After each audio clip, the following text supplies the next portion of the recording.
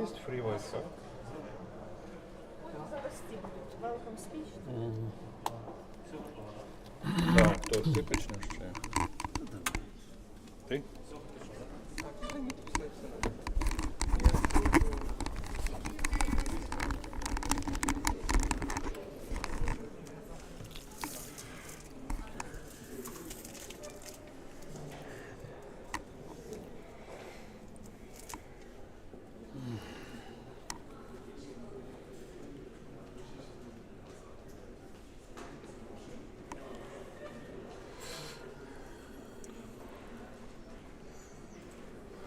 Це є коли в українську перекладаємо, так?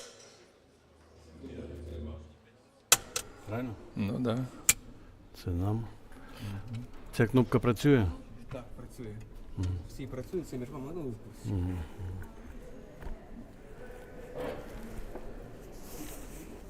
Звук виключу. Прошу на українську поки не натискати. На англійській хай буде. Бо я не буду встигати, мені треба тут дещо теж переключати, щоб не було дурниць. Ну зараз, якщо Зараз будуть, буде, якщо будуть говорити англійською мовою, ви можете натискати. Так, ви робіть так, як вам потрібно, я буду старатися підняти до того.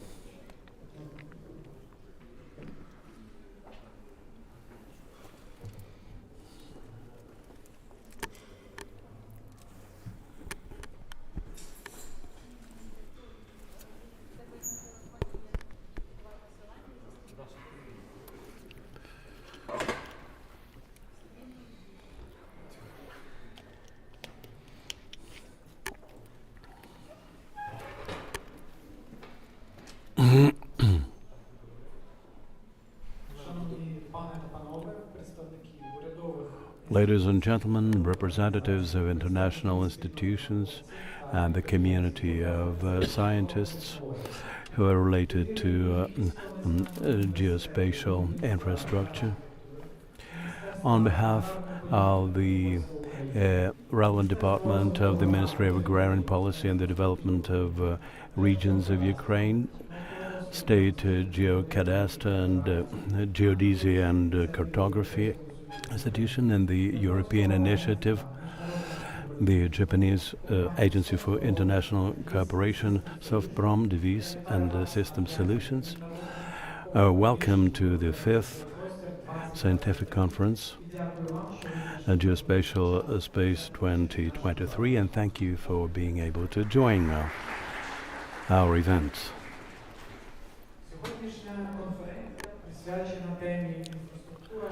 Today we are going to speak about the infrastructure of national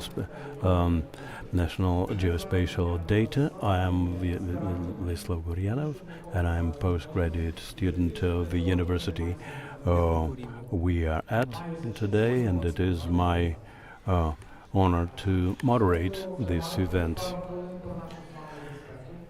A few minutes about our security. We are at the Kyiv National Institute of Construction and Architecture, and in case we hear air alert, we will go to the shelter following the directions that you can see in the hall, and 20 minutes after the all clear sign, we will resume our work. Today we have the first day of our conference.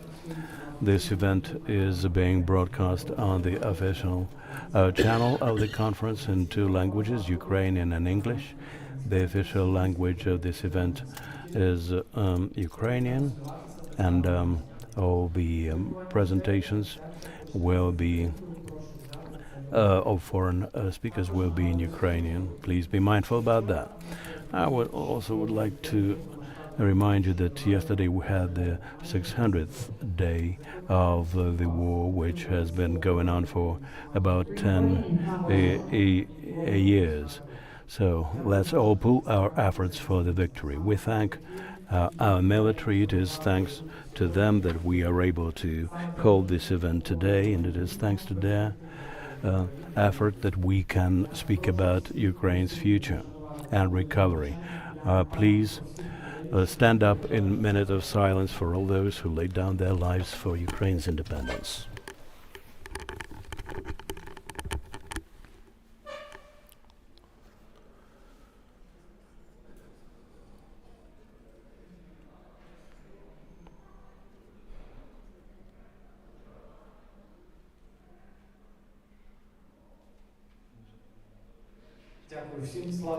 Thank you. Glory to Ukraine. Glory to the heroes.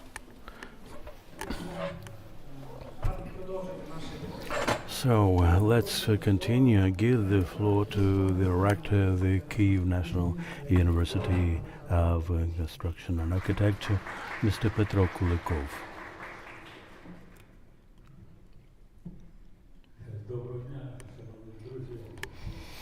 Good morning, ladies and gentlemen. First of all, thank you very much for your willingness to take part in our conference. This is a big honor for us that you decided to hold it here. We will do everything possible to make sure that this conference is a success, so that our cooperation would be efficient. I'm not going to tell you how important all this is. It's obvious that the role of geospatial data infrastructure is key. So I wish all of you fruitful cooperation, and we will definitely be successful. Thank you.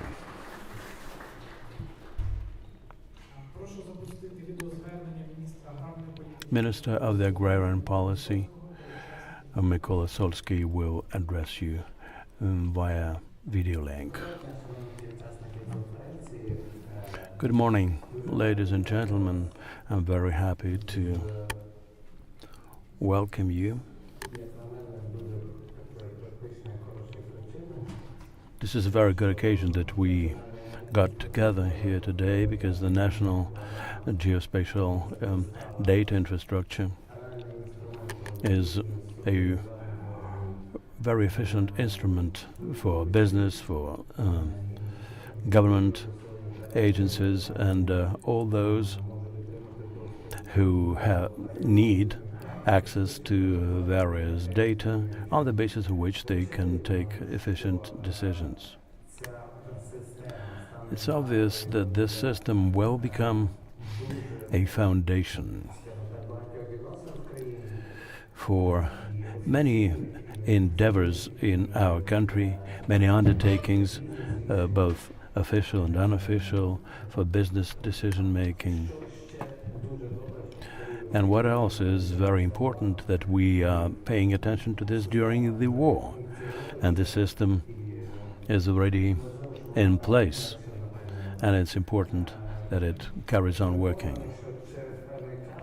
I'm sure that in a certain period of time this will become a very customary tool for entrepreneurs, for governmental officials who will be using this infrastructure, and they will find it efficient. So welcome once again, and I wish you every success.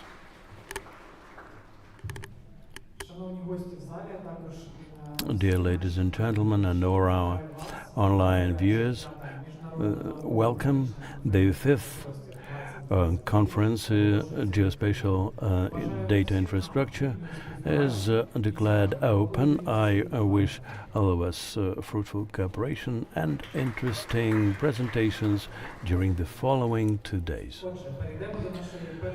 So let's start the first panel. This year it is about the national infrastructure of geospatial data and the integration of this information during the war. I give the floor now for the Deputy Director of the Department, Head of the Section of the Development of National Infrastructure of Geospatial Data, Ms. Maria Stepanova.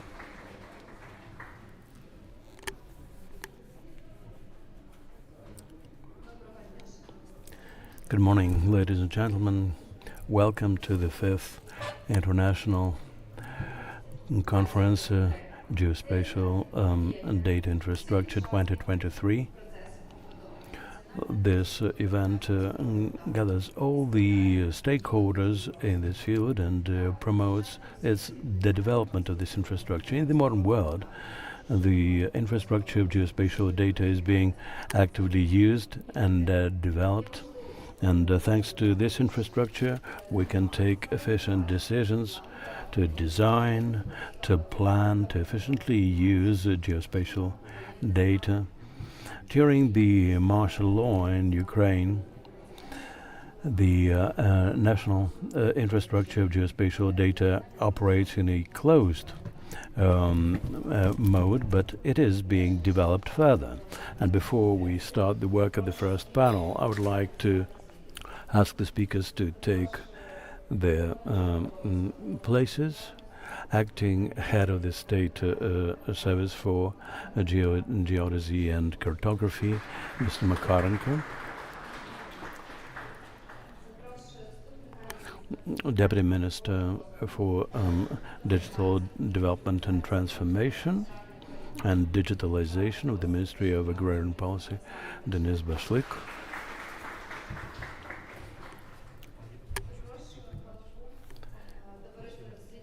Head of the Society of Researchers of Ukraine, Pavlo Stapenko.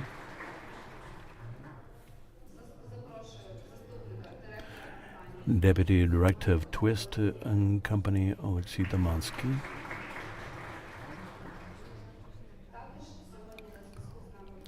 We also will have a video link with Alexander Krasnolutsky, the first Deputy Minister for the Protection of the Environment and Natural Resources of Ukraine, and leading international experts. I ask all the participants to stick to time limits. We give the floor to Deputy Minister for Digital Development and Digital Transformation and Digitalization of the Ministry of Agrarian Policy of Ukraine, Denis Bashlik.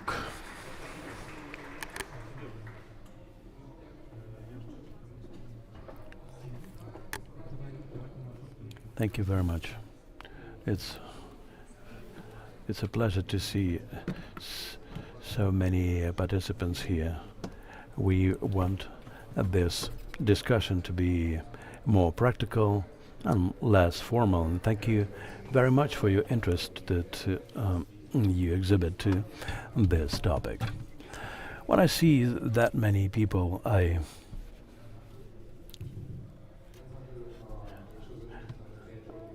recall 5 years ago when we spoke about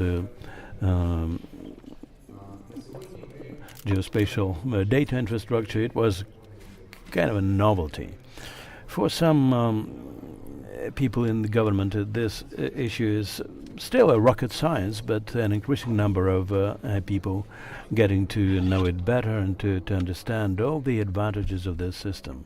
And it becomes an everyday necessity for us. If we go back some 5 years back, businesses were much ahead of the government in the area of geospatial data infrastructure. But over the last 5 years or so, the government is trying to catch up with businesses and to provide comfortable conditions for the development of this system. I thank everyone who takes part in this work, because without the assistance of those who blazes this trail, we would not have been so successful. And now these government institutions are being much more advanced. As I looked at the agenda of today's conference, I saw that the focus of our work has shifted. In some 5 years ago, we spoke about the importance of this system for economy, the importance of the system for European integration and so on. But today we are talking about practical and nuts and bolts issues.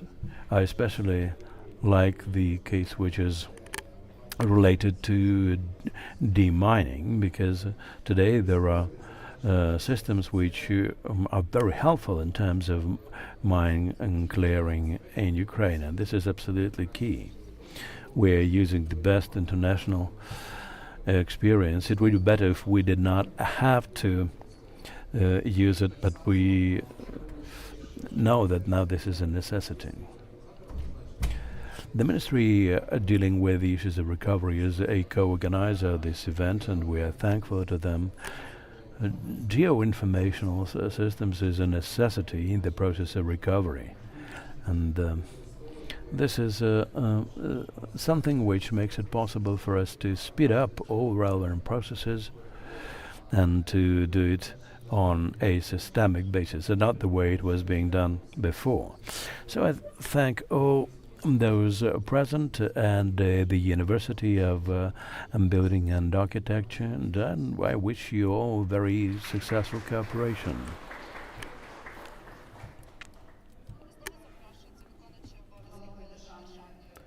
Deputy Head of the State Service for Geodesy and Cartography and Cadastre, Dmitro Makarenko, who will speak about NSDI as a basis for future recovery of Ukraine. The presentation is on the screen. I hope you will be able to see it. Good morning, colleagues. Thank you very much for the invitation. It's a pleasure for me to speak today about NSDI. Maybe we've won out the audience with this issue, but we need to revisit the issue over and over again, especially as we have quite good results of our work. I'd like to start my presentation with the following slide. This is an analysis of how NSDI works, and we actually selected 4 most advanced in this field countries in order to shape the very concept of the work of NSDI and relevant legal framework. So what I singled out for myself as regards those models, we see that in Norway, for instance, there are a lot of sets of data.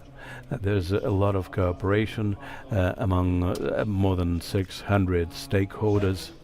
In Poland, it's slightly less.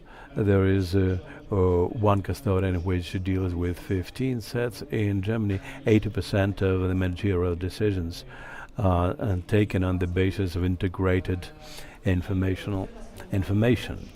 And all this prompted us that we in Ukraine should have our own concept of NSDI. In Ukraine, we have to tailor our work to the needs that arise in our country.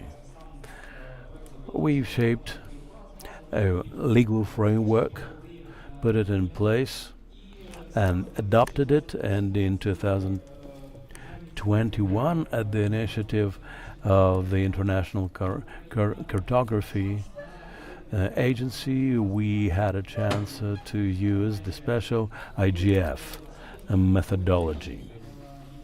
And the commentaries that we received as a result of this analysis are shown on the screen, but this is very straightforward. Ukraine should pay more attention to the issues of cadastre, to data exchange, and launch of a network of GNSS system and register. All this was spelled out in a report, which was a result of a painstaking analysis, as well as talks and interviews with the main stakeholders of NSDI. Without a national encompassing idea, it is impossible to carry this idea forward. That's why the main questions that I would like to ask to each participant in the conference is, what should be the main idea? or the driving force of the NSDI in Ukraine? Now, let's not hasten with the answer. At the final slide, we will come back to this question and we'll analyze what is most important for Ukraine now in terms of geospatial data and our future plans. I'd like to dwell upon the following. During several years of work, we came to realize that if we don't have a practical applicability, and if this system is purely theoretical, there can be no development. That is why we decided to develop our global initiative, thanks to our own colleagues from the Research Institute, and we started our work to implement practical solutions, special use cases of practical nature. What does this mean?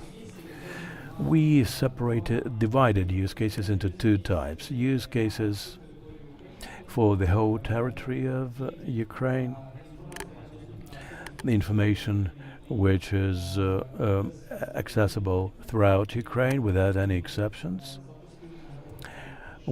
At our Geo portal, we've launched ortho photos with the boundaries of territories, with the boundaries of the blocked territories. Apart from that, there was a very important case with the invincibility points, which were very active during the blackouts, and we could monitor the work of those points in any selected point. And the other type of cases is the spatial analysis in a certain area where you could see the administrative boundaries of communities with all the data from the topography maps, with the analysis of soils, the buffer zones, as well as the analysis of soils in those particular spots. As it has already been mentioned, this geoportal functions in the closed mode, but the majority of state institutions, local self-governments and research institutions can get free access to this information after registration. Also, the third point which I would like to mention are the existing cartographic data and information from cartographic fund. You can find on the Geo portal the list of all metadata on cartographic materials which are contained in the cartographic Geo fund. It's not access to materials, but it's a list of materials, but it simplifies substantially the procedure of getting access to them and submitting application for further use. We are sure that this will substantially streamline the work on further revival of Ukraine and renovation of cartographic materials, and avoid duplication of information.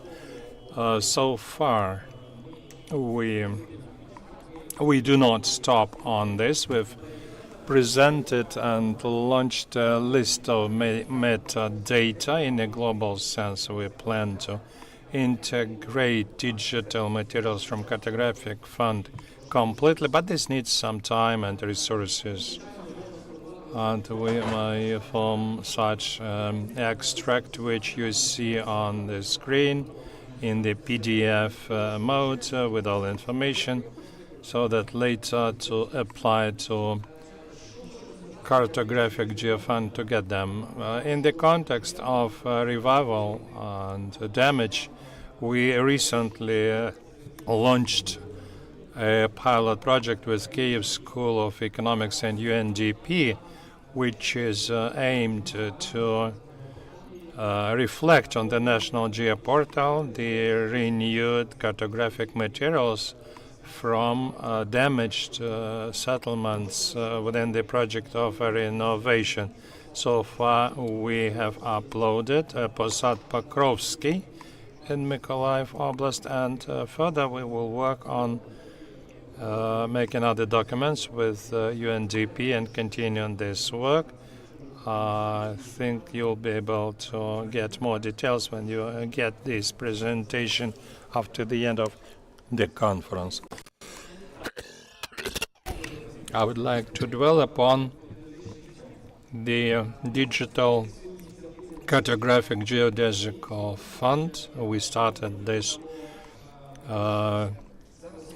project in order to simplify the process of transfer of materials to a cartographic state fund, because it was too bureaucratized procedure. That's why we decided to set up an instrument which helps to upload materials into the cartographic fund. First of all, in order to avoid duplication of financial resources, because we are talking now about materials which were developed using national or local budgets, and then also avoiding duplication of human resources and operational management, because all the data which is contained in the cartographic fund are in big demand currently, and at the moment more than 1,200 digital cartographic materials have been uploaded into the system, and 637 certified geodesic engineers have been registered. But the process is very dynamic, and the state cartographic geofund is going to become an important element of the national system. Coming back to the issue which I raised at the beginning, what is the national idea for the development of national information system? Should be in Ukraine. Maybe the audience has some ideas or proposals. Let's listen to them. I think that the main idea should be based on the fact that it should not be free of charge. It should be exchange of information and exchange of money accordingly. So you follow the Norwegian model, because they are in the process of production of materials. They use the principle of co-sharing, where all the participants jointly pay for the production of data and jointly participate in their development. Maybe so, but at the beginning when we were formulating the idea, we always heard about accessibility of data and openness, especially in the vector form. The data should be available in the form in which they were created. Later we started speaking about administrative decision-making on the basis of this data, but in order to take official administrative decisions, you need data. If the data is obsolete or absent, it's difficult to take a decision. Then we started speaking that it should be the source of input. So this should be the source of getting input from the cartographic fund in order to know what's going on in the country. And also maybe it's the post-war restructuring and renovation of the state. This information should be used for simplifying and streamlining the process of revival in the future. I think these are the major themes, and the possibility to make money as well, but we'll not put it on the slide. Maybe this is the major aim and idea of the development of national information system at the moment. Thank you for your attention. Thank you for your presentation. The floor is given to our leading international experts, representatives of CIA company, Coast Christopher, Director-in-Chief on the Unique Synthetic Environments, and Marek Simon, head of the software program division.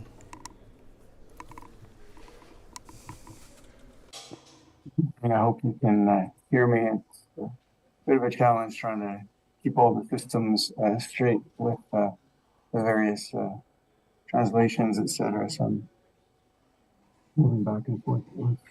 It's certainly a pleasure to be with you. Could I get an indication that you hear me at all?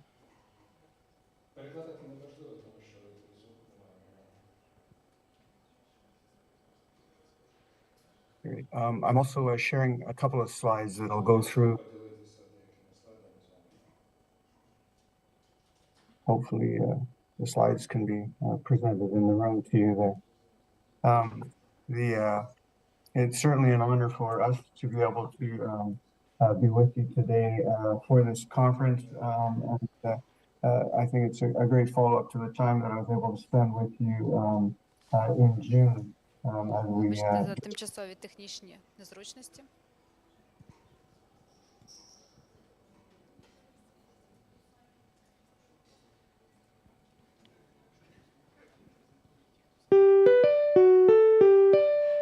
Якщо ніхто не заперечує, можливо, перейдемо до наступного спікера. То прошу до слова голову Товариства дослідників України Остапенка Павла Олеговича з темою виступу. I'm giving the floor to the head of the Association of Researchers of Ukraine, Vadim Ostapenko.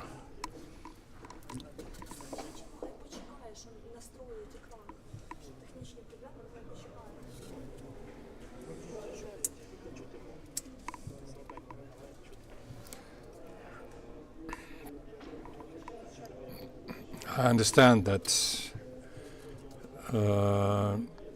later online will work better and our colleagues will join us. While organizers are looking for my presentation, I would like to say, first of all, I want to thank the organizers for inviting me. State Geocadastre, Ministry of Agricultural Policy, for evaluating highly our achievements, and I'm here in order to tell you something about what we are doing. So, in the situation of war, the geoinformation systems are used by our enemies, as we know. Unfortunately, it's not only one country who is our enemy, you know them very well. So various special services working all the time on collecting this geospatial data, hacking state services, hacking services of such NGOs as like we. Therefore, we have to put limits on access to national information as well. So far, I don't see my presentation. Then I will continue without slides. As far as at the beginning of the full-fledged invasion, at the first months, there were very many initiatives on fixation of damage. I think it's the foundation. If we want to rebuild something, if we need, we'll need to take reparations from the enemy states. Therefore, in the procedural sense, we must fix all this. We must identify all this damage, and but it is a very competitive environment. There are very many initiatives, and I'm very happy that all RPZM, almost a working dream. These are state services which get data on damaged objects and the data on how they are restored. We also have such type of objects and territories which are mined. So it's a space. So besides conventionally speaking points, we also have lots of territories which have been damaged. So people who deal with maps understand this. So we haven't had any information on how on the territorial ruining. So if there were very many initiatives on this. That's why we decided to identify and indicate something which at that time, in my opinion, nobody did, which was not widely spread. So when we started identifying certain territories of the major priorities, sure, those were agricultural territories because our country is agricultural, and understanding of what agricultural territories, agricultural lands were damaged and to what extent, meaning mechanical damage, then chemical pollution with heavy metals, and then we developed a methodology. And but later it became clear that what we are doing is very useful in terms of demining activities and prioritization of territories for demining purposes. On the slide behind myself, there is a table of potential damaged and territories according to State Emergency Service. When we speak, if we are not speaking about the temporarily occupied territories, which are 18% of the territory, and plus to that 14% of the territory of Ukraine, which is more than 54,000 square kilometers, are potentially damaged and soiled with explosives. And probably you saw in the mass media that to demine territory of Ukraine, it will take more than 700 years. I'm absolutely not satisfied with this as a citizen of the country, and we decided to improve the situation somehow. And what we decided to do in terms of research on these issues. Well, obviously we do this in the context of our national system. So how does it work? We've singled out the following areas. Deciphering of the imagery, primarily as regards the open soils, because the closed soils is another issue. So we focus on arable lands. We define the parameters of shell craters on the fields, and the density of agricultural fields which are used without mine surveillance. Well, decryption is based on high precision imagery. That was the wrong slide. And again, this is an issue for a separate discussion because this is quite complicated. Basically, we use 3 periods before the large-scale invasion, the very moment of deoccupation, and the third period is the current period of time, today, tomorrow, and so on. What are we doing this for? If we speak about imagery taken before the full-scale invasion, we need this to identify arable lands, fields, subsidiary farms, and so-called dacha land plots. This is what people cultivate, be it with hand tools or with tractors. At our initiative, we've identified more than 3,000 land plots of that kind in 3 oblasts, partially even 4, I would say: Kharkiv, Mykolaiv, Kherson, and some of Chernihiv Oblast. After the identification,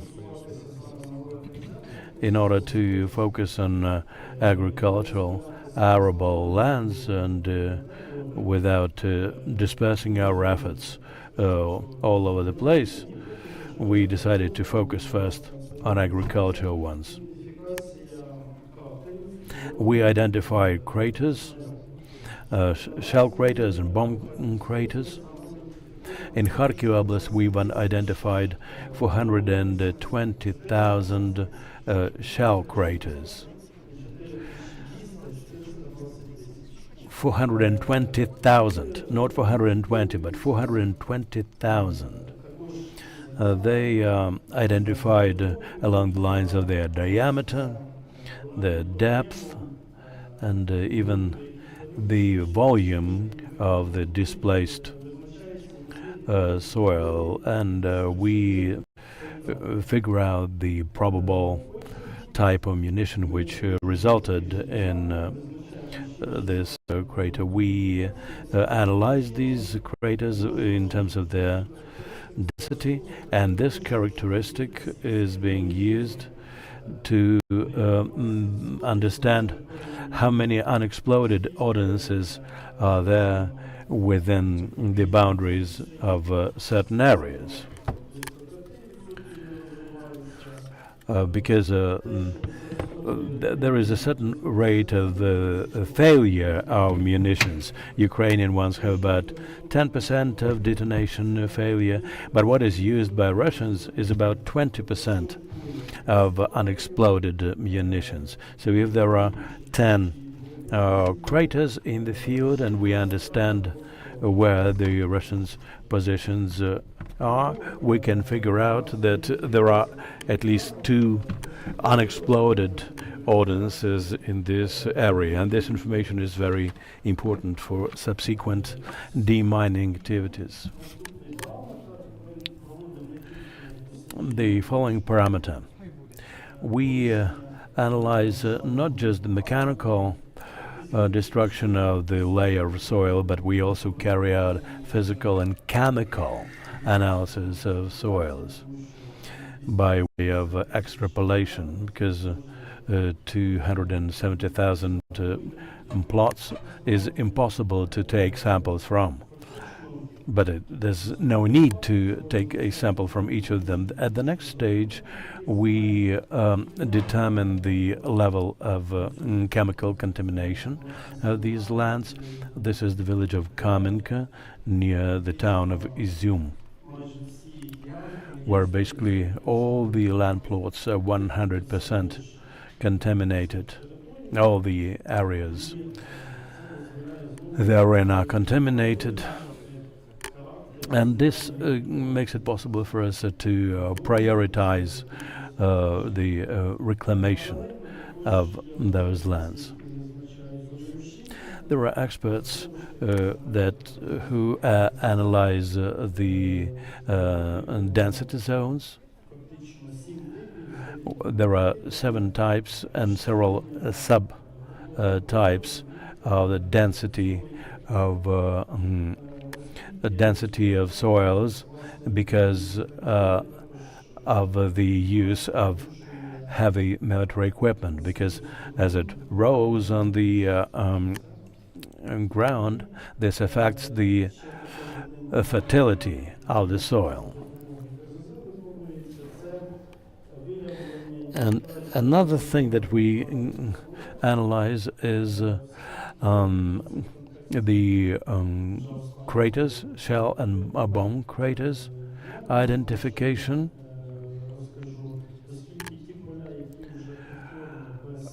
On the fields which are being used without technical surveillance. So we analyze the areas which are not tilled, and we analyze a crater, a bead, for instance, components of munitions which are unexploded munitions, and we dispatch special groups of experts who survey the area by non-technical means first and then by technical means. The overlap of the craters and 2 characteristics, and the character of tillage of land, whether it is an cultivated or non-cultivated field. And this slide shows the north of Izum town, and the green ones are the areas which have not been tilled and are not being used in agriculture. But you can see that there are a lot of land plots which sustained considerable mechanical damage, but they are being cultivated already. Probably you've seen videos on the web when people use special equipment, heavy equipment for demining and technical analysis of the land. The problem is that we have a considerable shortage of such machinery, and the farmers themselves do it the way they can. And obviously it is impossible to provide heavy demining equipment at every agricultural field. And it is impossible to monitor whether this is done everywhere. So the farmers are doing it at their own peril. This slide shows agricultural lands which are being used without demining surveillance. Some areas are surveyed, but currently the priority goes to infrastructure, facilities, buildings and settlements. That's why the agricultural lands are not sufficiently surveyed. So all the areas shown in green in this slide is what has been surveyed and monitored by the farmers and used for sowing, for planting, and basically what is being used for agriculture. This parameter is quite a valuable one in order to provide for prioritization, to prioritize what demining squads should be doing first. Being guided by this characteristic, they know where the priority lies.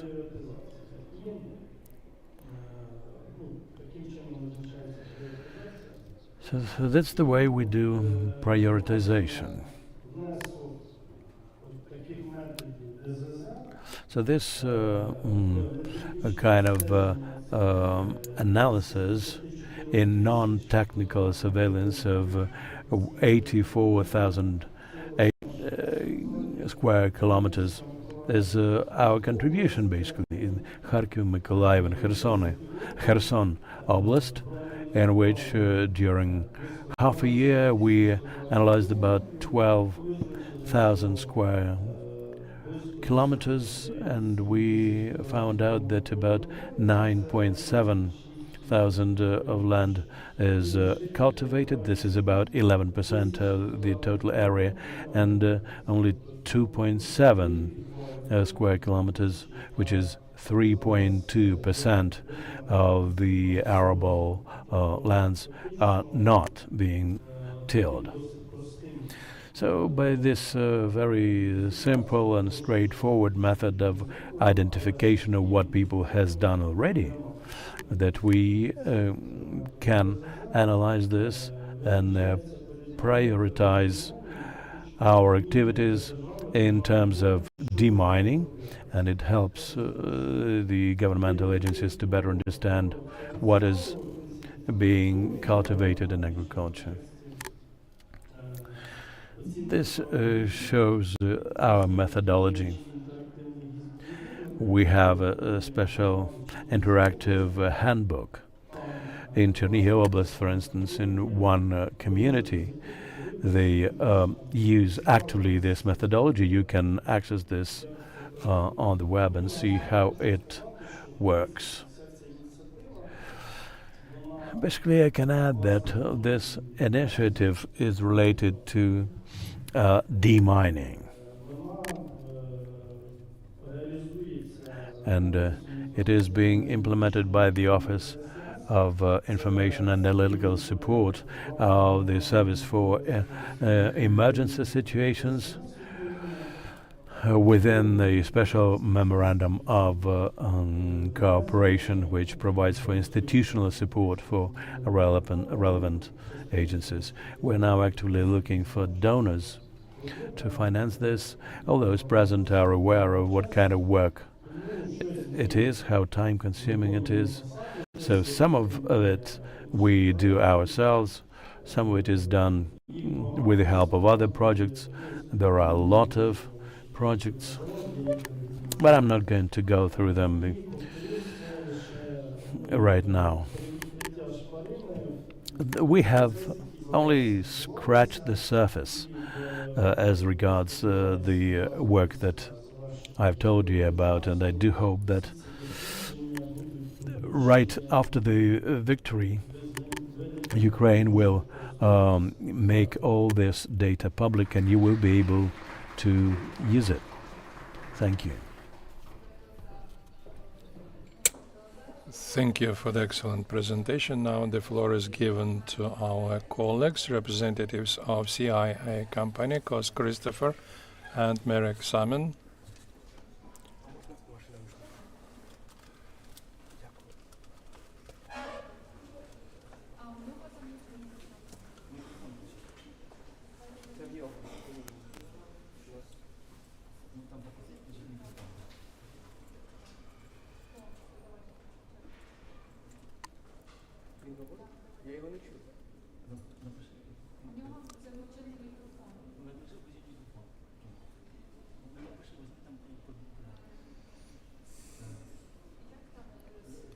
Muted. Mic muted.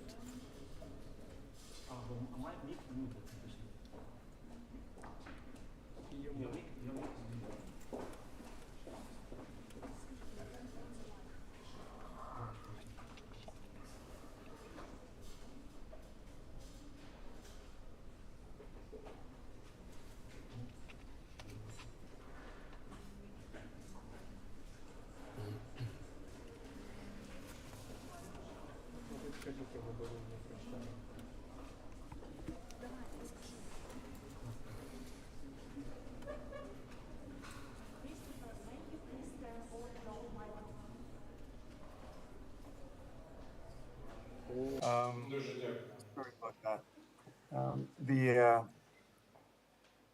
Again, my name is Christopher Coates. I'm a company in Canada called CAE. Канаді, May be joined by my colleague from the United Kingdom, прийдеться Simon Barrett. з Великої Саймон Um, I want to explain to you a little bit about why what we are doing is of interest to Ukraine and the work that we're undertaking with state geocast. в плані роботи державної геокадастру. CAE is a world leader in modeling and simulation. Моделювання. Historically, we've been focused on aviation training, Ми зосереджені although на this has expanded авіації, over the years to навігаторів cover other пілотного different роботу. areas. Але так трохи працюємо і над іншими сферами також. We have been producing very, very Ми sophisticated models of виробляємо aircraft and the environments in which they operate, for example, моделі to allow training to occur at the критичного highest level. середовища. Doing so has involved Ця the робота incorporation of передбачає and processing of geo data very, very high. і роботи із геоданими. We have also extended our capabilities to provide this to mission support and other operational areas. І на інші сфери діяльності. For example, we provide Наприклад, common operating picture capability to special operation forces around the world. можливості забезпеченості And the наприклад, core of that is based картини on на основі geospatial information systems. геопросторової інформації, інформаційних систем. Fortunately, it looks like some of the video isn't operating, but the various screens will be showing you video of examples of some of the capabilities that we are providing.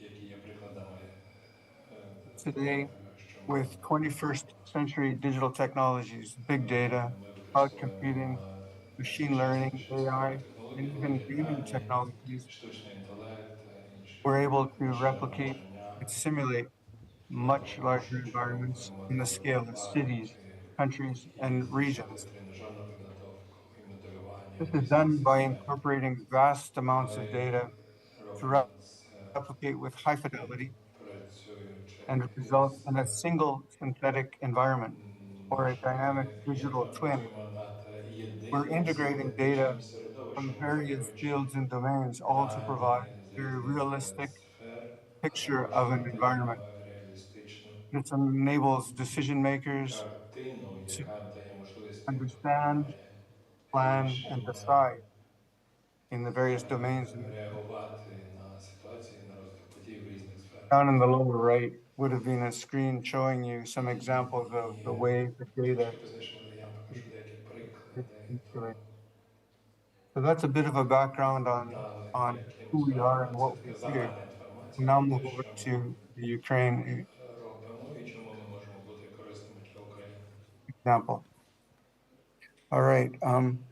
So our company has been in discussion with Geocast for some time. Вже певний час The events of 6 June, Volga Dam disaster, accelerate our activities considerably.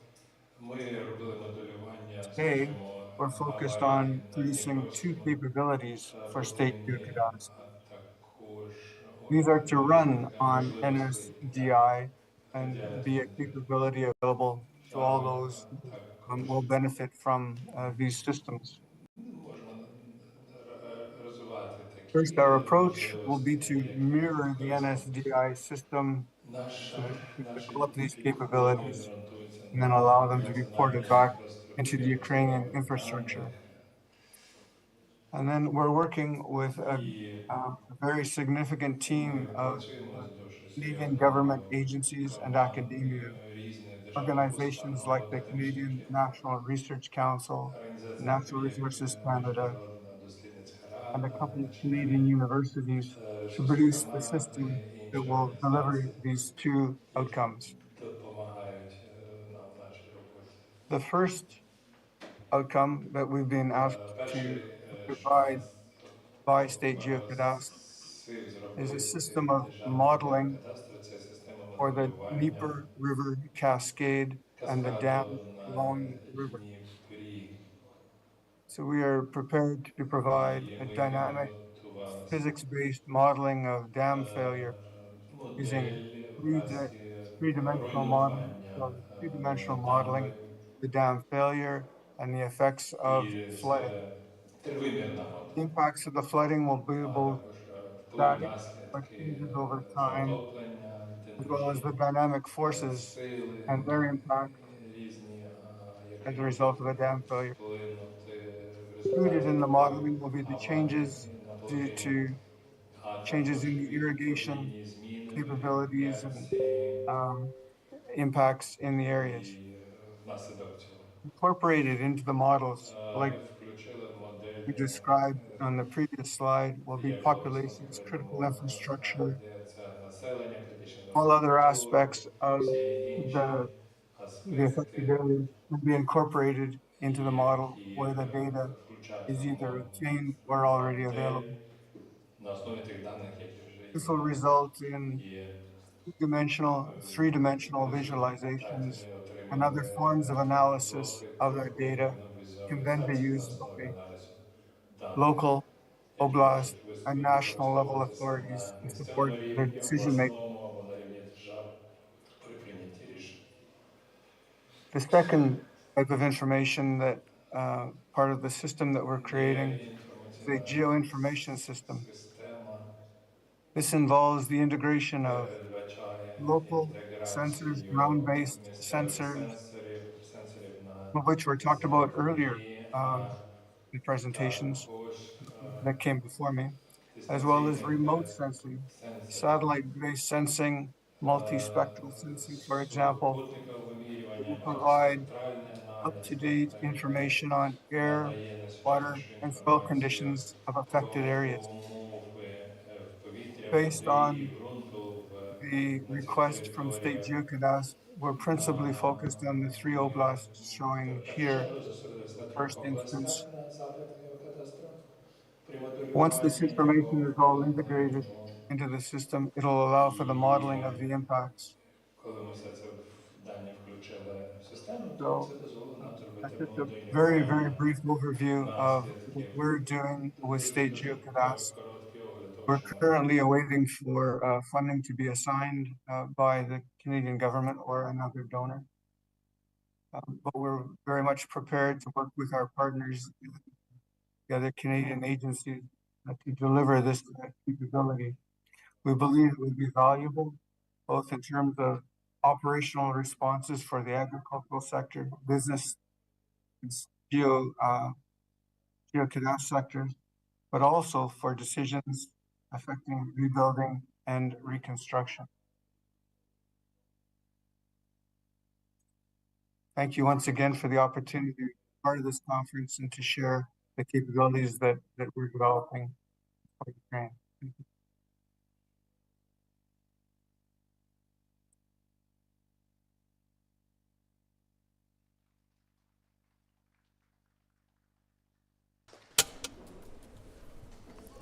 The floor is given to the Vice President for Business Development in the area of Geospatial Solution, Hexagon Company, Mr. Simon Musa, who is going to talk about the access to geospatial data as the foundation for the development of the society.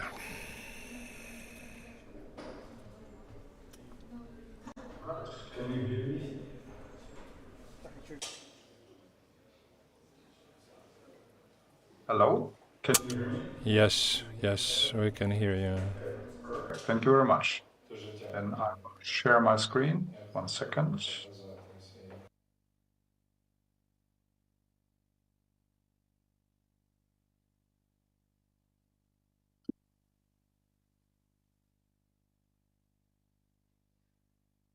Okay, good morning, everybody in Ukraine, and everybody to make it happen that I can present to you at least online.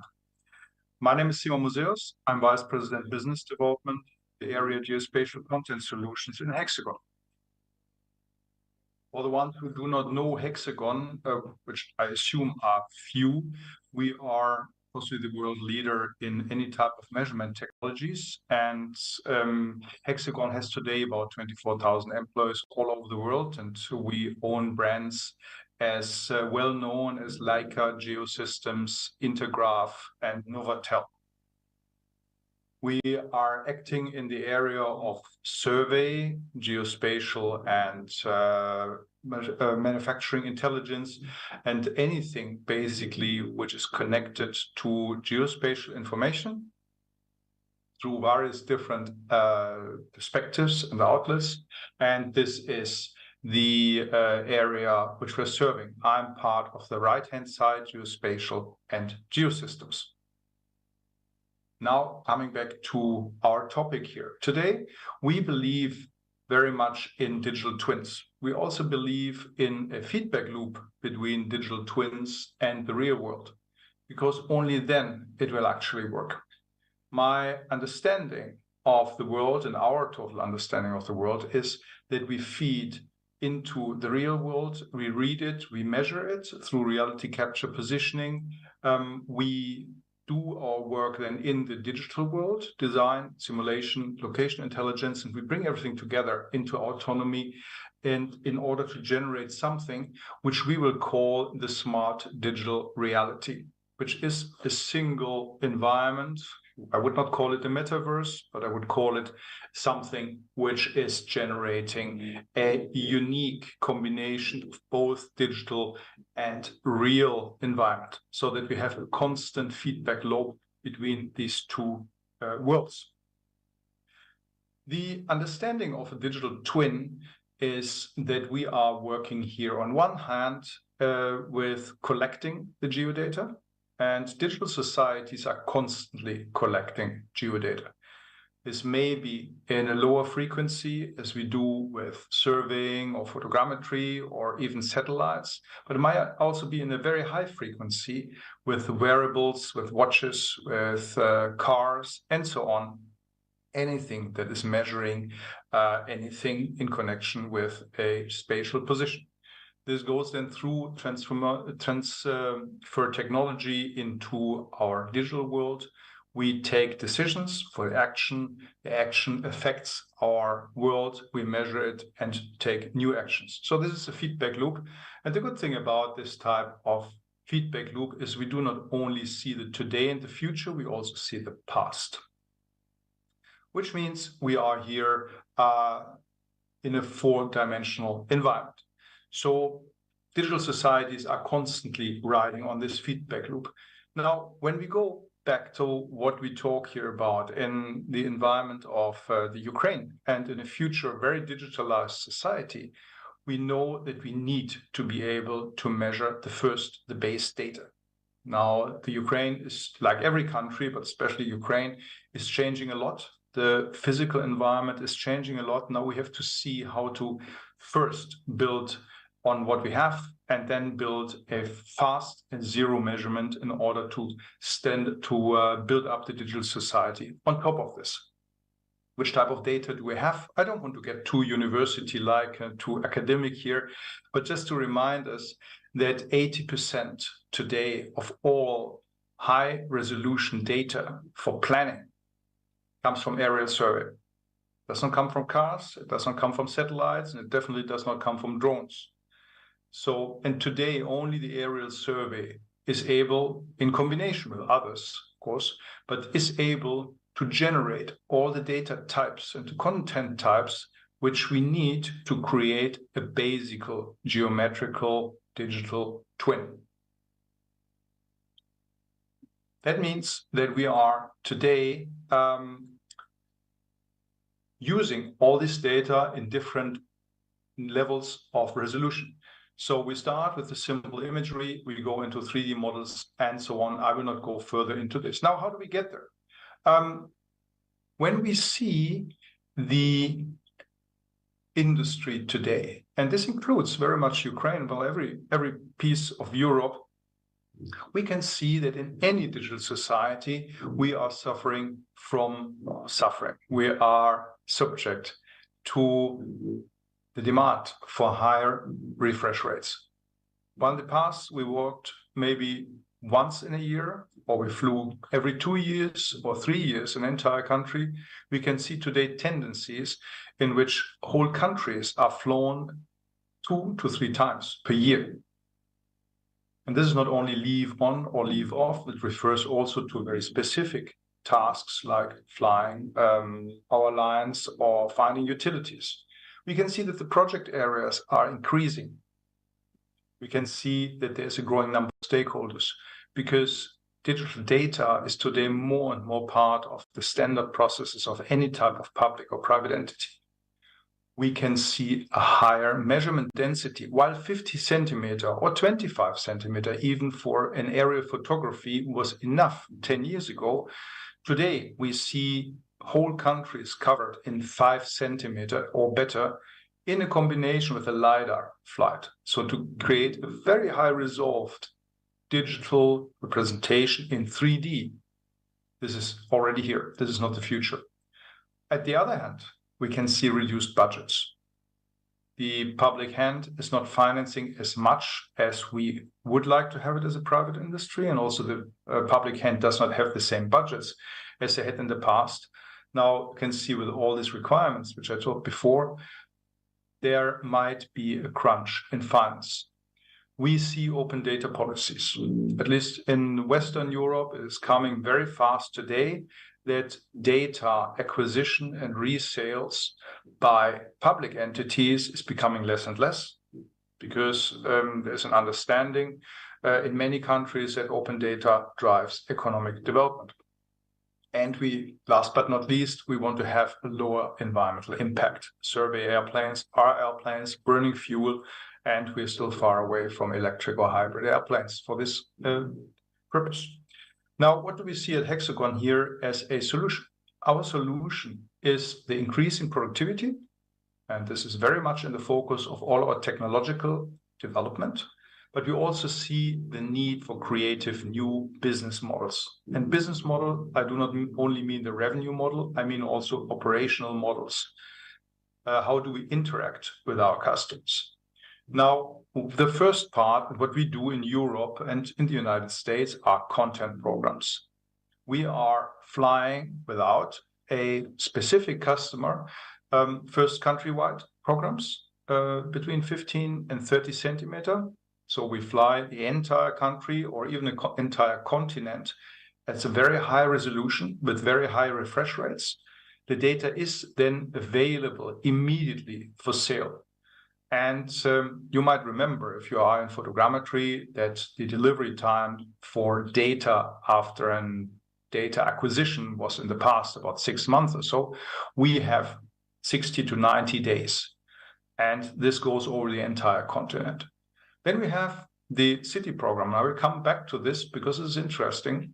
Here we are generating basically in, I wouldn't say real time, but close to, we are creating a big portfolio of high resolution 3D data for entire cities or even countries. The Netherlands, for instance, we have created a 3D model of a resolution of 3 to 5 centimeters from the air and from the ground, which is renewed every single year, 40,000 square kilometers at 3 to 5 centimeters. Now, how do we do this technologically wise? We are the front runners and possibly still the only ones with very high resolution hybrid systems. We have the Leica City Mapper, which is an oblique system combination with a high-powered LiDAR, the terrain mapper system. And we have just launched at the Intergeo in Berlin last week, the Country Mapper, a system which has the power of a large frame camera combined with a high-powered LiDAR. That means that for cities and countries, we can, in a single flight over, create autophotos for the cities, oblique imagery, and with both systems, a DSM-DEM, as you know them, the height models, laser point clouds, but also in a subsequent processing through autophotos, land cover maps, and artificial intelligence classified map, a building model in 3D level of detail 2, and a tree model. And mind you, this is a process which is highly automated and will give you the data after a flyover in times in which in the past you wouldn't even have got the imagery. So this is one solution, technological productivity. Now, I hope you can see the video. And I show you here something which we created in Munich, but we have this also for the Netherlands, for New York and Tokyo and Barcelona and various cities, where we are combining a mesh from the air with a mesh from the ground. Here we combine seamlessly the aerial survey with the city mapper with the ground survey of a mobile mapping system. What is the advantage? You have the highest possible resolution from the necessary point of view, and you get almost immediately a 3D view of your environment classified in 25 or more classes and 3D computer readable or for visualization. This is a complete internal hexagon workflow. Now we are happy to work with this with any state. Now here you see a little bit where we are. Since 2014, we have covered the United States 4 times already. We are, as we speak, flying Texas, a country of 700,000 square kilometers with 15 centimeter resolution and 8 points LiDAR at the same time. And we do this every year. And this is just one of the states we are flying. Europe, we have been flying since 2016 too. Now, this is our environment. We have a fleet between 20 and 30 airplanes. We have very powerful data centers, worldwide operating processing centers. And don't mind you, this is something very unique when you see it in the aerial survey perspective, because we need to have this powerful environment to generate very high resolution data. Mind you, also here, we are not working alone. We are not just coming into a country and taking over the industry. All the contrary, 60% of our program is flown by partners. That means the local companies do exactly their work as good as they have always done it, even better, because they use our technology and earn their money. Also, the processing is partially done by our local partners. So we developed the local industry.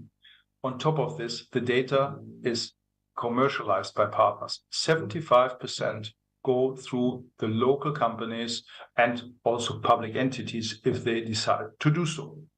So this is a strongly partner-related and partner-based program. How do I see a development perspective? When we start with the technology, in order to digitalize a society, and as you see, as I see Ukraine is a very fast accelerating digital society, you will need data which is complete, current, consistent, accurate, and accessible. All of this works mostly when you have powerful technology behind you. And it's not only a single technology, the capture technology. You need to have host platforms, you need to have data access, you need to have distribution, and so on, and it better works well. Now, time to user is the most important metric here, from acquisition to having the data at the user. We need partnerships, a smart combination of technology companies such as Hexagon, local operators, finance partners, and consultants for the specific domains will bring you very far.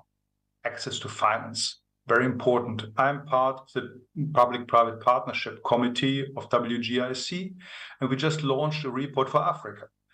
But we can do any type of report. Public-private partnerships work pretty similar in every place of the world. Then international donor organizations are happy to give money if they rely on the financial and operational model on site, which is usually when they have good partners and known partners with them.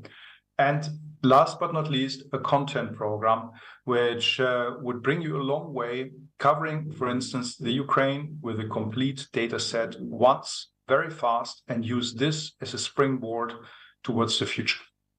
Thank you very much for your attention, and I hope it has inspired you a little bit.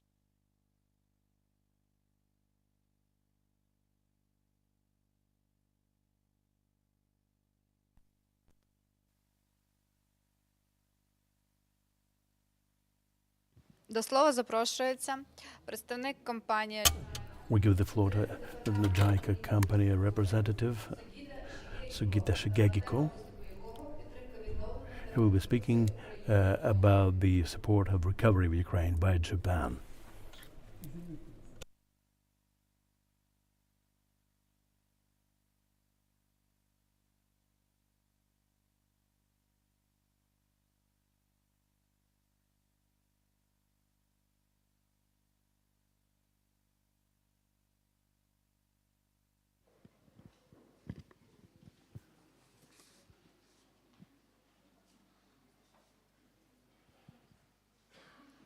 Вибачте за тимчасові технічні незручності. Sorry for temporary technical issues.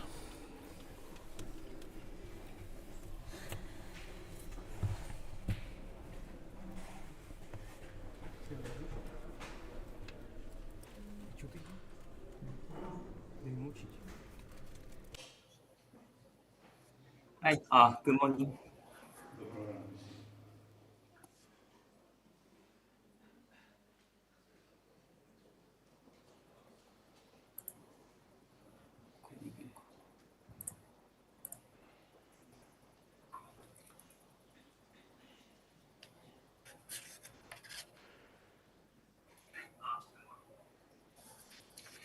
Good morning, everybody in Ukraine, and then good morning and then hello, konnichiwa from Japan. Thank you for giving a good opportunity to joining the today's event. And then I'd like to present our JICA's cooperation to Ukraine and then our contribution to the geospatial sector. Again, thank you very much for joining this opportunity for Geospace 2023.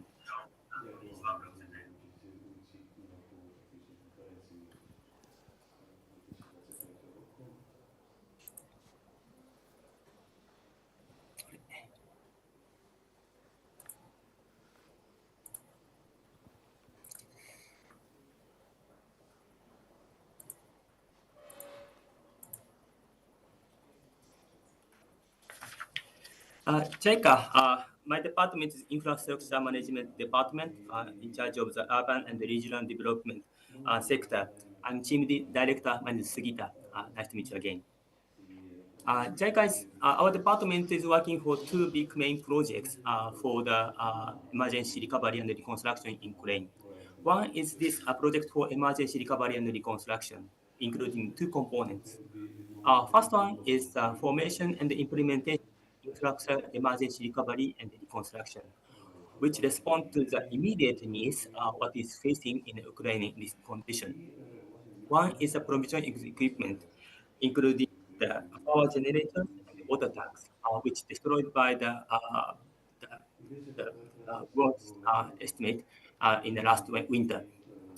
Second one is the establishment of equipment monitoring and the follow-up system, which allows to monitoring the equipment which donated by our Japanese corporation.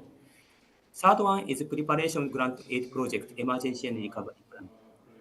Japanese government committed more than about 400 million US dollars in 2000 April, which including the railway sector, transport sector, energy sector, water, and then debris destruction and the public utility.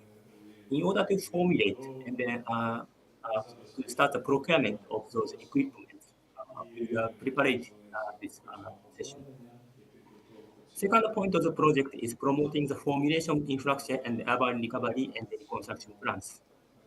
This is visioning to the after the war for quick recovery and the reconstruction phase, which goes efficiently and then effectively.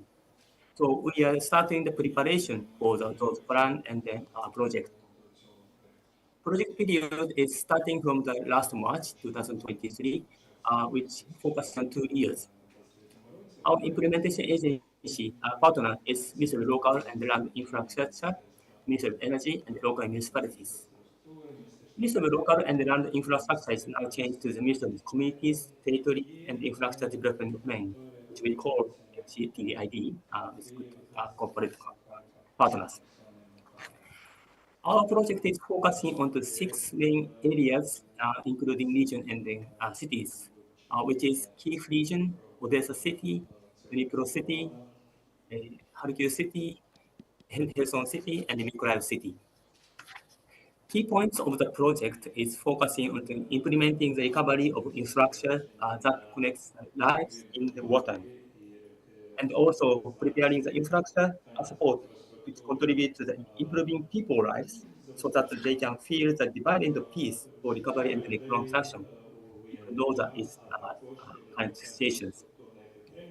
And also, we try to introduce and then it mainly hint to the recovery in infrastructure in the Ukraine, focusing on the Japanese strengths to provide prompt and highly effective sector support. Another important cooperation is our cooperation to the SSGCC, Geospatial information field. We started a technical cooperation in February 2022, which called Capacity Development Project for Utilizing National Geospatial Data Infrastructure, NSDI. This project is supporting the strengthening of the equipment for updating geospatial information, supporting the acceleration of the efficiency of geospatial information, state work by provision of necessary equipment for rapid recovery and reconstruction. Also, ensuring prompt procurement, transportation provided equipment immediately by the local procurement. This project updates the geospatial information, which scale is 1.25,000 of local areas, was carried out by the local company. And also in the urban areas, which scale of 10,000 are connected in Japan. Those are for the SSGI's needs to provide updated data. In order to support operations SSGCC, JICA has also supported the provision equipment in 2022, September and October. This picture shows the first delivery, which started in October in 2022. And then following that, updated geoinformation information is ongoing. And then first update is already done in February, and then now is detailed coordination is implementing together with SSGCG.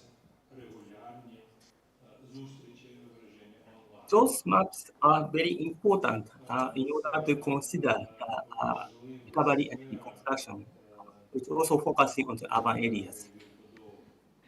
We know that the current map was prepared before 1970s, so that our focus is first to update those maps in 2020 for prompt recovery and reconstruction.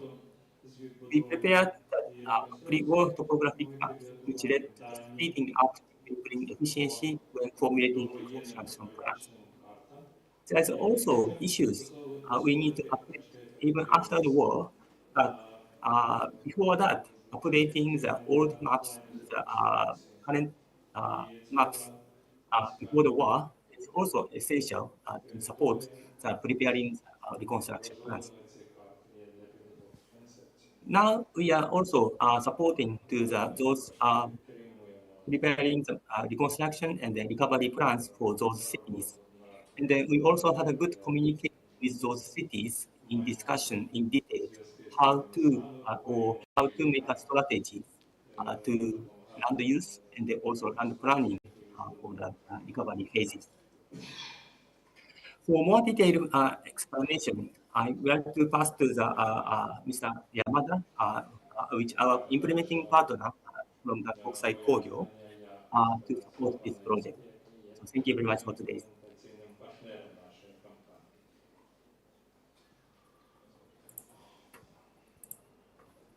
Так, до слова The floor is given to the head of the team on geospatial information from international consulting company called Geospace, Yamada Keiji, who is going to talk about support to renovation and restructuring of Ukraine by Japan.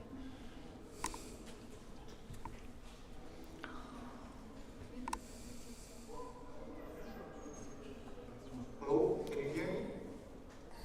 Yes. Українська.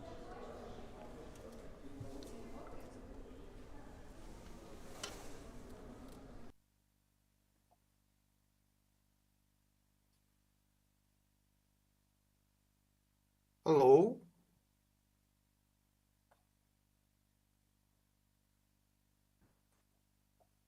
Yes, we can Hello, hear can you you. hear me? Thank you very much. Chair, thank you very much for giving the opportunity this morning. The distinguished guests, speakers, professionals, colleagues, and everyone, Dobro Ranok. My name is Keiji Yamada, project leader of the ongoing NSDI project supported by Japan, as already explained by Mr. Sugita previously. By the way, I am connected from Rwanda, Kigali City. So if I get lost of the internet connection, I apologize in advance. So it's my great pleasure to share our achievement of the project this morning. Also, I'm really happy to see many my colleagues and friends through the live streaming. So let's get started.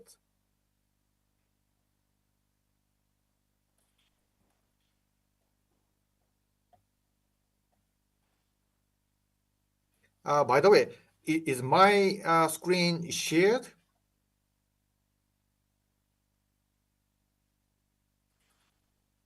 Yes. Yes.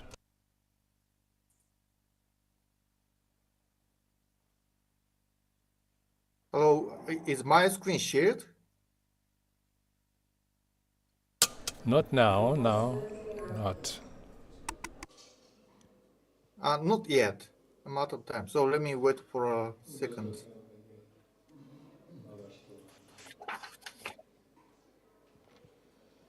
Let me the once again try to share my screen.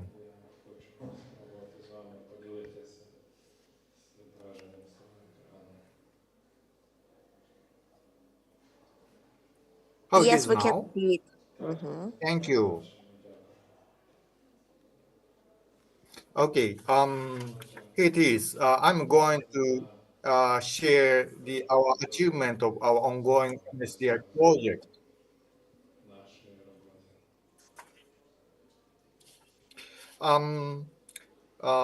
The technical cooperation in the field of geospatial information to the Ukraine from Japan started in 2015. And I'm going to speak about a little bit about the previous project, then move on to the ongoing project.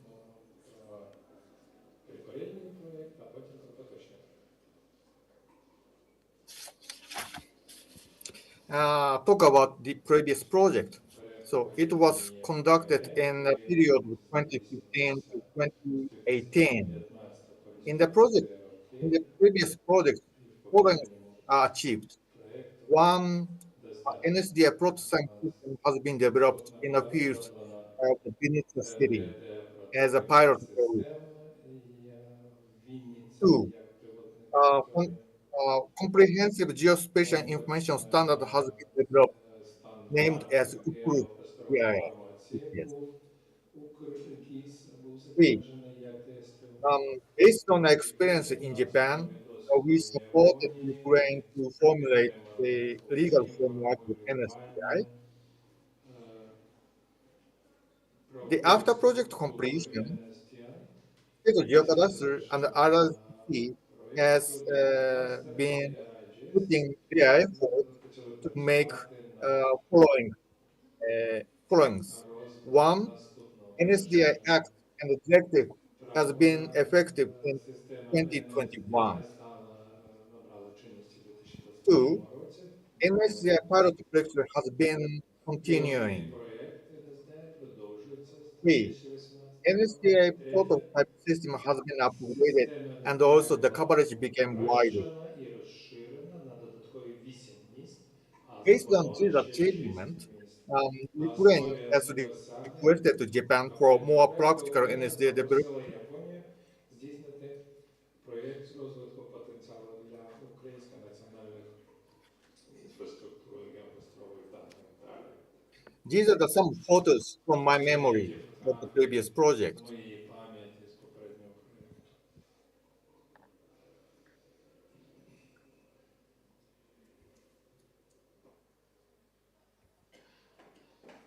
So many of my colleagues are also working on the current ongoing project too. Над поточним проєктом. And photos on the bottom middle, they are the developed NSDI prototype system. Пілотний проєкт по національній системі інформації.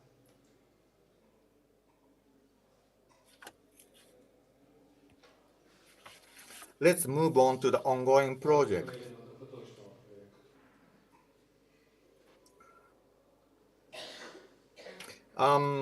Very unluckily, the project started just 18 days before the invasion started.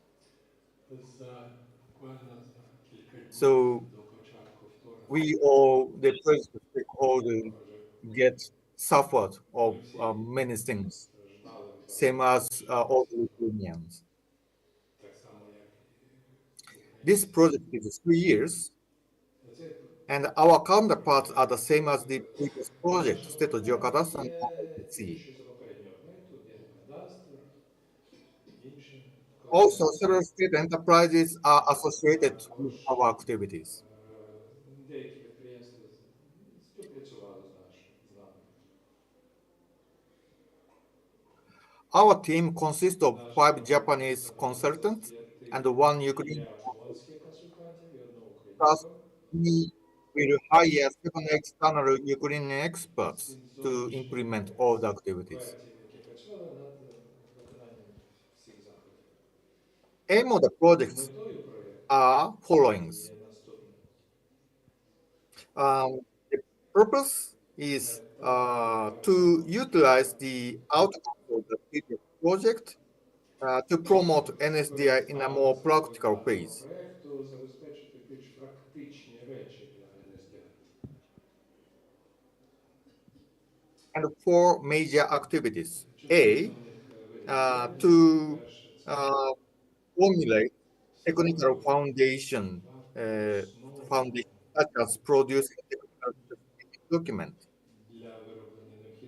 Also, strengthening the NSDI operational capacity. Потім посилення оперативних можливостей НСД. B, improvement or development of the services. Надання послуг. C, outreach and public relations activities. Зв'язки з And D, counterpart capacity development in general. Посилення здатності партнерів удосконалювання своєї роботи.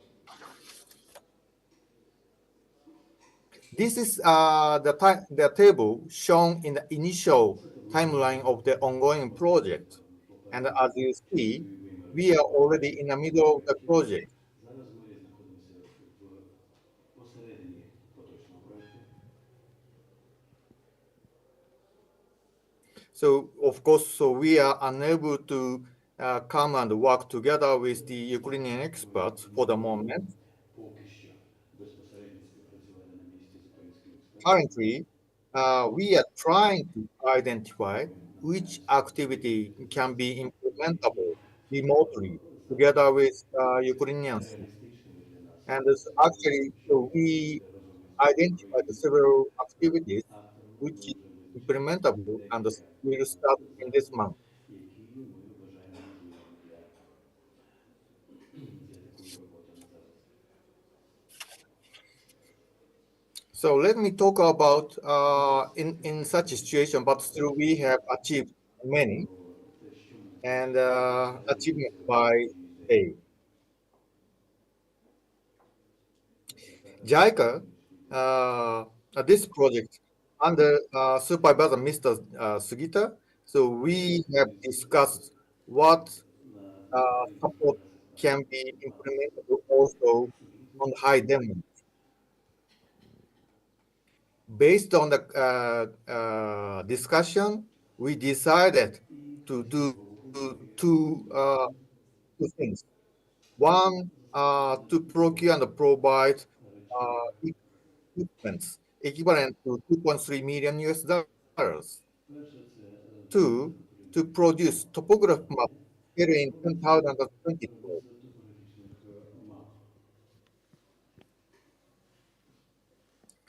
Provision of equipment has been almost done. 90% has been done, ready for use. And some still remains, but we will complete very soon.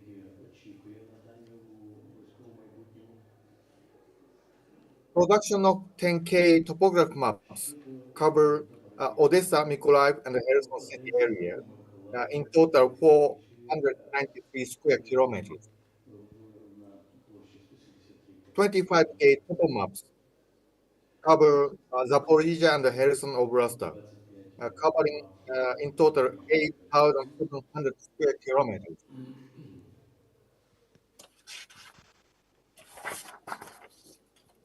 So these are the equipment. We have done by online remote meeting, and also we really needed to support from our counterpart to support us for the delivery inspection online. I really thank to our counterpart to support us to do this.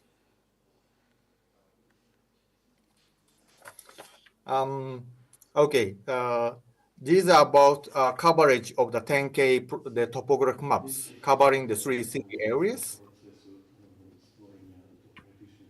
And topo maps were symbolized according to the Ukrainian technical standard of the topographic maps. We have also produced a 3D city model equivalent to the CDGM LOD1 for future reconstruction and rehabilitation after the post-project period. These are the part of the produced 25K topo maps. The area in blue on the right side are produced. In total, 104 map sheet has been already approved by the technical council and became a part of the official 25K topography map already.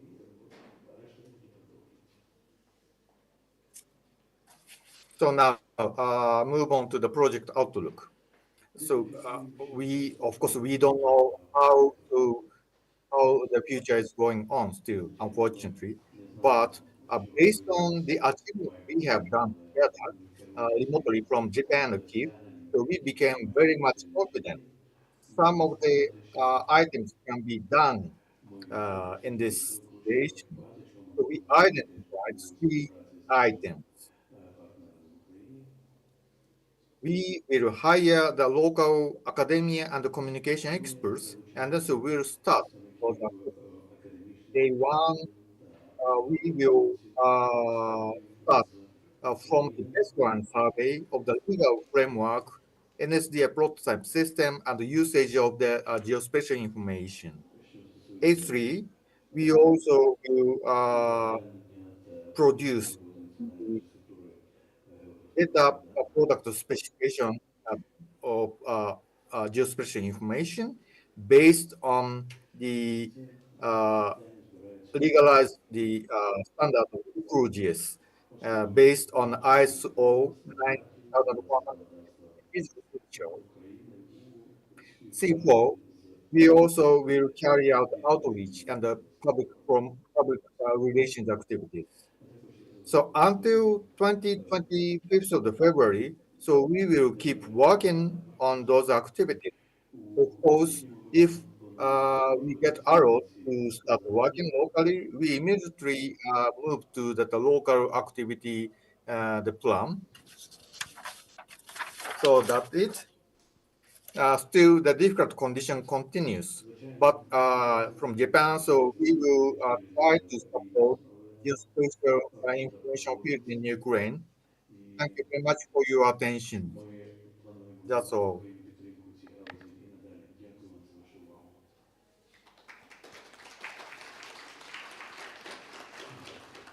Дякуємо за виступ.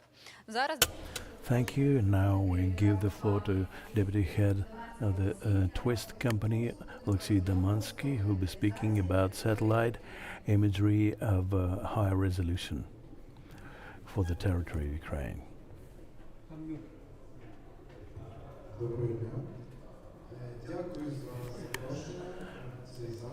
Good morning.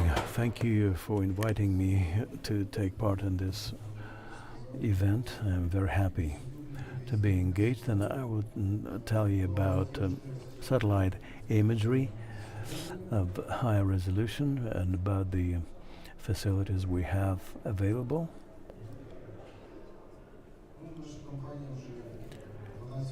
Our company has been working on this market for 12 years. We are distributors of many operators of space systems. Unfortunately now, because of the war, part of satellite images are not for sale as regards the territory of Ukraine, but I will tell you about what is still maintained by us.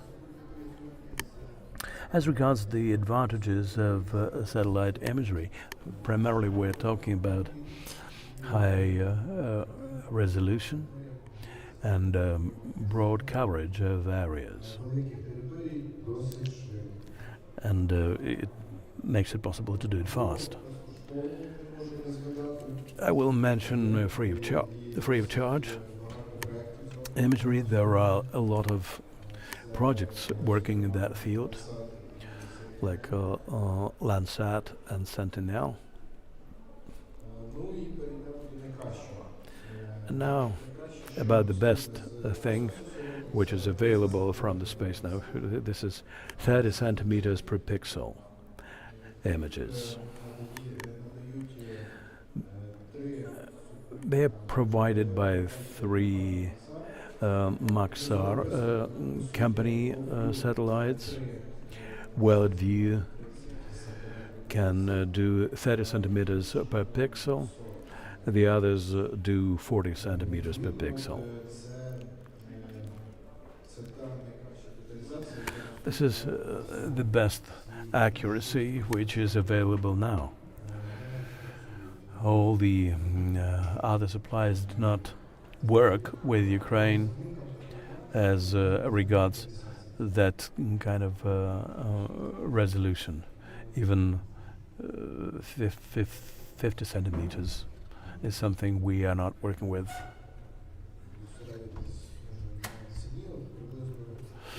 Well, in terms of price, for 50 centimeters, the price is 820 per square kilometers, or 8.2 hryvnias per hectare. This is a sample. This is a forest land.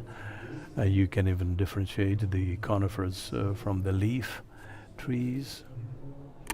This is an example of an industrial area.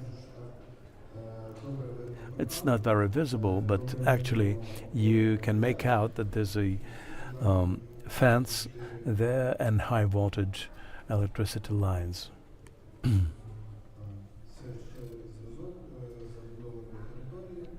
This is another example of a built territory.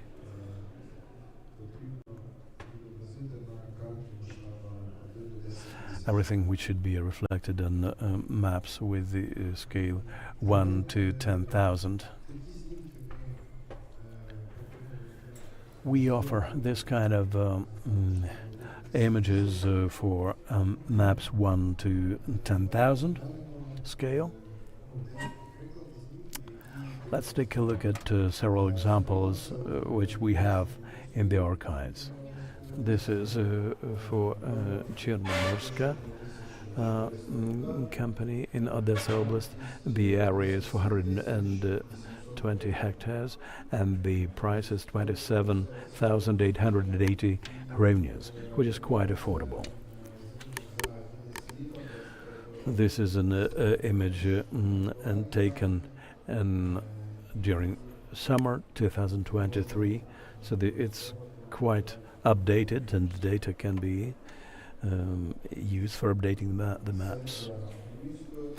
This is for the Lviv territorial community, 31,000 hectares, and the cost is 255,000 hryvnias. These are images for 2022 and 2023. This is an example for Dimerka territorial community, the area of 95,000 hectares. And here, unfortunately, the coverage of archive images is only partial for 2022-23, and another part is a new image. So half of it is the archived image and half of it is new, and the cost is 913,000 hryvnias. We're talking about large-scale territorial community here. If there are no data in the archives, you can commission a new imaging. The turnout time is about 30 days, and some 70% of the task will be implemented within this time frame. That was about Maxar satellite and world view. Now let's talk about another supply of imagery data, also from the USA, Planet Incorporated. They have two constellations of satellites. SkySat is a higher resolution, up to 72 centimeters per pixel. The others are slightly lower in terms of resolution, but they can make the imagery more rapid. So if you have to quickly make an image of relatively small areas, these satellites are very efficient. Here are some examples of these images. And this is about PlanetScope satellites. These are satellites which were designed for monitoring, agricultural monitoring, forestry monitoring. They have of their average capacity 3.7 meters per pixel, but they almost daily make images of the territory of Earth. So they have very big massive of data which can be used for changes, for analyzing changes on the territory, on the soil. And these satellites are sold on the basis of subscription once a year, or one, for example, image every 3 months. Yes, it is used for monitoring of agricultural lands, forests, water basins, and urban development. Here are the examples of such images. Practically every day they were shooting the what basin after the ruining of the dam. This also could be used for this. In general, this image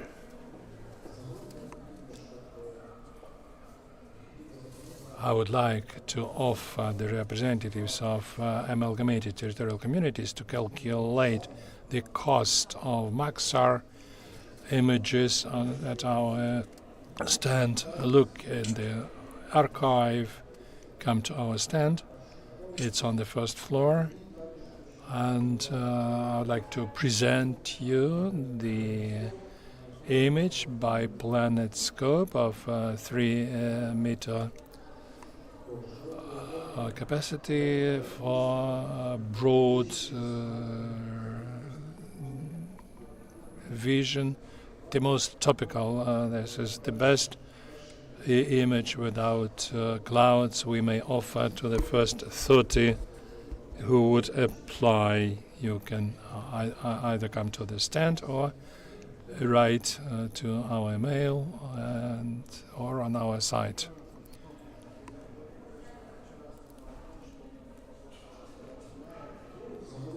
In general, the first product which we get from satellite images is orthophoto plan, and then following after that we may renovate topographic maps or other maps after analyzing these images. Here is an example of orthophoto plan and the map in the scale 1 to 10,000. In general, that's all about images. If you would like to get more details, just come to us. We'll be present here today and tomorrow at the conference. And our stand is on the first floor. A little bit about the company, what we did, what projects. This is a renovation of the map 1 to 50,000 on the basis of images, satellite imagery. 100,000 square kilometers were made. And recent times we were engaged in the European project for Czech Republic. It's a consolidation of topographic information. They had data of topographic measurements, field measurements from 3 companies. One of them was a transportation company, then it was energy company, and some other, I think some municipal data there was. So those that information was consolidated or renewed and included into the GIS format with attributes. We helped them. Also, within this project, we made vectors following the data from mobile laser scanning concerning automobile roads. All that was subject to vectorization.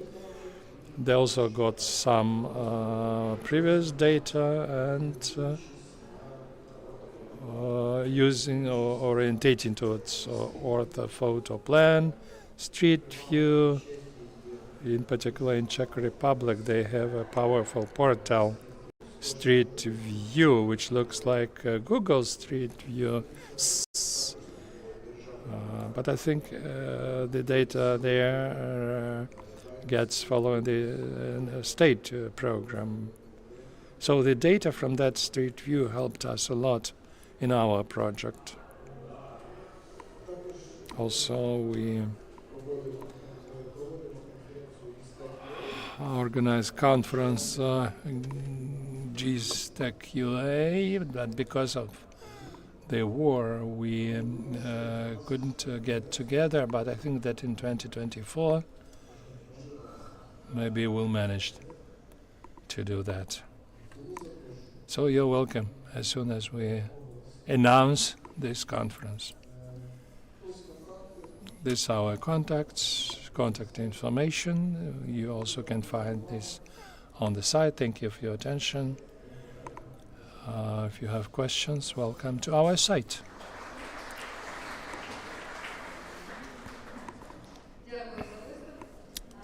Thank you.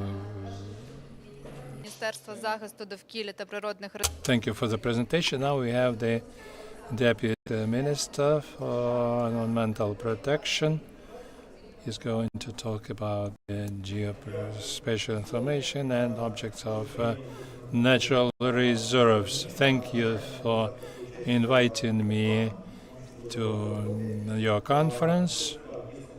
I would like to briefly tell you about the state cadastre and objects of natural reserves. In Ukraine, the natural reserves take about 7 million hectares of land. These are especially valuable lands, but unfortunately until now we haven't had a cadastre of these objects, and since 2021 the ministry has been working actively on that, and together with the colleagues from State Cadastre we set up the prototype. It's going to be an electronic system which will provide information to Ukrainian citizens, developers of documentation on the information about various objects of natural reserves. If most people in Ukraine understand where the natural parks are, but the local national reserves,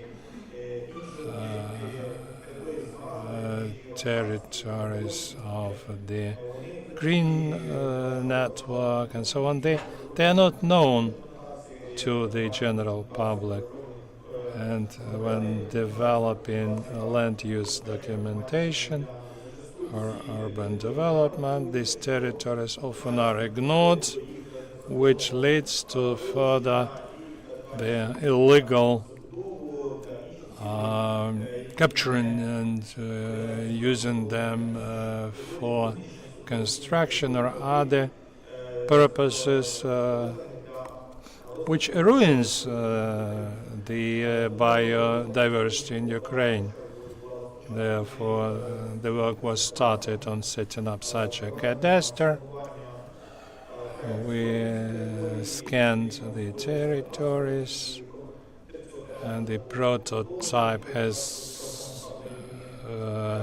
had been prepared before the start of the large-scale war, but after the invasion the work stopped. But in principle we believe that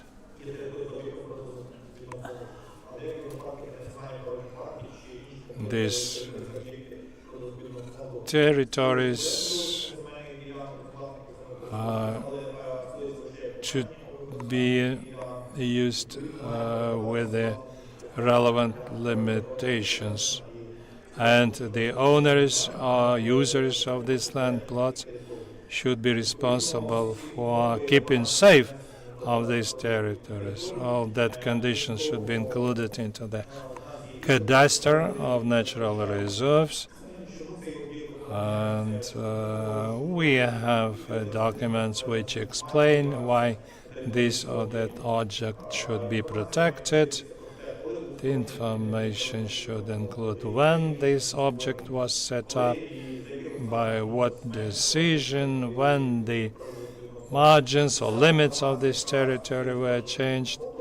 So all the information about this object should be included into the cadastre. In the future, this cadastre should become a part of the national infrastructure of geospatial data.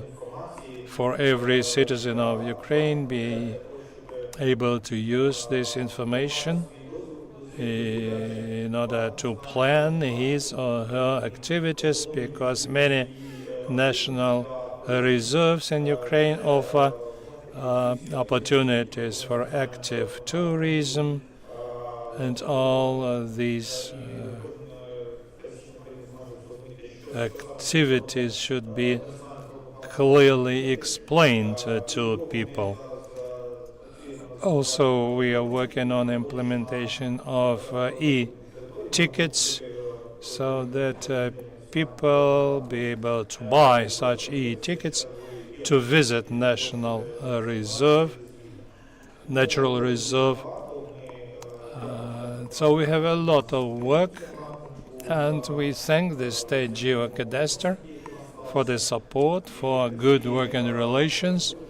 And once again, this will require a lot of work concerning geoinformation systems and technologies. So I'm calling upon you to join this work. There is a lot of work on this, which will allow Ukraine to become a full-fledged member of the European Union, because one of the conditions of the membership is preservation of biodiversity, increase and enlargement of natural reserves in Ukraine, and prevention of illegal use of these territories for other purposes. So this will help to put everything into order. Thank you. Unfortunately, I don't have much time. Thank you.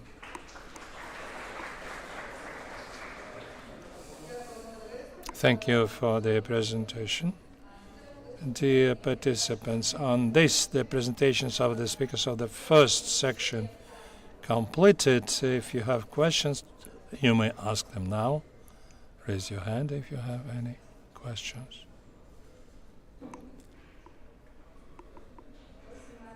No questions.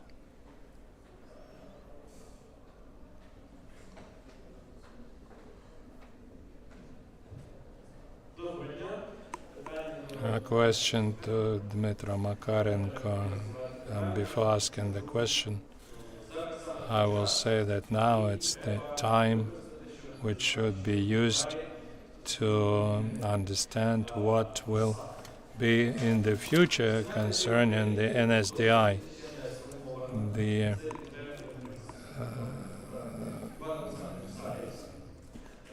National Bureau of Ukraine has not been formed, so to speak about the national idea of NSDI should be regarded not from the point of view of money as it was offered today, but on the basis of non-material values. The full-fledged invasion has demonstrated that unity and support to people is a very important driving force. Therefore, there is a proposal to look at the development of NSDI from this position. This is my personal opinion.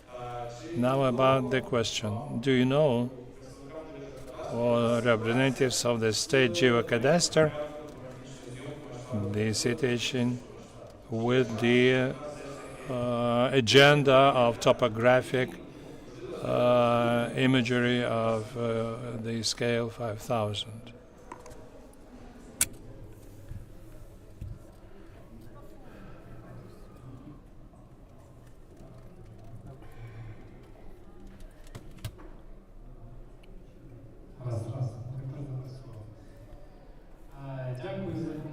Thank you for the comment. As regards the support, it's quite understandable if it was said that those who lag behind should be assisted. Well, you know how it works and what we do for this. As regards the topographic imagery making, the project is ready. It's a very cumbersome and complicated one, and very technology intensive. Currently, only the state cadastre and relevant department, which is working with this now, the prospects for its adoption is 50-50, because these technical issues of this kind are very difficult to get through. But we will put in maximum effort to make sure that we communicate this project to all the relevant stakeholders.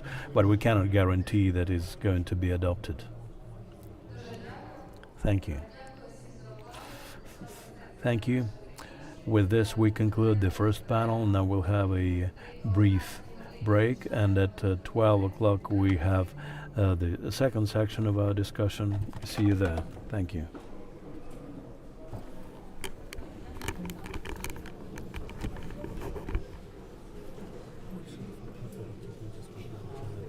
Еще не было.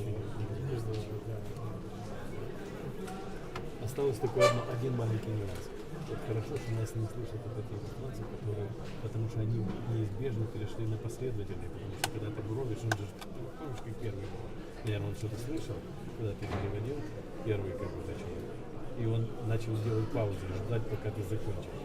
Вот это, потом, правда, вот это, те, наверное, не слышат. Но большего надо сказать, что назад, что они экономите 20 копеек на наушниках. Пусть присоединили наушники. Они вот этот цирк Оно делают. не решает. Ты не понял?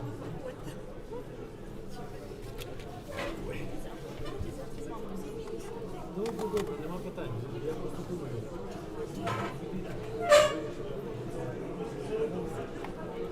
Якби я був начальник, я вам такое. Я думаю,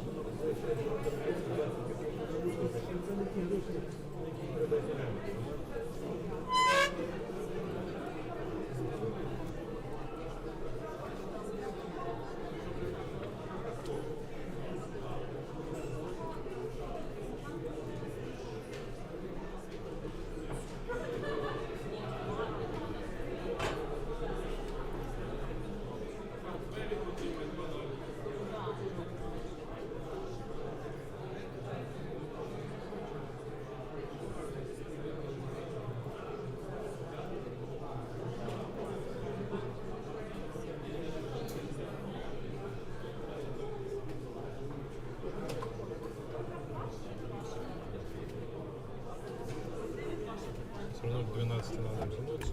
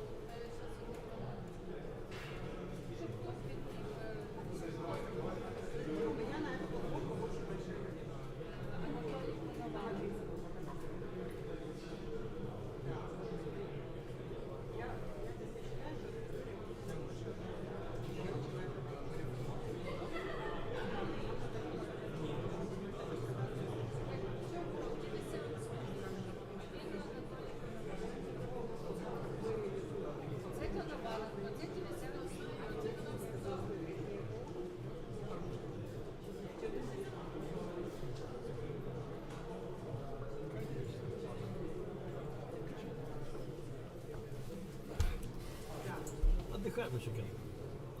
Когда-нибудь. В японцях 25K scale це не 25 карт, а це масштаб 25 тисяч. Та там же ж не зрозуміло взагалі, що вони говорять. Ви чули, як він говорив? Ні, Воно було називається по губам. Читай. та я з ними зуму провожу кожен тиждень. Жесть. Ні, коли ще нормальний звук більш-менш. Хоча вони теж, ну. Так. Звук А страшний. тут ще ж звук, тут же ж взагалі нічого не можна зрозуміти.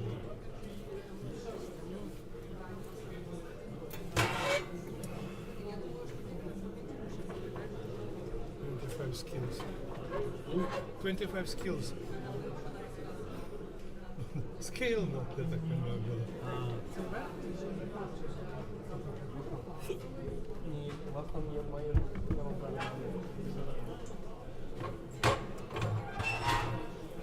Леночка, послушай бы японца. Там все. Причем я смотрю, что везде, все, вот все, кто идет по этому, значит, это как-то важно. Не там у них.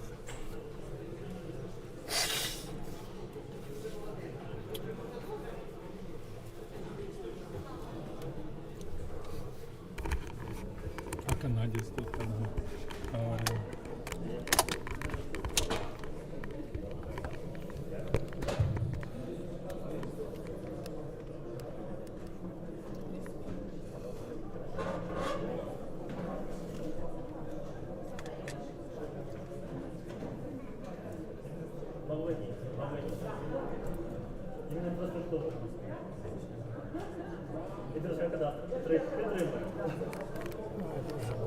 До скольки? До 4 Ну, до 4, но судя по тому, что они вот это все так затягивают, боюсь, что затянут. Ну, это же знаешь, когда проводят таких организаций, где за каждый час бабки платят, Да. Там вовремя заканчивают. Конечно. Да, точно. Если на наушниках экономят, так что говорить.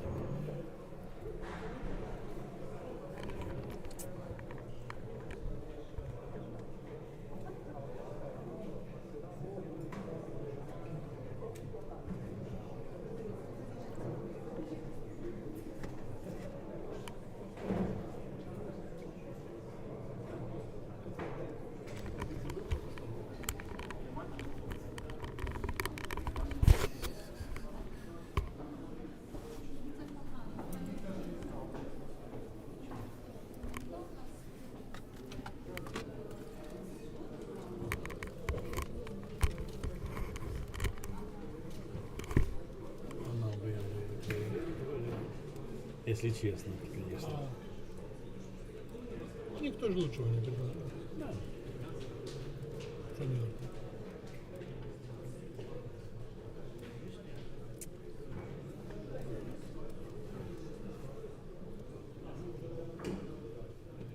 Как меня бесит вот эта привычка организаторов мероприятий писать фамилии и имена наоборот, блин. Фамилию, а потом имя, блин. Как это меня бесит, блин. Во всем же даже называется first name, last name. Что ж вы лепите его, как китайцы, блин?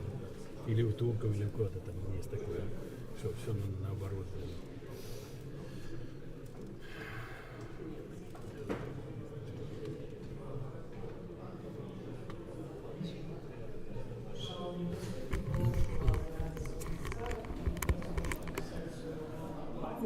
Ladies and gentlemen, please take your seats and we will continue our work about the examples of the implementation of geoinformation technologies in urban building. I give the floor to the acting director of the Cartography and Geodesy Institute, Svetoslav Dyomin, who will be moderating this panel. Thank you. And on top of that, I'm also an architect. And city building uses geospatial data to the maximum, and the data is used for the development of urban areas. And to discuss this, I invite the head of the Committee for the Organization of State Power Bodies and Local Self-Governance, Ms. Olena Shulak. I also invite Deputy Minister of Regional Development, Urban Construction and Infrastructure, Ms. Natalia Kozlovska. I invite Grigory Melnichuk, an expert from the Directorate of Spatial Planning and Deputy Minister of the Ministry, Mr. Kamerney, but he is not here. I apologize. And Director of System Solutions, Volodymyr Babchenko.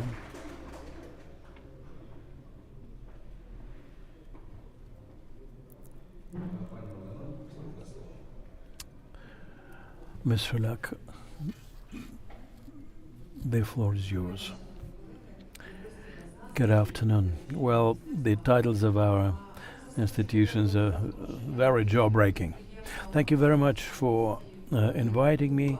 It's a pleasure for me to be here at this university. I think the potential of our universities is highly underestimated.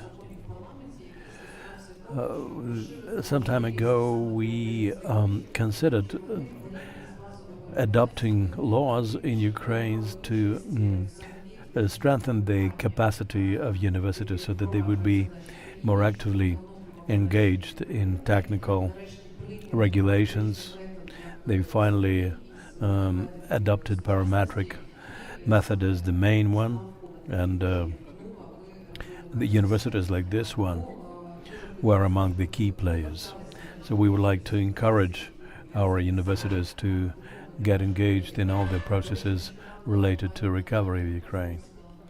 Recently, Ms. Kozlovska told us the news that at Knuba, a university and some other ones, there was a training, a course, and more than 200 architects received training within that project, and we would like also to engage the designers, technical experts, and other relevant specialists to be trained and retrained,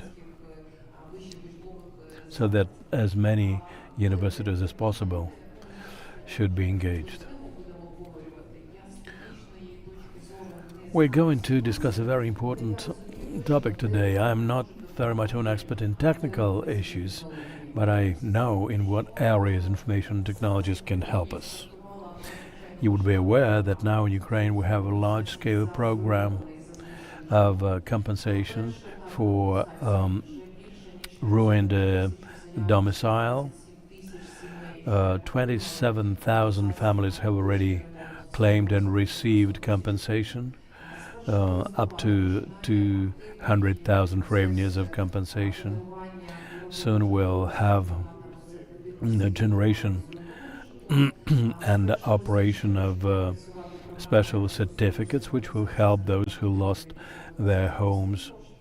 We also will have a program to compensate people for the costs that they have to pay because their homes were damaged because of bombing. According to statistics, we see the citizens filed more than 355,000 applications for compensations, those who lost their homes.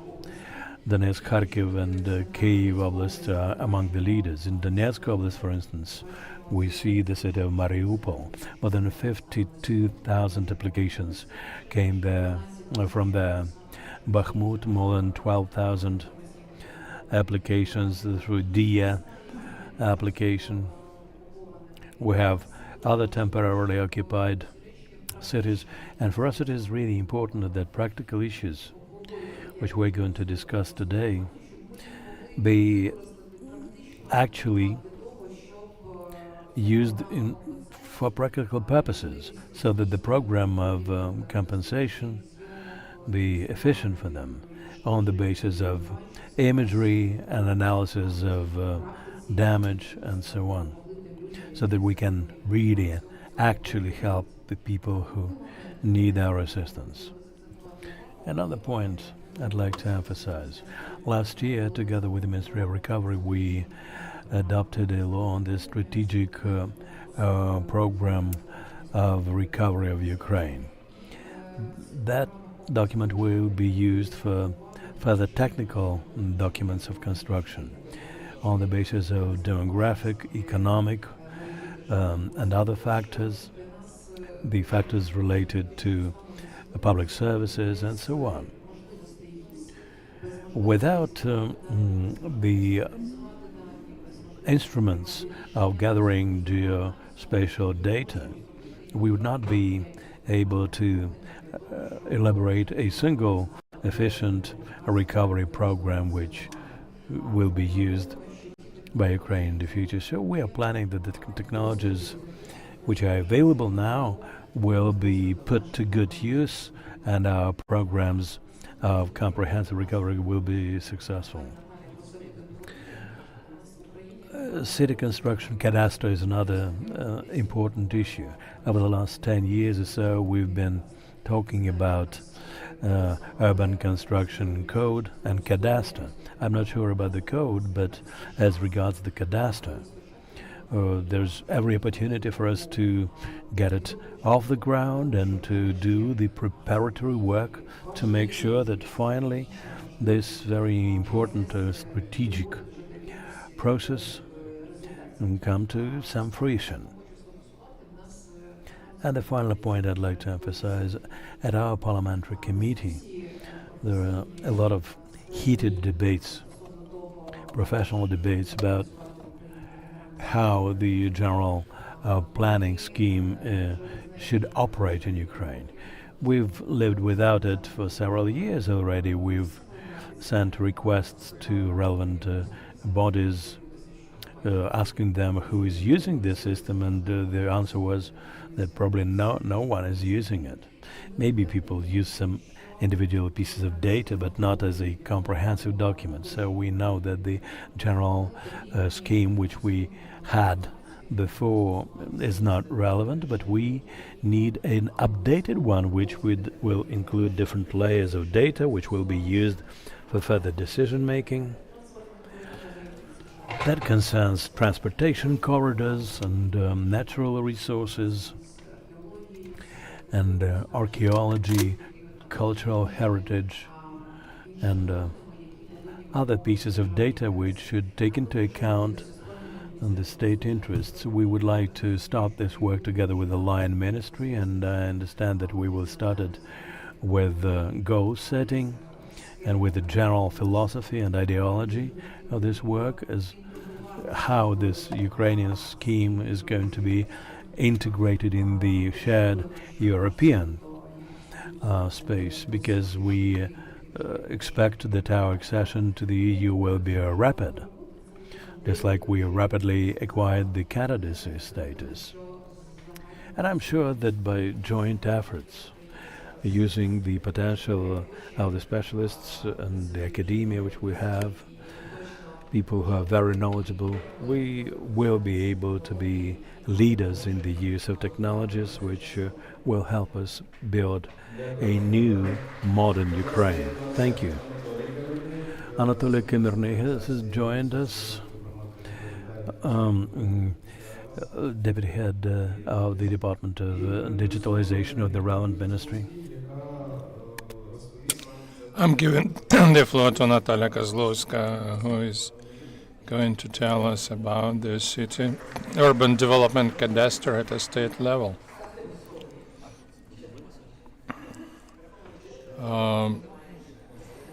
You also deal with this product, so I will briefly tell you about what we do together with the Ministry of Digitalization on finishing the work on urban development cadastre for our colleagues to know what do we do and what to expect from us, because we like surprises. Colleagues prepared slides and I will try to follow them in order to present you the vision of our ministry and our work. It's not any use that the issue of reform in urban development sphere is constantly in the sphere of our attention, and the issue of transparency and avoiding any corruption risks. And now, when we are talking about restoration, is extremely important, and we understand that digitalization of the processes is necessary for the process of rebuilding and restoring for the not only internal but external investors to understand what do we do and how we do it in a civilized manner.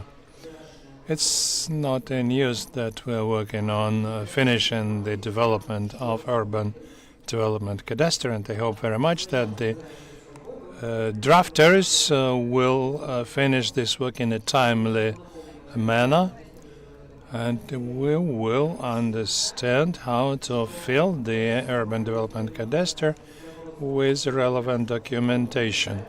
This is the development of the Law 711,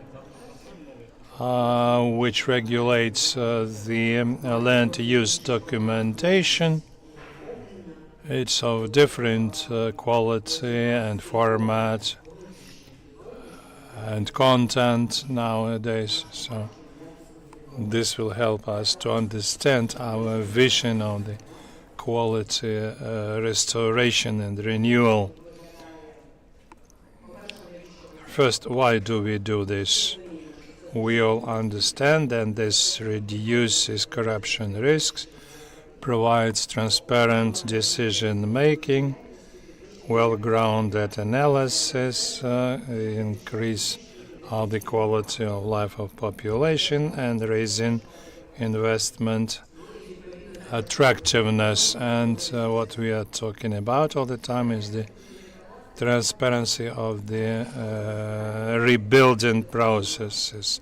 What is this urban development cadastre? You know that for more than 3 years we've been developing the uniform state electronic registration system in the area of urban development.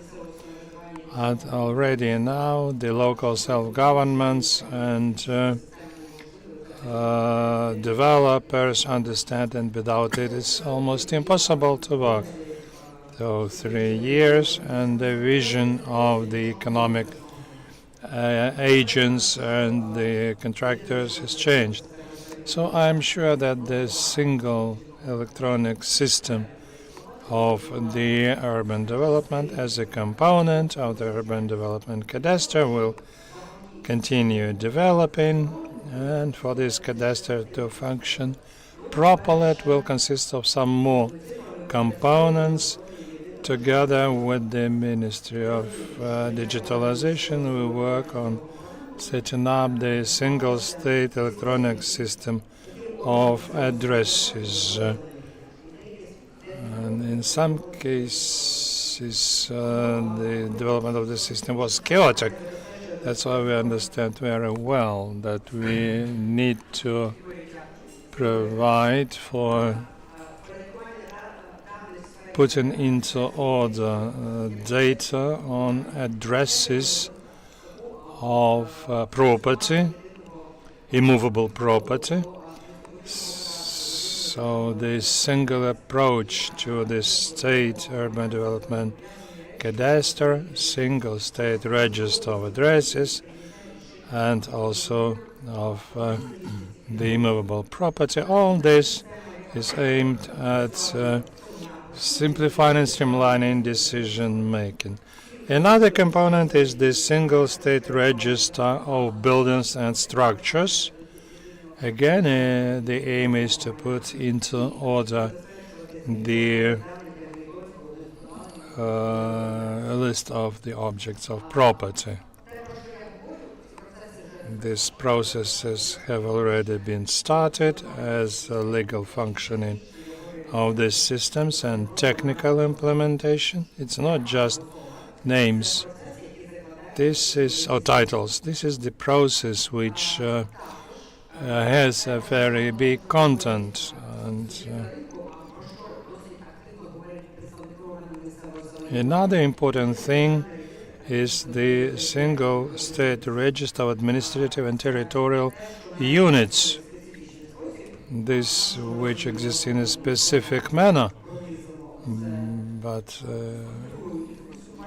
we understand it as a component of the structure and functioning of the bodies of local self-government. So everything which concerns functioning of municipalities, beginning with margins and down to codes, should be the elements of the single system. And the cadastre itself, what is it? How will it function? We understand that according to the law, this cadastre will function at the state level. It will provide for integration of the systems that will include the data base for urban development documentation, which would provide for consistency of the reform of digitalization of urban development, how this cadastre would function, and what information will it include. We are moving forward in the process of integration of the Law 711 on the urban development documentation. I thank donors who help actively the local self-governments in developing this documentation. I mean the spatial development plans of territories and territorial communities. We already have understanding of 3 designs of such documentation. We see some drawbacks in approaches, but I understand that this will help us at the very beginning to upgrade the process of drafting and designing, which would require certain decisions by the government and legislators. Some changes in approaches would be needed, but I'm sure that the beginning, early stage of this development will help us to have uniform approaches. This way we plan this to function. About the single-state electronic system and its components, I told you. Many would think, what do we do with the urban development documentation which we have, which was drafted according to the previous legislation? And we understand clearly that the urban development documentation which is currently present and in force should be added to the single structure so that we understand the full requirements of legislation, compliance with the legislation. So this should be reflected in the electronic format. It would be the reflection of that urban development documents in the electronic format, and should be added to EDSSB. What for? To understand that the decisions taken by the local self-governments should be taken in line with the existing urban development documentation, as well as the possibility for anyone to see how correctly the decision was taken by local self-government with respect to urban development documentation. This is about the players and about the investors. They need to know what to expect and what is waiting for them, because often it happens that when investors, for example, procure a plot of land, they face the situation that not everything which they plan could be done on this plot of land. So I offer everyone to join our work, and I thank all those who participate in generating non-traditional decisions. But as practice shows, they in 3 years show and demonstrate positive results. This way we plan to move forward. So this way the cadastre will look, and we also have to solve another important issue is the general scheme, and this is the question, the answer to which we should find together and change the philosophy in this area. And to answer the question, what format should it be? What set of data? How should it be connected to the strategies which ministries develop? So I will finish my presentation with this question. I offer everyone to think about it and to discuss the issue of general scheme. And we are always open to discussion. That as soon as we start using the cadastre, you'll have this issue of general scheme. Thank you. Thank you very much. Very interesting.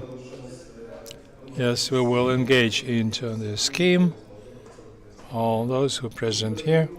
Now I'm giving the floor to Grigory Melnichuk, state expert from the Directorate of Spatial Planning of the Ministry of Development of Territories and Infrastructure.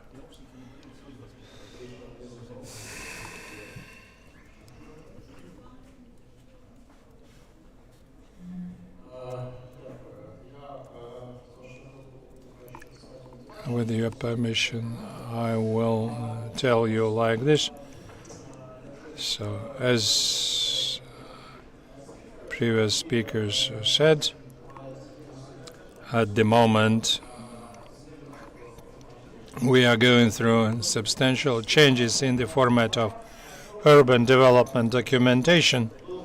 In fact, the form which existed until recently and the way this documentation was developed for 10 years was the results of the reform of 2011, when the law on regulation of urban development activities was adopted.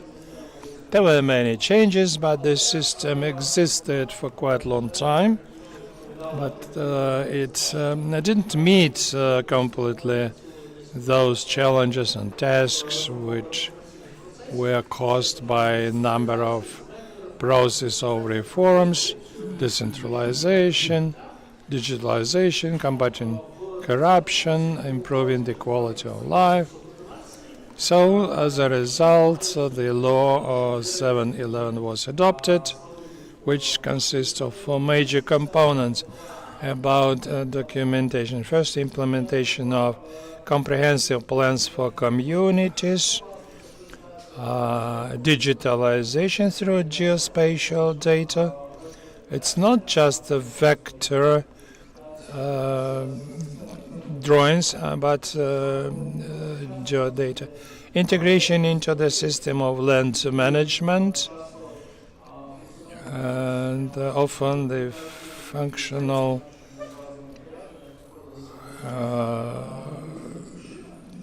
task of the documentation was different in different cases. So in 2020 the law was adopted, And then we developed a whole system of bylaws in 2022 with the beginning of full-scale invasion. In the spring, the ministry participated in drafting the law. So the law 2254 was adopted in May, according to which changes were introduced into the law and regulation, program of comprehensive restoration, and they continued the transition period, prolonged transition period till the 1st of January 2025. By that date, we still can develop documents on the old standards and old drawings, but according to a new procedure. We're also working now on developing interaction between spatial strategic planning, so that our documents would be supporting the building of newly formed communities. And on the other hand, there's comprehensive city building, which used to exist in the shape of a general plan, a master plan. Currently, we are actually implementing the reform in this sphere. Comprehensive recovery is based on a legal framework. The first set of programs are already being prepared, and more than 130 communities are now working on the development of those documents. We are implementing city building cadastre, and more than 20 territorial communities have tenders ongoing. As regards the digital documents, we've switched from legal framework to practical issues. First of all, we understand that city documentation is not about houses. It's about regulatory issues rather than project-based one. This is a system of legal basis which is necessary for the elaboration of city building documents at the local level. It includes laws, a number of bylaws and decrees. Then it is integrated with a resolution 926. I can tell you a lot about the comprehensive plan, but basically we're talking about single set of documents which will be kind of a master plan.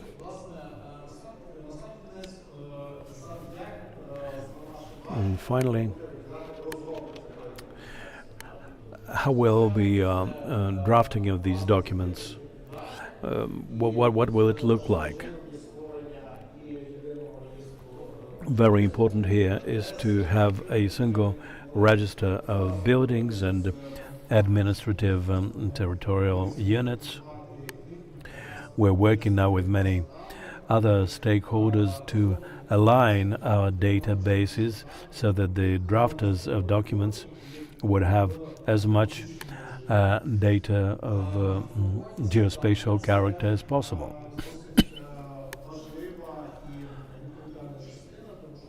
Setting the tasks is an important issue in our work, because previously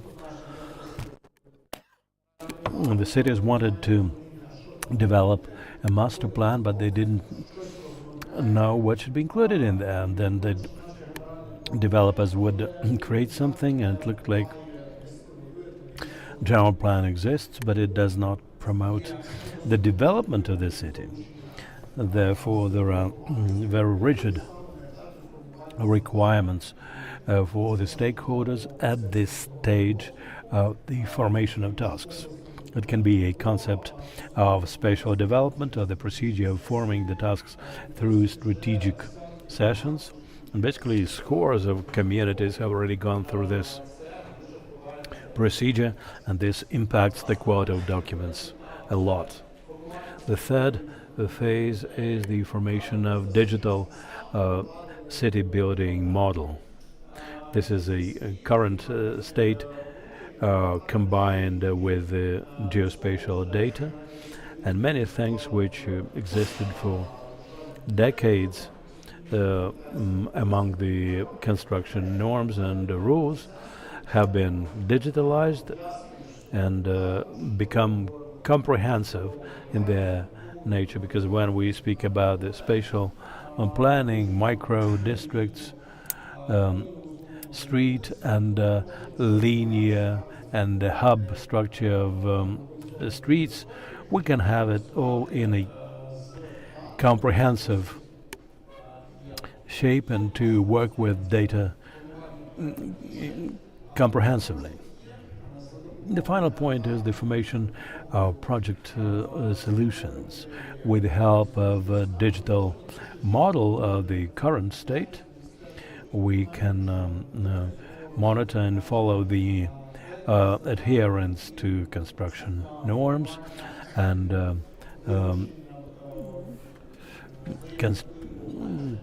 construction requirements and so on.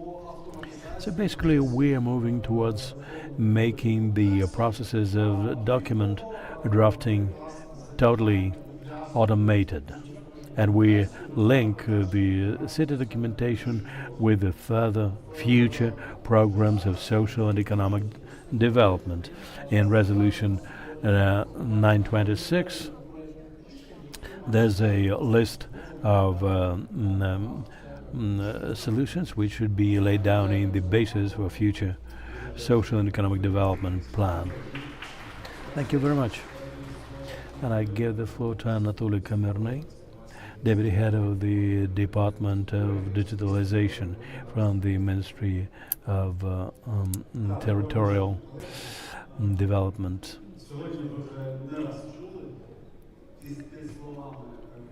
Good afternoon. Today, as we used city building cadastre, you've heard that this is about the state register of buildings and other items, because this is something which should form a foundation and which should give us a comprehensive picture. So what are the systems that we develop, and where are we moving?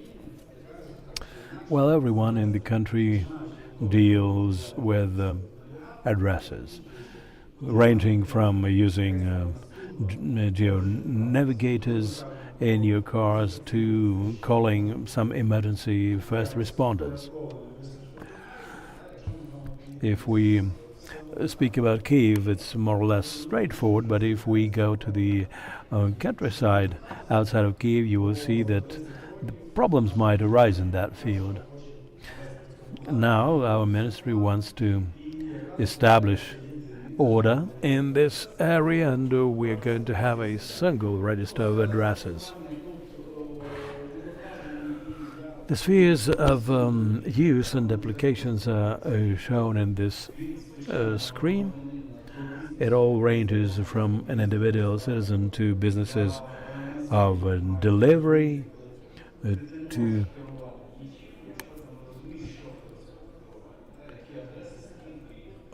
institutions and services which heavily rely on addresses in providing their services. So people should have a full picture of these objects, where they are and what they look like. There's a broad variety of registers now, and here we present not all of them, just the largest ones, which are being used by many businesses and public institutions, post service, the Central Electoral Commission, and so on. But there are also local ones, the Ministry of Social Policy, and so on. So we can see the difference in numbers.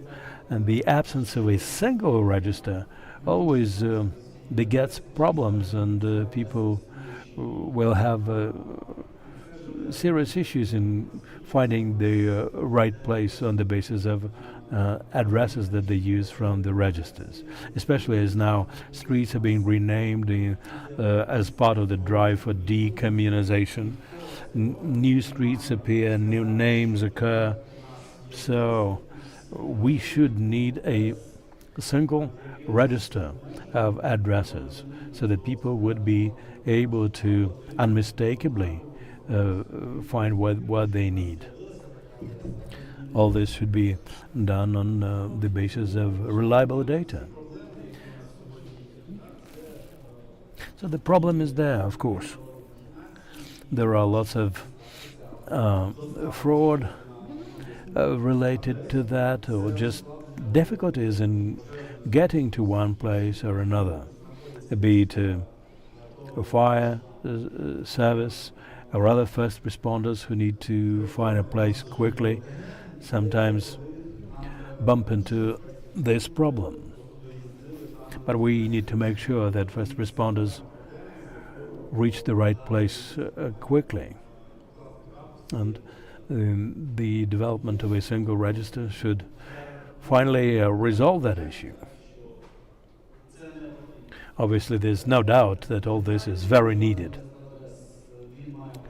A single register of addresses should also be complemented with buildings, and territorial units, so that we can understand who runs what on one area or another.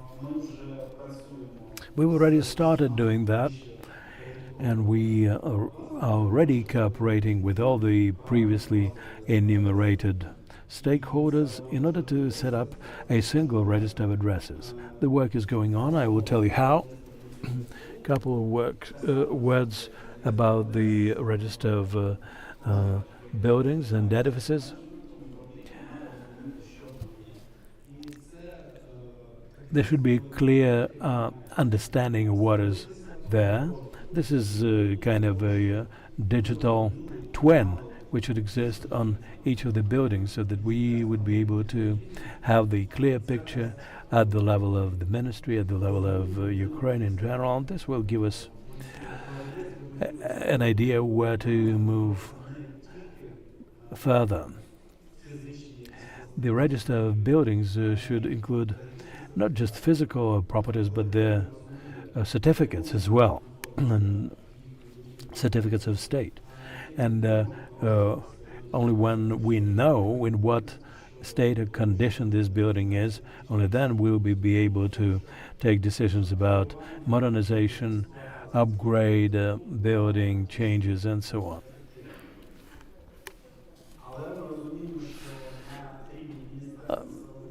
Having said that, we understand that there should be decentralization in this work, because people at the local level know better what is what.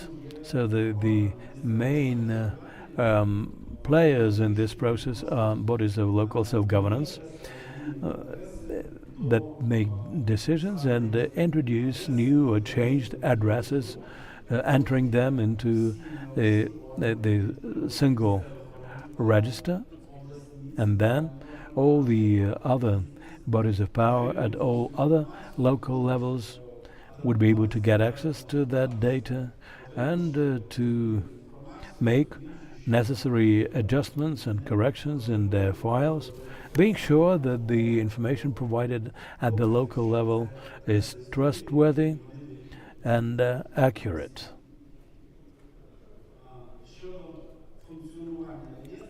As regards the functioning of the registers, as I already said, they are being formed by local bodies, and relevant bodies at the central level process and administer that data to make sure that it is not abused in any way, shape, or form.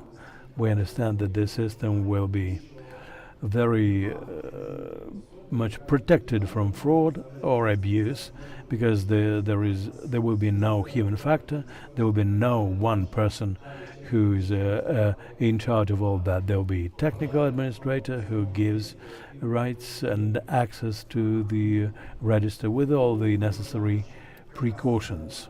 So we believe that such a system is very resistant to corruption and all kinds of abuse, and we are trying to introduce and operate our registers as we think fit. We say that it is necessary, it is good, and we are not sitting in our hands. We already have the product, which we call the nucleus of soft. We have developed and combined what could be combined without problems. Those 5 registers which I showed to you. You understand that there are addresses in all 5 registers. It's what we call automatic matching. Then we have manual matching, what we are engaged into at the moment, and where we have certain questions about such addresses. We developed methodology for local self-governments so that they understand how to add their addresses, how to work on this, because they are major players in this field. We already have 150 communities which participated in the pilot project. So our next stage would be to teach all communities so that we feel completely 100% our addresses register. But some ministries already start joining it, and the programs which we're developing at the moment, like for example a register of destroyed or ruined property. So it's going to be the single and verified register. The stages of the project, we have already had automatic matching, manual matching, and adding geometries in the process of work, but a lot has been done. Adding documentation that such address exists in reality, as well as introduction of registers. It's the permanent process which is going to be permanent. It's like a living organism. The registers always need a renovation, updating, upgrading. What are the next steps? We want to teach all communities in the 4th quarter at the competency centers at Oblast military administrations. We will complete integration with our register of ruined and destroyed property, and will engage all stakeholders, local self-government, central executive authorities, to use our map and our register, when even businesses can join it, understanding how this is done. And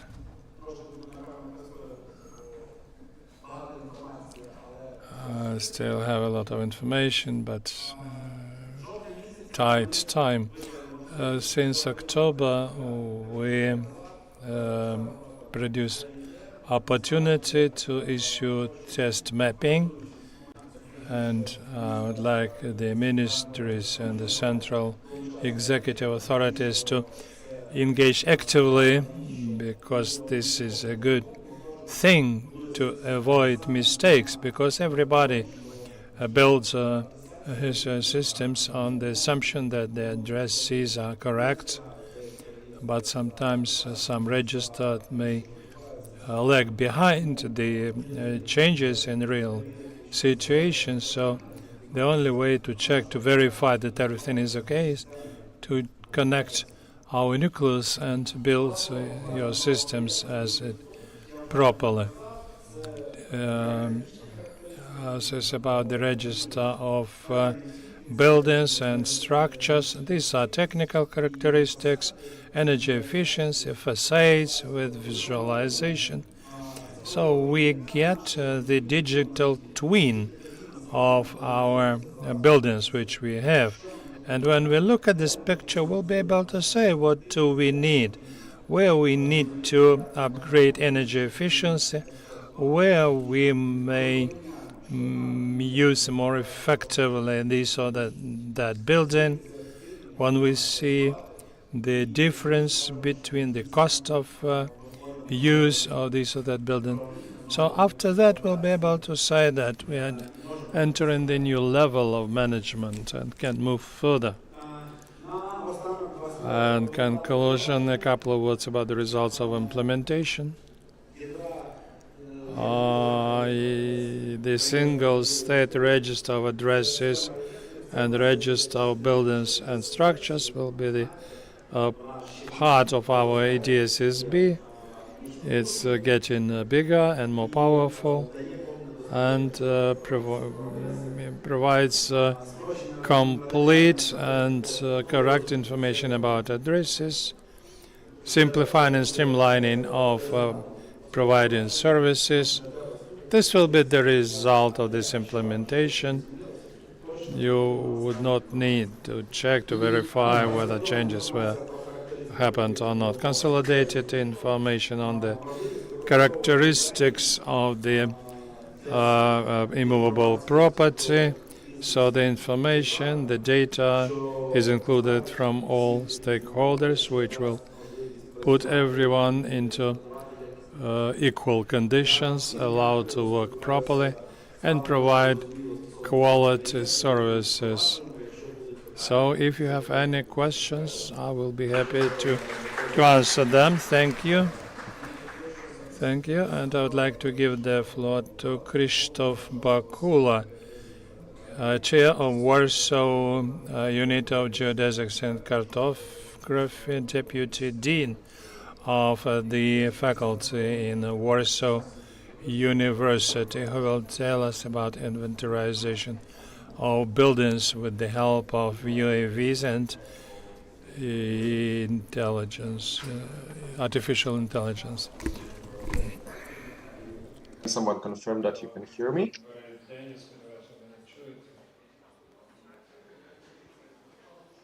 Yes, yes. Okay.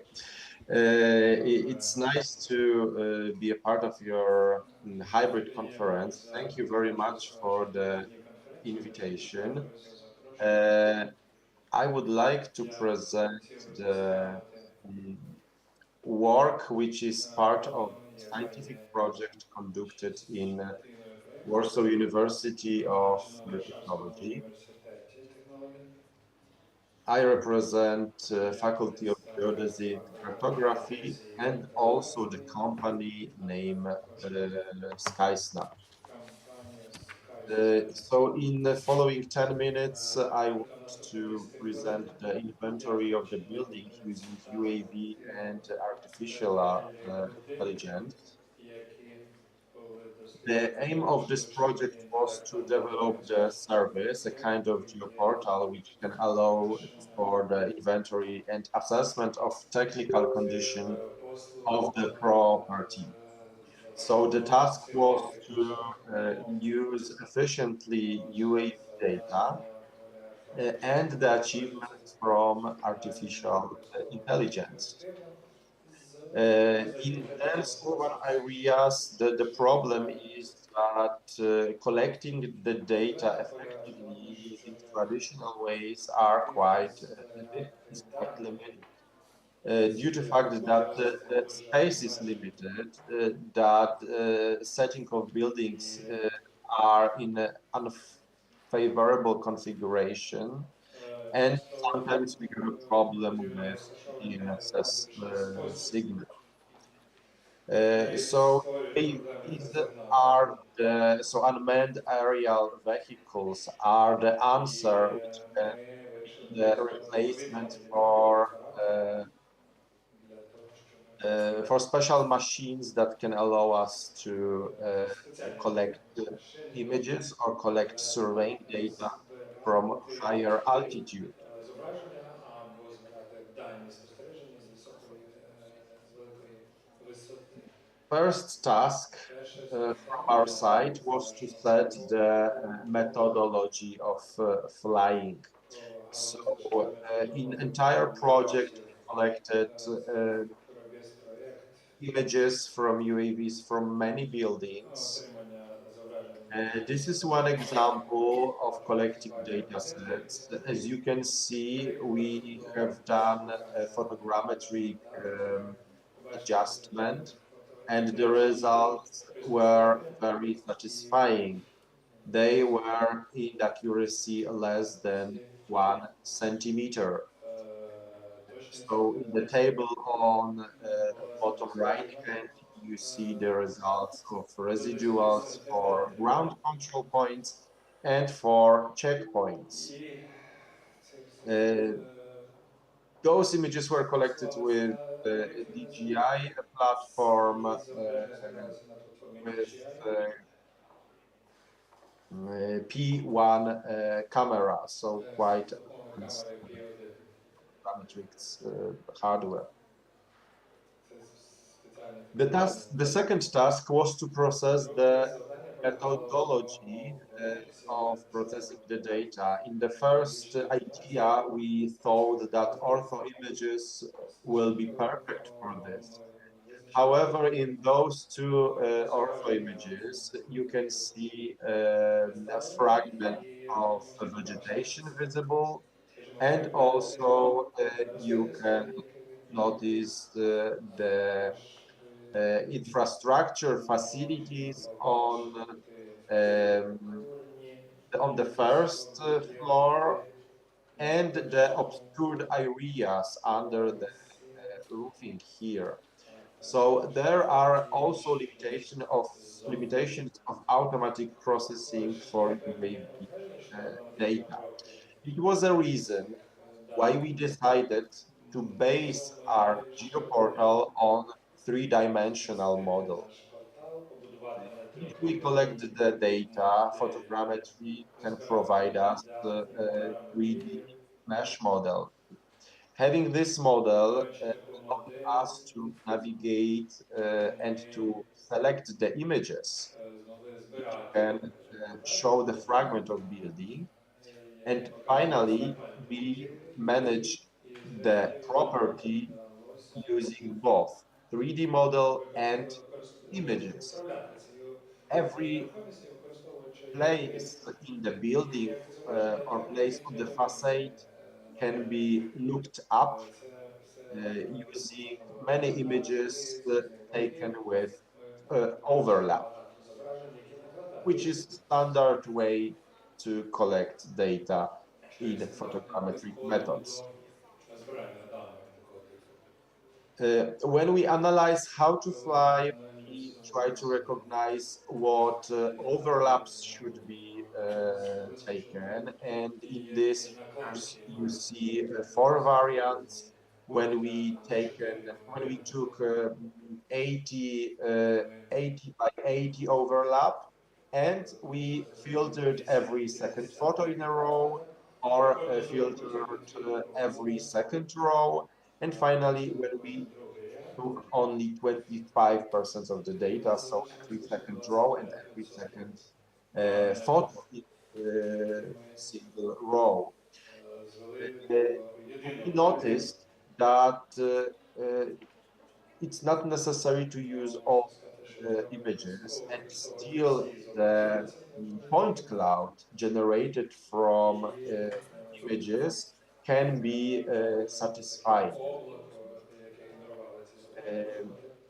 So it is traditional photogrammetry that can be taken from UAV. Its advantage is that it covers whole facade, and also it can cover the data from roof.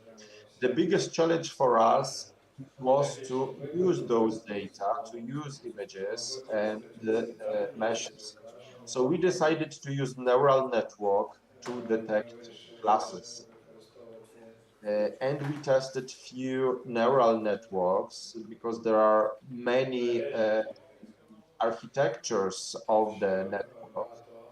A few of them were tested, and in the following slides, I will try to review the results which we obtained. We collected, as I said, we collected many data sets from more than a dozen buildings. Every plot is one building, and manual annotation was where annotations were done on every building. So almost 1,000 tiles were used. We separated four initial classes. So we separated background, facade, roof, and window. And in the following step, we also collected bricks surface, plaster surface, roofing, metal elements, and typical roof. When we use neural networks, we usually need amounts of data, amounts of annotations, number more than 1,200 photos and more than 50 photos for one building are not very are not very wonderful, but there were enough to obtain good results. We tested a few neural networks. The first was UNet, based on a backbone with ResNet 50. The learning time was 1.5 hours. We had 57 epochs, and there were 32 million parameters, and it based on TensorFlow. The second neural network was DeepLab V3 Plus. Once again, the backbone was ResNet 50. Learning time was shorter. It was 1 hour, 31 epochs, and 11 million parameters. Once again, TensorFlow was used. The last slightly different neural network, SegFormer, initially learned on ImageNet. The learning time was more than 5 hours, and the precious number of parameters, 85 million. And here we use a PyTorch. So those three available neural network were used, and here you can see the results of automatic detection of initial classes. So on the left hand side we see the tile, so we see the figure collected with UAV, and we see the results of automatic detection of I'm sorry, facades. dear Krishna. It's time to finish. Yes, I'm going to finish, yes. Another results providing information that it is satisfactory, and the automatic results of all three networks were usually more than 90%. We also had some experience with YOLO, with detecting using bounding box, some elements of facades, segmentation in images, which can be helpful. And to draw the final conclusions, I want to underline that using UAV is useful and easy, and variety of solutions for segmentation, detection, many IT solutions can have implementation in modern surveying data process.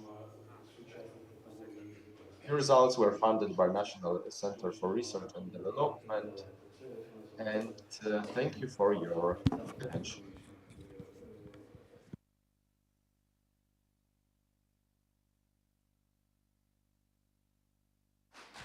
Thank you.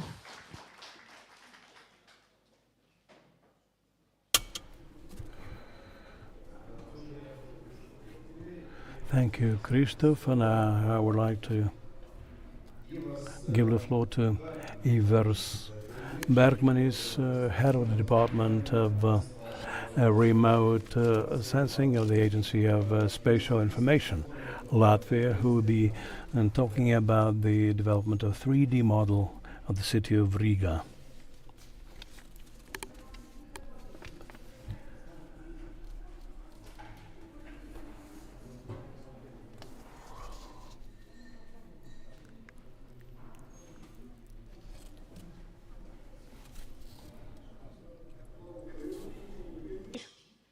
Yes. Okay, that's good. So I think you can see my screen, or not? Yes. Do you see it? Okay, that's good. So hello everybody, thank you for inviting me to this meeting. I'm Ivars Bergmanis, head of the Remote Sensing Division in Latvia, Geospatial Information Agency, and I will talk briefly about the project that we started in 2021. It's about creation of 3D models for Riga city. And we, as I mentioned it before, we started this project in 2021, and we did our first, received the data, start our first test, did our first products. In 2022, we did most of our processing, and in this year we are finishing the projects and, so to say, polishing our current, the ones that we have created. And the main idea for this project was to create, so to say, a basic data that could be used for creation of a digital twin, where everybody can use it, where it can be used for different purposes. So, and it could be, so to say, server base for something bigger that we ourselves could create. So something for other agencies, other people to use. A little bit about ourselves. We are a small part of Latvian Geospatial Information Agency. We are at the moment 23 employees. We work in orthophoto sector and in the height model division. So, and yes, and about a little bit about my presentation. I will talk about, yes, the data acquisition and the data type that we acquired, the software that we used, and the products produced, and what is the current progress for it. What problems did we, so to say, encounter in the way, and what are our future plans and actions, some conclusions, and what is the current data availability for other people. And about the data acquisition, we were planned to obtain about 304 square kilometers in about area, but in the end we received about 500 square kilometers of data. The flights were done with oblique imagery and LiDAR. The image overlap is 80 to 60%. Image resolution is 7 centimeters, and LiDAR point density is 20 points per square kilometer, square meter. I apologize. And it was all was done by an outside contractor, which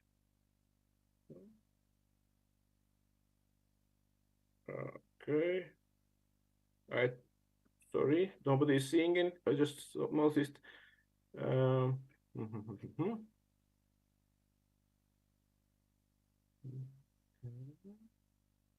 Right again. Why is nobody seeing it? I apologize for that. So, what do you see?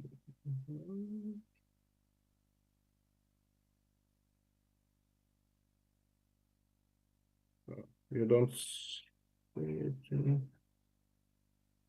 Please press F5. F5, okay. Oh no, that's still I see in the big screen, but you don't see anything. Am I correct? Yes. Okay. Все бачимо. Still.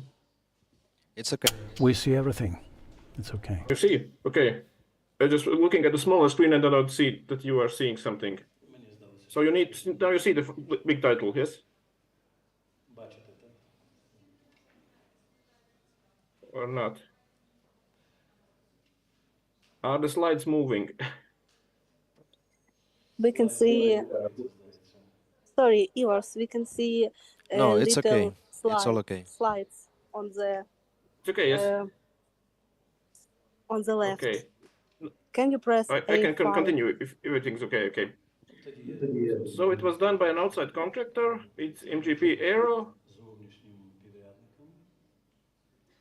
And the airplane that they used was paper PA 355 Chieftain.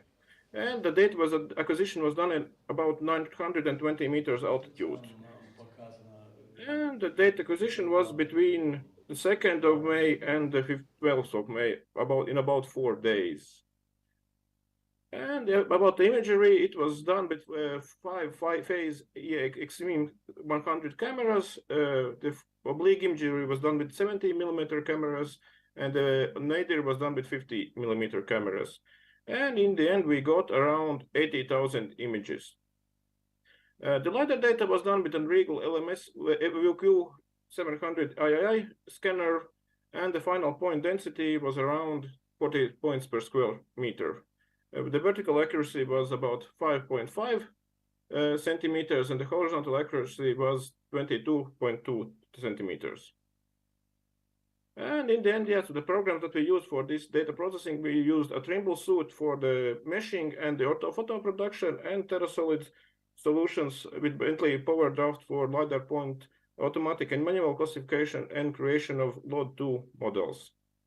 And the products that we have created, we have the orthophotos with the final resolution of 8 centimeters. That are split in in scale 1 to 2,000 tiles. Only RGB, no infrared in this project. The file format is TIFF, but we can use and create any other, so to say, format that users are required. And we created some true orthophotos for some parts that we were required, and we also did fast orthophotos for the first task of processing. And this is a small example for this mesh model that we have created from all these images. This is the, so to say, at the moment, final result that we have done, but we have gone through many more iterations. So there are, so to say, have been good and bad examples, and this is, so to say, the best one that we have gotten at the moment. And we have created this for the whole city, and we, so to say, plan to use these ideas and technologies in the future. But this is at the moment that we have what we have gotten out of this image, these whole images. So yes, at the moment, we have covered the whole city of Riga, and we are planning to expand at least, so to say, get the outside areas so that every bit of data that we have, it has been used. And we provide this data in many formats that the users are needed, or depending what the programs, what they are using. And about the LiDAR data, yes, it was also split in these 1 to 2,000 scale tiles. They are automatically and manually classified. The classes are, as usual, ground, vegetation, buildings, noise, overlap, water bridges, and other features where we put everything that doesn't fit in other categories. And all the points are colored by using orthophotos, as the scanning and imagery part was done in the same time. So we can get the exact information that we got in the same time. And this is a small example about the LiDAR data. We have created this in LAZ and LAS formats. We have created also from this data the digital elevation models, digital surface models, normalized surface models, and also contours for the whole city of Riga. And as you can see, there are not that many points on most of the walls, but we didn't really thought that we needed that much points. So we're mostly focused on roofs and ground level for this project. But all the points are colorized by the images, but we used all the images so that we can get the right colors even for the walls. So this is a little bit of this data. And we also use the data from the buildings and the ground and have created the level of 2 detail models. And also we these are some of our results that we have gotten out of it. Okay. I just read the message that the presentation is not moving. Sorry, I don't know what is happening. Okay, I will try to just. I will try this one more time again. If we not, I'm just will finish, and then probably the presentation will be shared. Then everybody can so to say see it. And I will try to. Okay.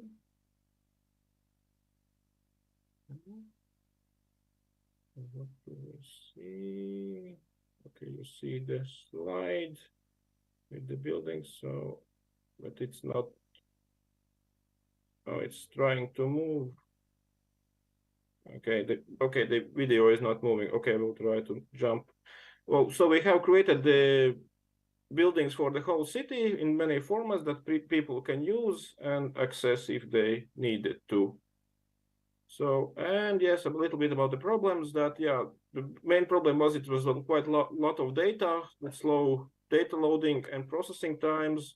Also, we used, so to say, many of our old automatic processing tools, and so we got a lot of buildings driving around the city where the buses and trams were classified as buildings. So that was a problem that we had to deal with.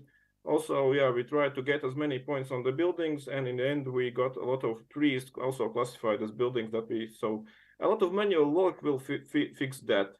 Also, this was for the first time that we were working with meshing add-ons, so we got a lot of, so to say, small tsunami waves on the waters, and we couldn't fix it until the providers for the tools got some updates for us. So yeah, but we still have problems with some of the elements that are in the higher ups, so like wires and something like that. They get more information that they need to. So like towers and spikes are, yes, a little bit not that good looking at the moment. And also, yes, because we classified so many building points, we got a lot of more information than we needed, to, so to say, thin out a bit these points, because many buildings in the Riga Old Town are quite complex and do not show well in these models. And yes, about the data, we have delivered all this data to Riga City. They have their own geoportal where you can view and look at all this data. They have their own Load 2 and Load 1 models. Also, all this reality mesh model is available there. You can see it. Also, there's much more information if you need it. So everything is available there. And about the future, well, we still are in the final production phase, so some products need to be finalized. But the moment we are waiting reaction from the users, what do we need? Do we need more data? Do we need better quality? Do we need different products, different formats? No, everything else that we need. So we are trying to figure it out. And also we want to find out if it is usable, because this is the first time we are creating something like that, and we need to get as more user experience back as we can. And we are also planning for the future. Do we need, so to say, especially for Riga City, do we need to do it again? And what would be the intervals? Or maybe we should do it for other cities. That's still in the, so to say, the future and in the planning part. And with a little bit summary, yes, that acquisition is not that cheap, and it's not that easy, so to say, to process it by ourselves. And also it depends what the quality we got from the data. And the old tricks we didn't really work in our production stage, so we needed to learn some new things and to learn about some new products, because they come with new problems that we need, so to say, to clear out and finish what we can do. And there's still many questions about the future, but the main question is still open. Will this data be, so to say, a base for this Riga City digital twin? And what we maybe needs to create something more for people to use it. I'm sorry, Evers, it's time to finish. Lastly, about the data availability, the orthophotos and LiDAR are at the moment for a price when we don't provide raw data, but the reality meshes and this Load 2 model that we have created, everybody can get it. So if you are interested in it, so you can just contact us and we will provide you with this data. And yeah, thank you for your attention and hope you at least enjoyed. What did you see from our presentation? Дуже дякую, Іварс. Дуже дякую. Thank you very much, Ivars. The floor is given to Vladimir Babchenko, Director of System Solutions. I'm representing the Swiss Ukrainian company System Solutions, which is on the market of Ukraine for more than 12 years. We'll talk about data acquisition, which is possible now in view of the martial law, and what are the methods of data acquisition and why do we need to acquire 3D data, and how exact should be this data. If we look from the point of view of what data we collect for urban development documentation, so I must say that according to the resolution 926, there are limitations like blue lines, green lines, yellow lines, or red lines of development, which should be identified with modern capacity, because if we speak about blue lines, this should be 3D measurement, which is important. The green lines, it's the territory covered by vegetation. It's also important. Yellow lines, this could be something ruined, or the lines of building or development is also important when we speak about cities. So use of modern technologies can help us in this. So let's begin with exactness. If we need to do this work, we have to think how exact should it be done. Like modern methods like RTK network system, it consists of more than 280 stations, uses any systems of coordinates which are available. It is a very exact system in order to get such geospatial data. Looking at the level of exactness of this network, we are now testing this system. If, for example, the building was damaged, so we can monitor its movement with exactness up to 5 millimeters.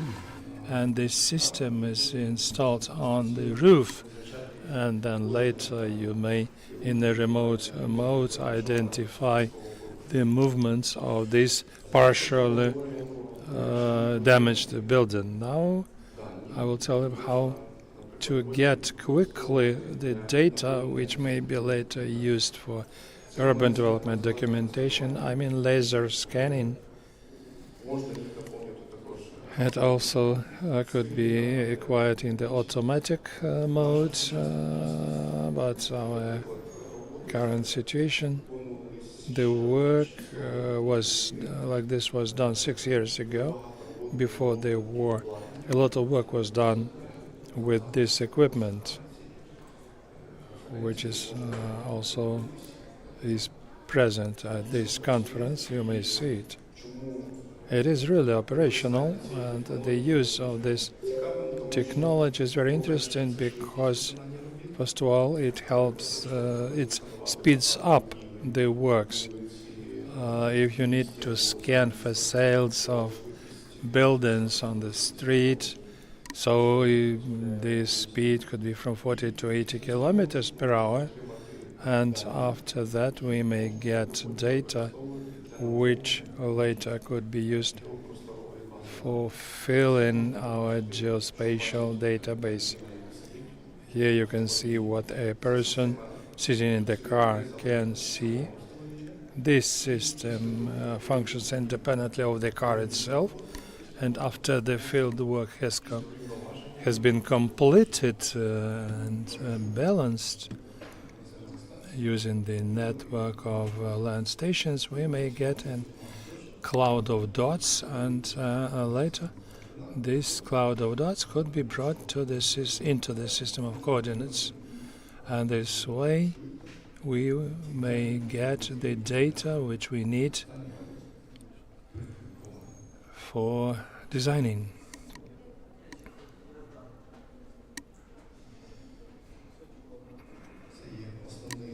These are the main benefits of use of 3D scanning. It's mobility as well as opportunity to get panoramic photos because there are cameras from all sides.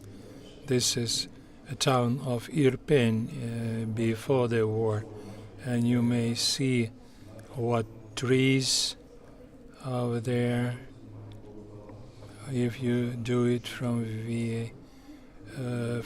aircraft or UAV. The trees will not allow you to see smaller details because they will be covered by trees. But with the laser scanner, you see everything which is under the trees. So, and especially now during the wartime, you cannot use UAVs everywhere. And here you see how, with the help of dots, you may see signs on the road, lines on the road, in order to model the transit through the city and traffic signs which may be used in the city. And this is after the cloud of dots, we get these images which can be used for identifying territories. So in conclusion, you may use for cartographic materials 3D objects monitoring and passportization of facilities in the city. It's a cloud of dots.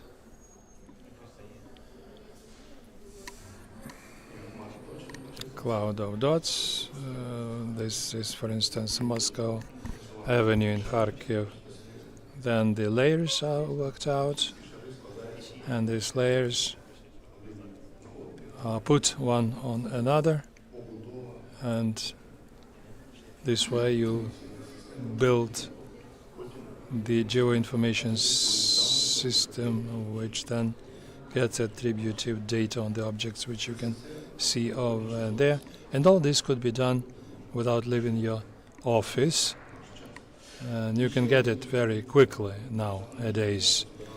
Another example of data acquisition with the combined method using GNSS receivers if you need to do some local works, and using GNSS rover with the photo camera and measure points using visual positioning.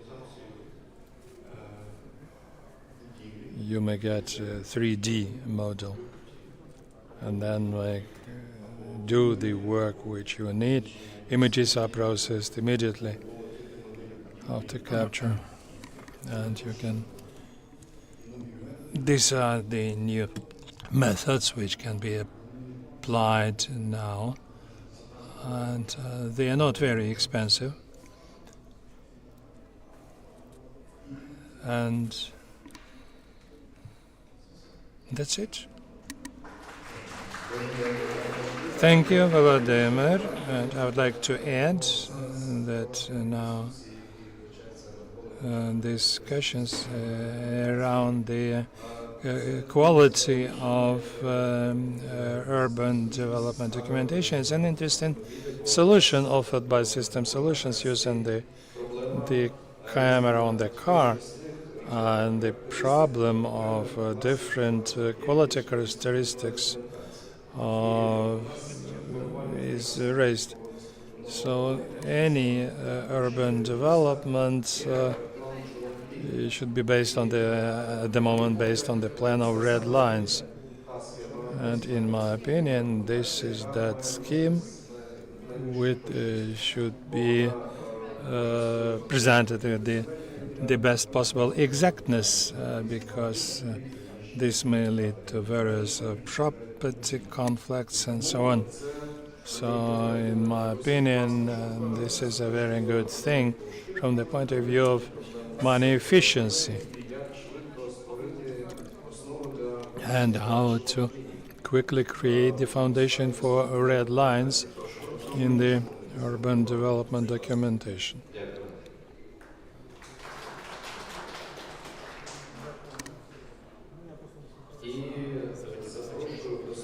the floor is given to Martin Lenk, Director of the Department of Services of Federal Agency of Cartography and Geodesic of Germany. He will tell us about BKG, the national supplier of geospatial data for urban development in Germany. Thank you very much. First of all, can you hear me? Can you hear me? Oh, good. Fine. I will open my presentation. I hope it will work. Can you see my presentation now? Oops, I opened the chat. Do you see my slides? Так, видно. They should be there. They're on my Yes, we screen. can see Yes. your presentation. Ah, yes, very good. So, well, thank you for my invitation, for your invitation and the possibility to present here in this session. I'm the head, just about myself, of the service department of the National Mapping Agency, BKG. My personal background is geography and water engineering. Before I start the presentation, I think this is appropriate. I'd like to express my solidarity with the people in Ukraine. And as you know, we stay next to you, and I hope this incredible war on your territory will end as soon as possible. I hope this is okay and acceptable to say that before I come to my slides now. With the following slides, I will only focus on two activities of BKG, our satellite mapping service, which is an interesting tool for federal agency, for our government, and our digital twin project, which is a bit in line with the technology which we've just seen in the presentation before. First of all, I'd like to say who we are at BKG. Wait a minute. And it's not so easy to handle this. Oops, sorry. So, now you see, I guess, my next slides. I hope so. On my screen is visible. Well, we are a federal agency under the Ministry of Interior of the federal government. You know, we are a federal republic with 16 states, and we have a central government, and my organization and me, I belong to the Ministry of Interior, the federal government. We are managing and providing geospatial information, geodetic observations about the Earth, like Earth rotation and so on, as well as any kind of reference or thematical spatial data, geodata, ET, maps, or internet application like GIS portals. We are also offering trainings for our customers, other agencies in the federal body, ET about GIS or about any other geographical IT tools. Last but not least, we are the German representatives for any kind of geospatial interest, e.g. at EU or UN level. Well, I can see that you see my slides. That's very good. Thank you for the feedback. Just skip the animation. We are located in Germany, in Frankfurt, with more than 200 people, including our leadership, our president, who sits in this nice classical building, but we also have technical buildings. And we have about another 100 people working in Leipzig in the east of Germany. We have also 3 geodetic observatories, one in Germany, one in South America, which is a close cooperation with Argentina, and a small observatory which runs automatically in the Antarctic. There are apart these observatories of a global system to observe and specify Earth parameters like rotation or continental drift. This is just that you understand my organization, and now I come to my 2 examples. First of all, to our, you can say satellite remote, our satellite mapping service. The service is done by a team which is called the Satellite Basis Crisis and Spatial Information Service, in German abbreviation SPD. The satellite team, the SPD team, is about 20 people, and they are all mapping and satellite data specialists. They are available all week, including weekends. It's an emergency service, so it's very important for us that in case it's needed, these people are already also available on the weekends. The team, they provide individual products like maps, dossiers, or even web applications for any purpose. It be when, or for example, when there is a natural hazard like a flood. In these situations, we react immediately, gather together any spatial information which is relevant for the case or the area where it happened. We create products like emergency maps for technical services, police, or for the Red Cross. Most products are based on current satellite data and images. We can order recent satellite data in very short time frame, like in a day. We therefore work together with commercial service providers who are in charge of the satellites, and they can steer satellites in a few hours to any point where we want to have them. We analyze the data and we create a product which is needed then during a flood. For instance, situation maps about roads or bridges can still be used. All services, and this is very important, are totally free of charge for any users from the federal administration. To explain this, citizens cannot come to us and ask for products, or other governmental bodies like municipalities. We are restricted to any federal agencies, but these are about 200 different agencies in the federal bodies. Here you see some fields of applications where we work on, for instance, here for technical support abroad, or during security crisis, for instance, terrorist attacks. We supply data maps and applications to prepare for big events, or for instance, demonstrations or sport events like a football European Cup, or political events like the G8 summit, which happens now and again in Germany. But also we provide these things and these products in case of crisis, natural hazards like earthquakes or flooding, like I already explained.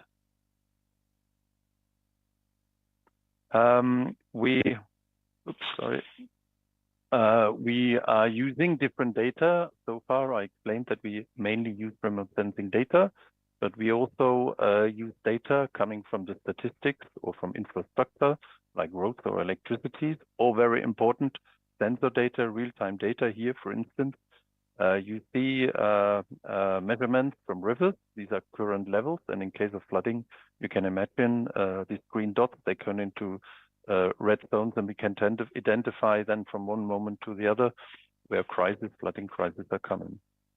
To just give you one example of the projects which we are creating, this is an example from abroad from 2 years ago, which we created. You might remember it was a refugee camp in Greece, in Lesbos, which burned down. In these cases, we analyze satellite data here, or in this example, from before and after the fire. With this data, we can not only see the current situation, we can also extract detailed information, for instance, about the number of tents and huts which were destroyed, or the loss of critical infrastructure like electricity or medical units on the site. You can imagine these are very crucial information for any measurements done to solve this kind of problem. On this last slide about our satellite mapping service, I basically just summarized what we are doing. I explained most of the things I do not need to repeat, but furthermore, you see at the bottom, you can see that we also support by transferring knowledge and experience about satellite technology and how to use it to our customers. This is very important for us because we want our customers to be self-independent and to enable them about the use of GIS and satellite as much as possible. And with this, I come to my last example, which I already mentioned is a little bit in line about what we've seen. That's just in the presentation before. This is just on a different scale. We are creating at present a digital twin for the whole of Germany. And this data we are not collecting from the street. We are collecting them from an aeroplane with using a LiDAR camera and collecting points from all over Germany in a resolution of roughly 20 centimeters or higher. This data here you can see is from a prototype which we've done in the region of Hamburg and around Hamburg. And you can see the outcome of this LiDAR data, which we then use for our digital twin. We want to create this digital twin and this data set for the whole of Germany. Wait a minute, I just have something to change here on my screen. You cannot see that. Sorry. We'd like to create this for the whole of Germany, and we like to collect this data every 3 years. At the moment, we only done the prototype, but we are ready to start the flights of Germany next year, and we'd like to collect this data inside a year. The 3D model which we collect is not the twin itself. It's just the backbone data, as I call them. The twin contains much more, as you can see in this drawing. It also contains any kind of available and relevant spatial data sets for use for different applications. For instance, points of interest, road systems, statistical data, or weather forecasts. This is what I try to express here in the middle field. And last but not least, we also integrate tools for simulations into the future, like for extreme flooding or other consequences of climate change. And that will be my last part. Will show you what I mean with this. So now my presentation is not running forward. Now it is. Here you see another animation about this approach, here focusing on the fields where the digital twin can be used. I hope it's quite clear with the data we collect and with the data storage we produce, and with the tools we integrate, that this is a universal tool for any field of applications. For instance, for agriculture, for disaster risk reduction, what I already mentioned, but also for urban planning solutions. And with this, I will come more or less to the end of my slides. I'd just like to show you or demonstrate an example which we already prepared with our digital twin. At the moment, we are already preparing a twin for heavy rainfalls. You know, these heavy rainfalls which come in a very short time frame and then are quite disastrous. They are rising in number and frequency more and more, so it's a current problem of climate change. For this simulation for heavy rainfalls, we need very precise digital elevation model data. We need data about all the buildings in Germany and also statistical data about heavy rainfall based on long-term observations everywhere in Germany. This last data received from our National Meteorological Service. The example shows, I think that the digital twin can be very useful also that the digital twin in our eyes is based on close cooperation with data providers and users for this digital twin. The outcome, and this will be my last slide, is then something what you see here. We already done the simulation for a region in Germany, in North Rhine-Westphalia. The outcomes are predictions for certain heavy rain situations which are occurring during very extreme weather conditions. So this we simulated the flood height as well as the velocity. Those parameters are important for identifying critical risk zones, as you can see. And with this, I'm at the end of my presentation. I hope interesting and useful for you. I'd just like to express, these are two examples. We provide much more as an agency, for instance, the provision of reference data, geopodal, interactive maps, and also our geodetic observatory. Thank you so much for your attention.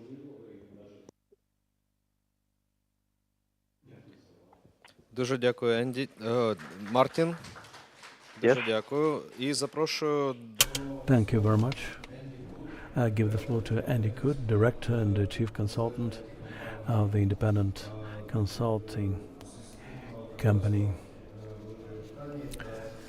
the United Kingdom.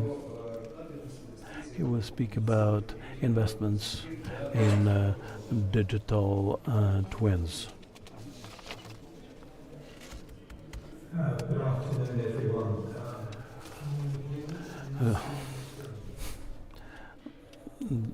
Yes, we hear you. And Okay, thank you. Yes, it's okay. So I'm going to speak very briefly on this because I understand we're behind time, but all of the very interesting things that we've seen in this earlier session around digital twins, around address management and so on. You can't do these things without money. And so I want to talk about how we as an industry actually look at a specific example, digital twins, and how we can put together the business case for investment in this type of work. So I'll just talk about setting some context. Then we'll talk about some standard economic approaches, which I think we as an industry can adopt, some of the results and maybe the takeaways for adopting this kind of methodology. So why do we need to justify investment? Sorry, I'm getting feedback of myself, but let me press on. The 3D has become remarkably capable, as we've seen this morning, and for relatively lower costs than in the past. I think we're able to derive much more capable products. But this excites us, I think, as technologists. But if I'm a policymaker or a senior company executive, I need to be convinced that there is a return on investment. I can see the technology is attractive, but what's it going to mean for me as a big business or me as a government? And really, for justifying investment, we have to answer a few key questions. So what is the value proposition? What is the return on the investment that I make? Is it going to be positive? And is it going to be helpful both in social terms for citizens and also for economic assessment? Why does this project have to be done now? And how can I compare these benefits objectively with alternative investments? And will it deliver? What are the risks of failure? So we've developed a standardized approach, which is on the screen now, and you'll get these slides afterwards. So I'm going to just look at each of these in turn. The first one is we need to define the concepts and the scope of what we're talking about. Digital twin, I'm afraid, is a term that has domain-specific meanings. Geospatial, BIM, and the metaverse and gaming all define the term differently. So we need to be sure about we're speaking the same language, and it's one that can be interpreted by multiple different professions. We need to look at the specification. We've seen some level of detail, examples right through to floor plans of the internals of buildings, which is normally referred to as level of detail 4. And there's an increase in cost as you move from 1 towards 4. And are we talking about a mesh model, such as those we've seen today, or a digital surface model, or a digital terrain model? So once again, we have these things that concern terminology that we need to start off by defining. We need to look at different types of interoperability. I think most of us are happy with technical interoperability, but the semantic interoperability of what we mean when we describe things is an important factor. And the reasons for putting these up is that there are costs in doing the standards work that sits behind this. And there also, when we look at urban planning specifically, there are a number of different actors. There's obviously the government side, but there's then potentially much bigger gains for developers, for architects, and for citizens. So when we're doing the justification, we need to consider all of those. One of the other aspects that we need to look at is how we align with policy drivers. So how can we make our messages about why we need to do this fit with government policy or government or local city officials' agendas, and also with improving the lot of our citizens. So we need to look at those questions, and I'm not going to go through them in detail, but this alignment is an important stage in putting together the business case. Then we look at use cases. And as has been said, there are a number of different use case areas that I think we can consider. Not only planning, and this is where the business case becomes easier if we then combine it with how this can help energy, transport, security, inward investment. So whereas we make the investments once, if we can put together a wide business case covering a lot of different application areas, then we have a better chance of being able to justify the investment. But let's look specifically at this area of planning. Some work I'm doing at the moment in the UK, we're looking at a series of different use cases, right from urban design strategies where 3D has a very positive role in being able to present things in ways that are easier to understand than 2D plans, particularly when you're looking at citizen engagement. We think in 3D, and therefore it's much easier to engage citizens in using a 3D model. Big scale regeneration, which of course is what is going to need to happen in Ukraine when hopefully the war comes to the end soon. These are ones where we have to consider a number of different perspectives. And that is much easier done if you can look at plans that are holistic in that they cover the whole of the city and they can be looked at from various different perspectives. Creating zoning plans, where are we going to put industry in the future and where residential.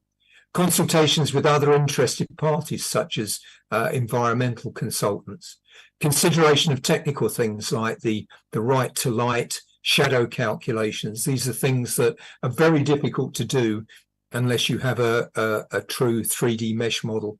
But also decision making, the use of virtual reality by city officials. And there are some great examples, for instance, in Helsinki of how they've put this into practice. If we then look at the way in which major developments, so one of those particular use cases is implemented. This is an example from Nottingham City, where the developers send in a 3D model. It's then integrated with the overall city fabric, and then they can carry out their site assessment in a much more structured and cost-effective way. If we then look at how we then turn this into numbers, into financial values for presenting, one of the principal tools we have is what's called value chain modeling, where you draw out the processes that you're going to change. You look at where those processes become more efficient, where in fact processes may be removed completely. And where the value is therefore added can be pinned against those changed or removed processes. And this is carried out in consultation with the users. It's important to take the users with you in order to be able to produce a good business case, because they will articulate the benefits to politicians in a more coherent way and covering a wider set of uses than you're able to do as suppliers. We look at these cost savings in terms of productivity, but also there are multiple other gains. There may actually be revenues that come to the city from being able to provide this data to developers and other interested parties. And we can validate monetary estimates these days by using examples, and there are an increasing number of examples of return on investment studies that have been done worldwide and can be applied to the situation in Ukraine. This is some work that we did for EuroSDR, which is the international body that looks at spatial data research. And this work, I've put a note in there of the URL. And this was looking purely at urban planning in Ireland using a reality mesh and looking at only a couple of areas. So looking at reducing costs for developers and citizen benefits. And it gave a 2-to-1 return on investment.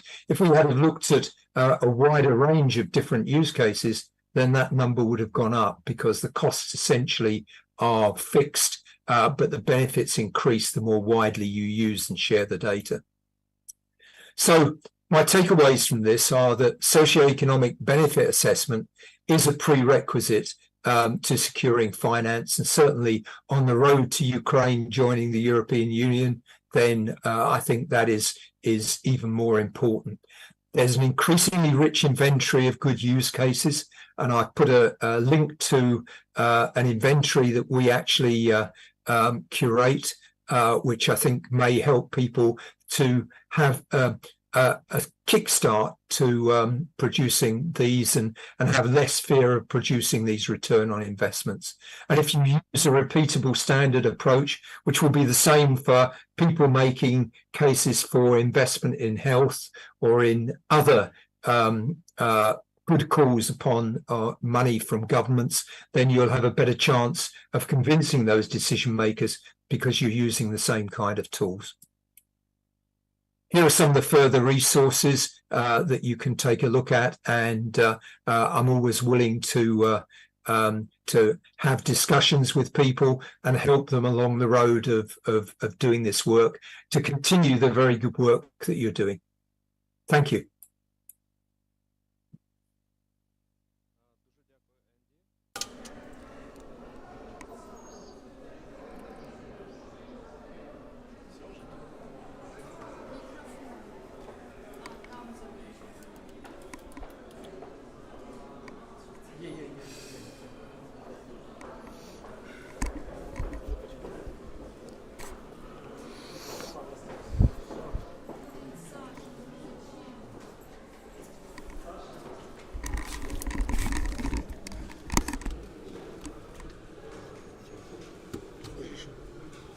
Пока все.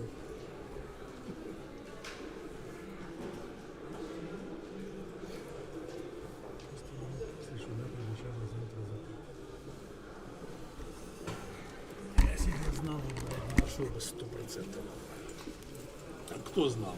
Да, конечно, никто не знал. Я когда делал с ними в онлайне, такого ничего не было. Даже близко. Так позориться, блядь, в таком возрасте, это вредно для здоровья. А при чем здесь позорить? Кто позорится? Я позорюсь. А чем позоришься? Перед собой. Ну, если ты так считаешь, я считаю, что ты ошибаешься. Это позорятся те, кто организовал это. Это да.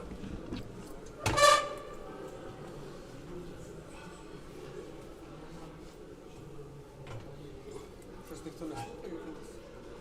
Людей мало. Ну да. Так що зараз? Що зараз? Перерва? Година, але я думаю, не буде година.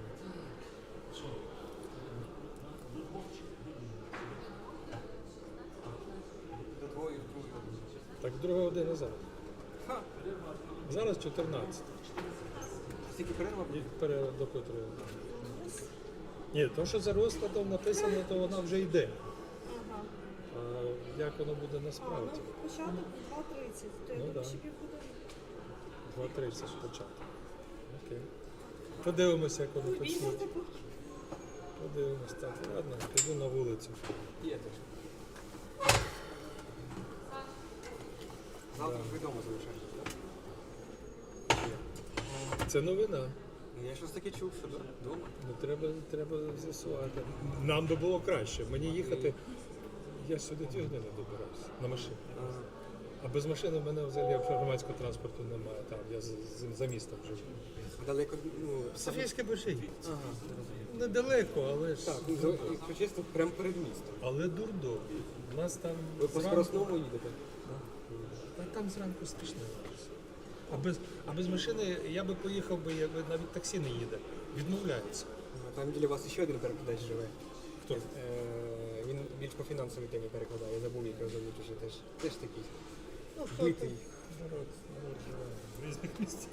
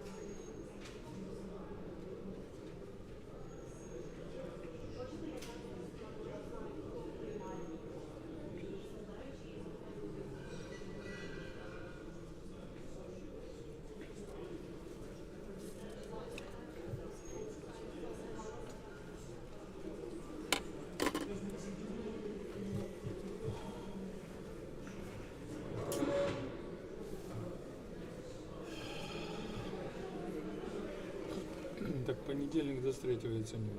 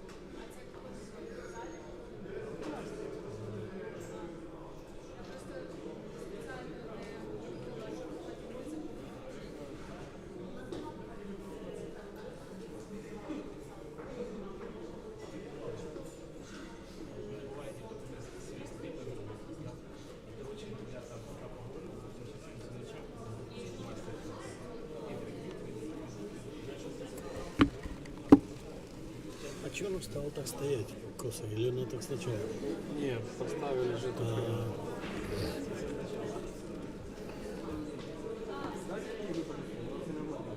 Подвинь наушники. Ну вот так.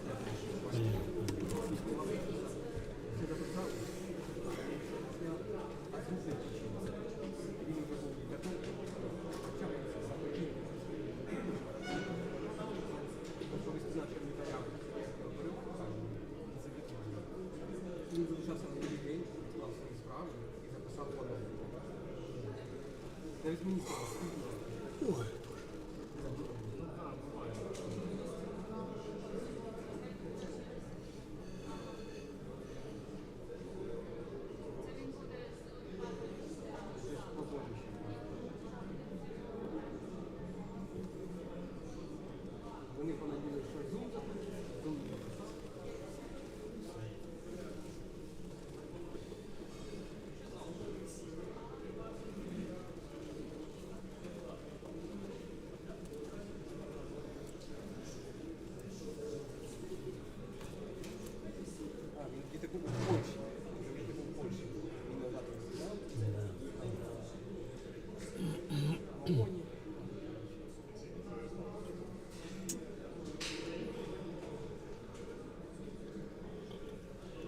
Макс говорит. Я же говорил, да, что он в Будапеште ездил. Командировку. Ты говорил, что его посылали учиться в Венгрию. Ну, это, да, недельный курс. Я думал, на дольше. Не, ну неделя.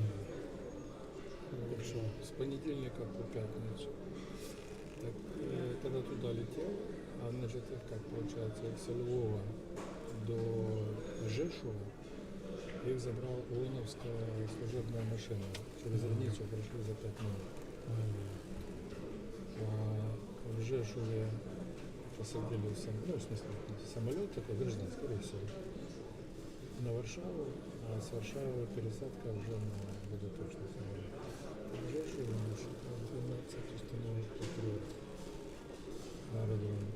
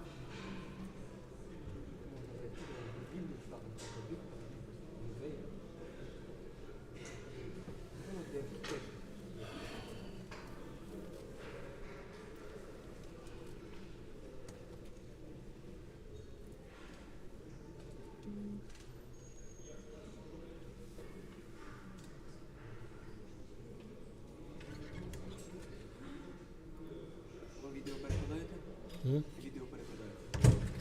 Зараз буде відеоконтент, Це залежно від того, що там. Якщо воно так знято, що не під переклад, то нічого про це не говорили.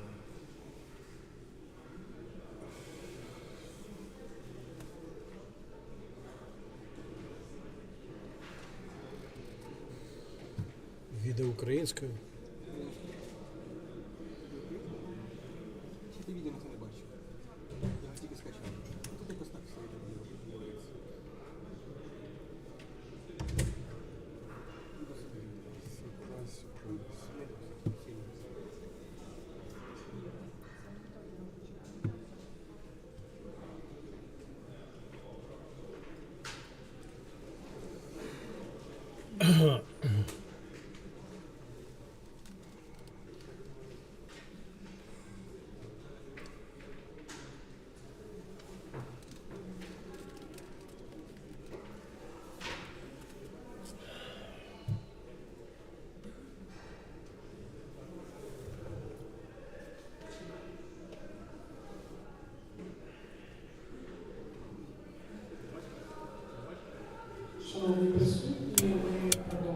Ladies and gentlemen, we continue our conference. The next panel, number 3, will be about geoinformation technologies for the monitoring and evaluation of the development of regions and territorial communities. I give the floor to Ms. Kristina Zelinska, who will be moderating this panel.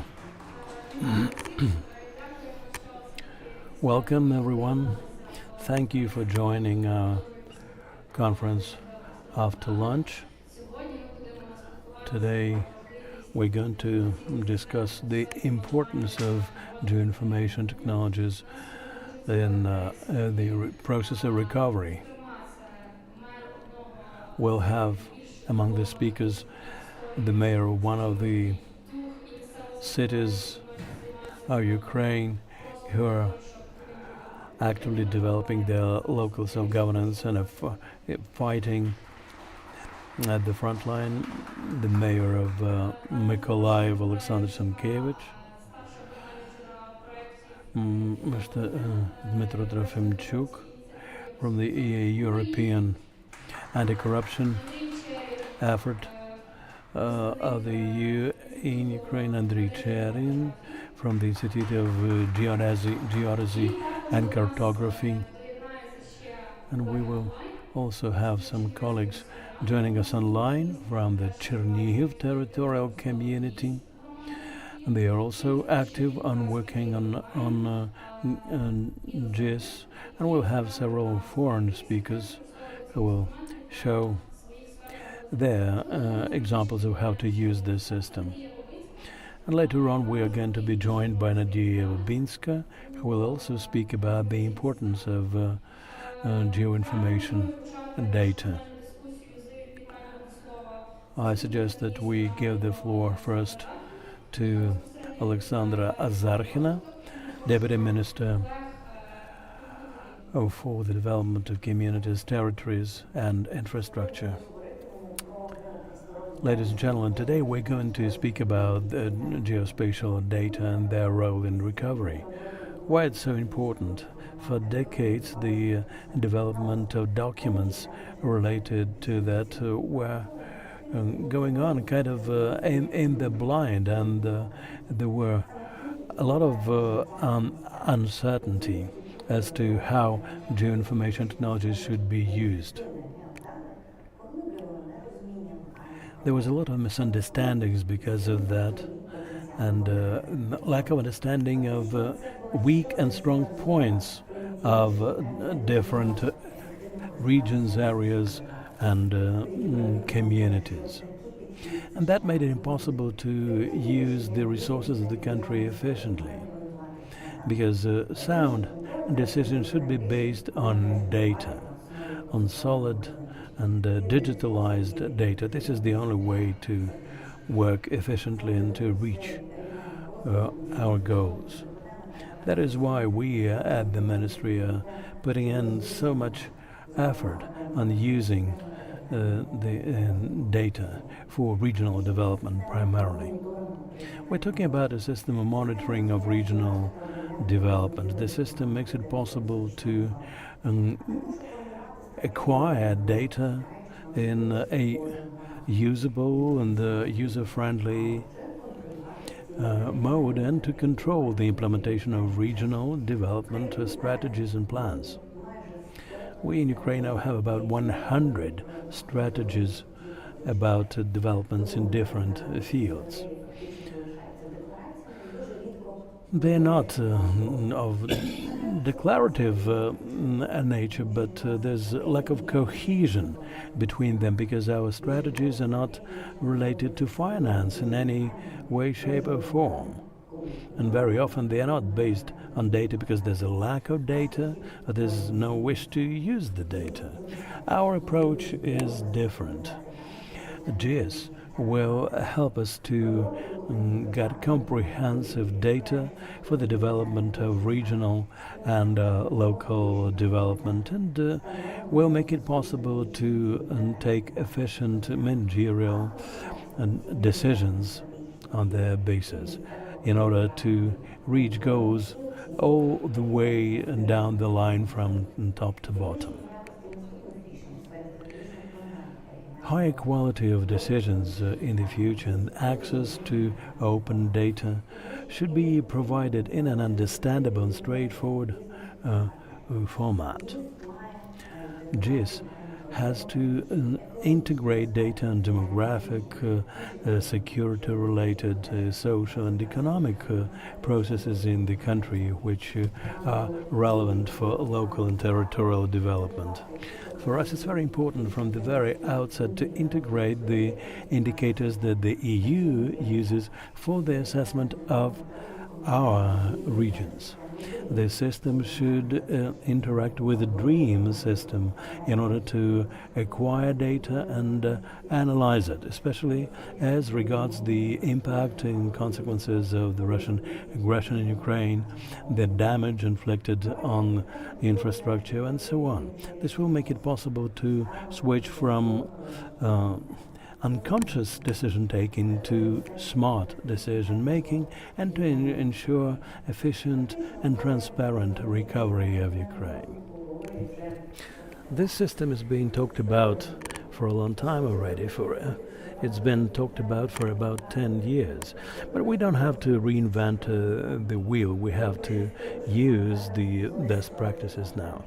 And it happens so that today there is the political will, the support of politicians, and there is an opportunity to implement relevant decisions at all levels, to take decisions on the basis of solid data. I wish you a very successful conference. Thank you, Alexandra. Well, a few words about the system that the Deputy Minister just mentioned. You've heard a lot today about a system of geoinformation systems, and now we want to make sure that in our country, in the state body and governmental bodies at all the levels, decisions should be taken on the basis of data. So our task is to create a system which will be a part of the geospatial and data infrastructure, and which is important for planning of territories and their development, not just spatial development, but in particular in order to understand whether we need to invest funds in the recovery of a certain site of social economic infrastructure which was ruined, whether there is any point in recovering that. So today we are going to speak about success stories in line of local self-governance.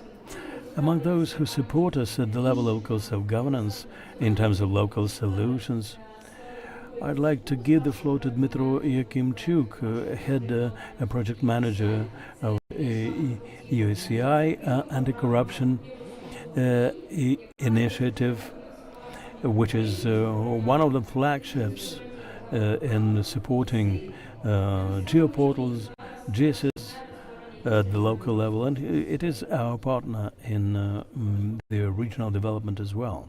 Dmitro, over to you.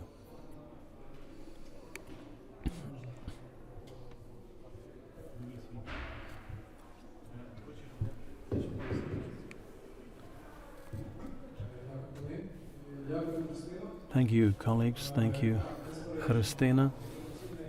Of course, the anti-corruption effort of the EU supports geoportals and geoinformation systems.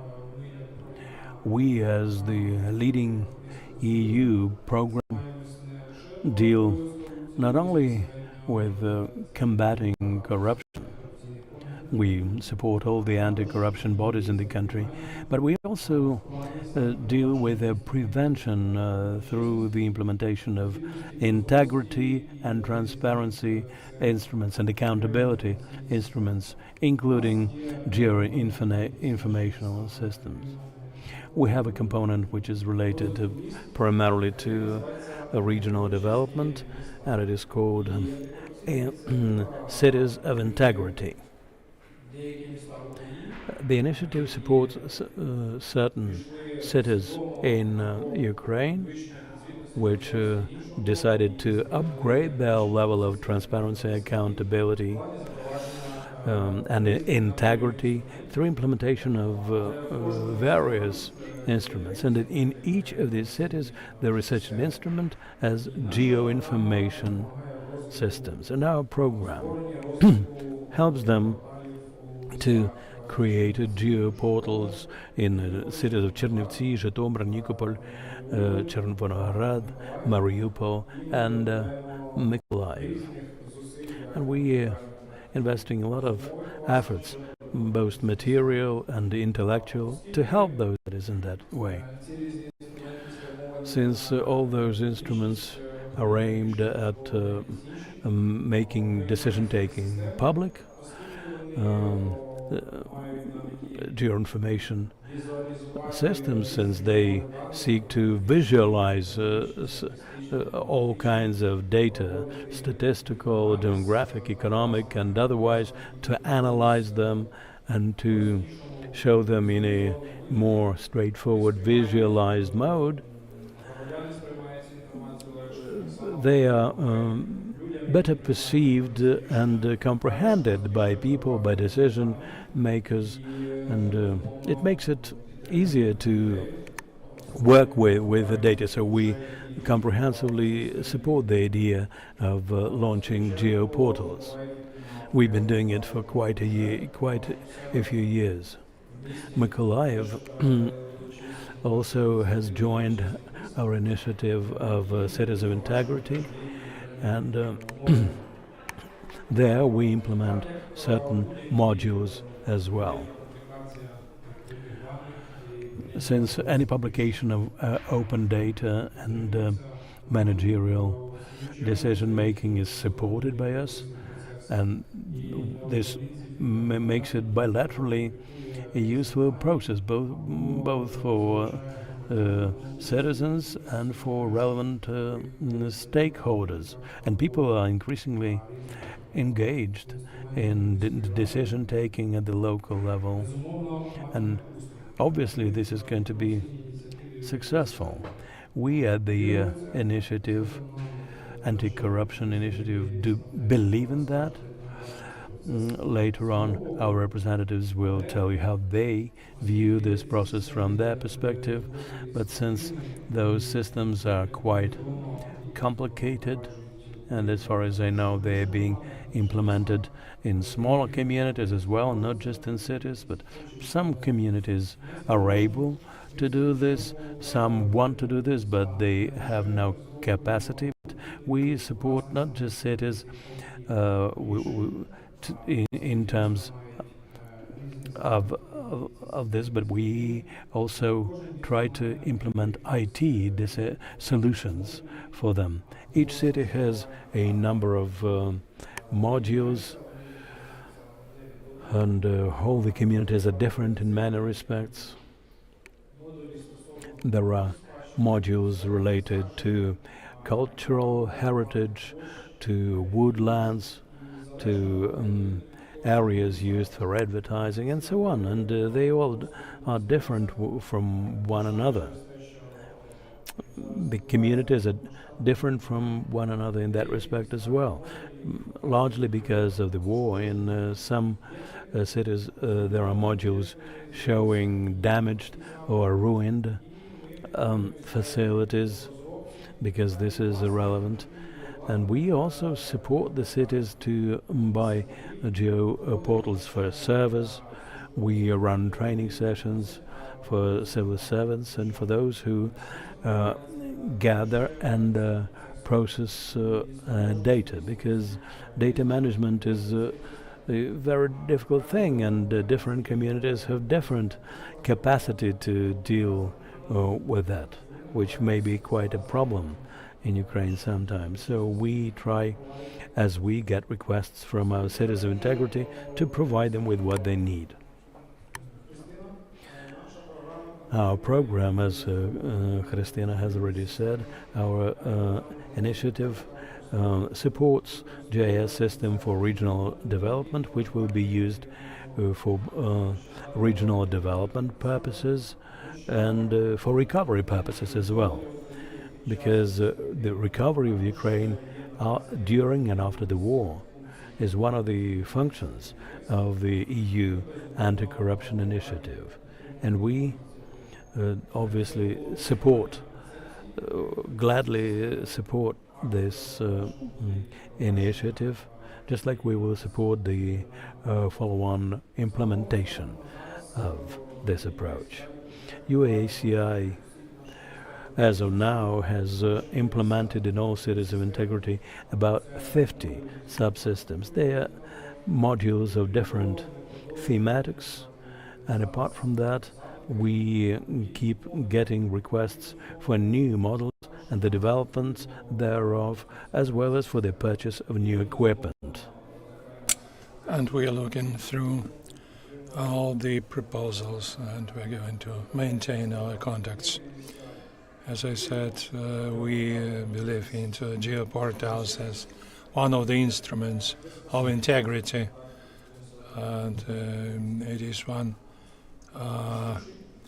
It is not the element of prevention of corruption, but definitely supports transparency of data and development of cities and communication, as well as integrity. Thank you. That's all for now.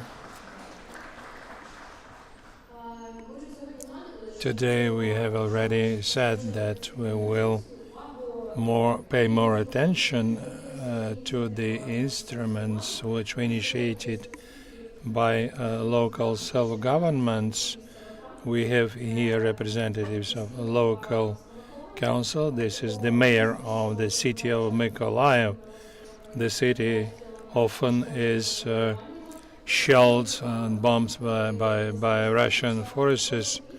It would be interesting to hear from him, Alexander Senkevich, the experience of the city, on how you use this module in order to organize the necessary works. Thank you. I would like to say that before becoming a city mayor in 2005, a long time ago, I organized a company which is still functional without me, but I myself is a developer and a sharp developer.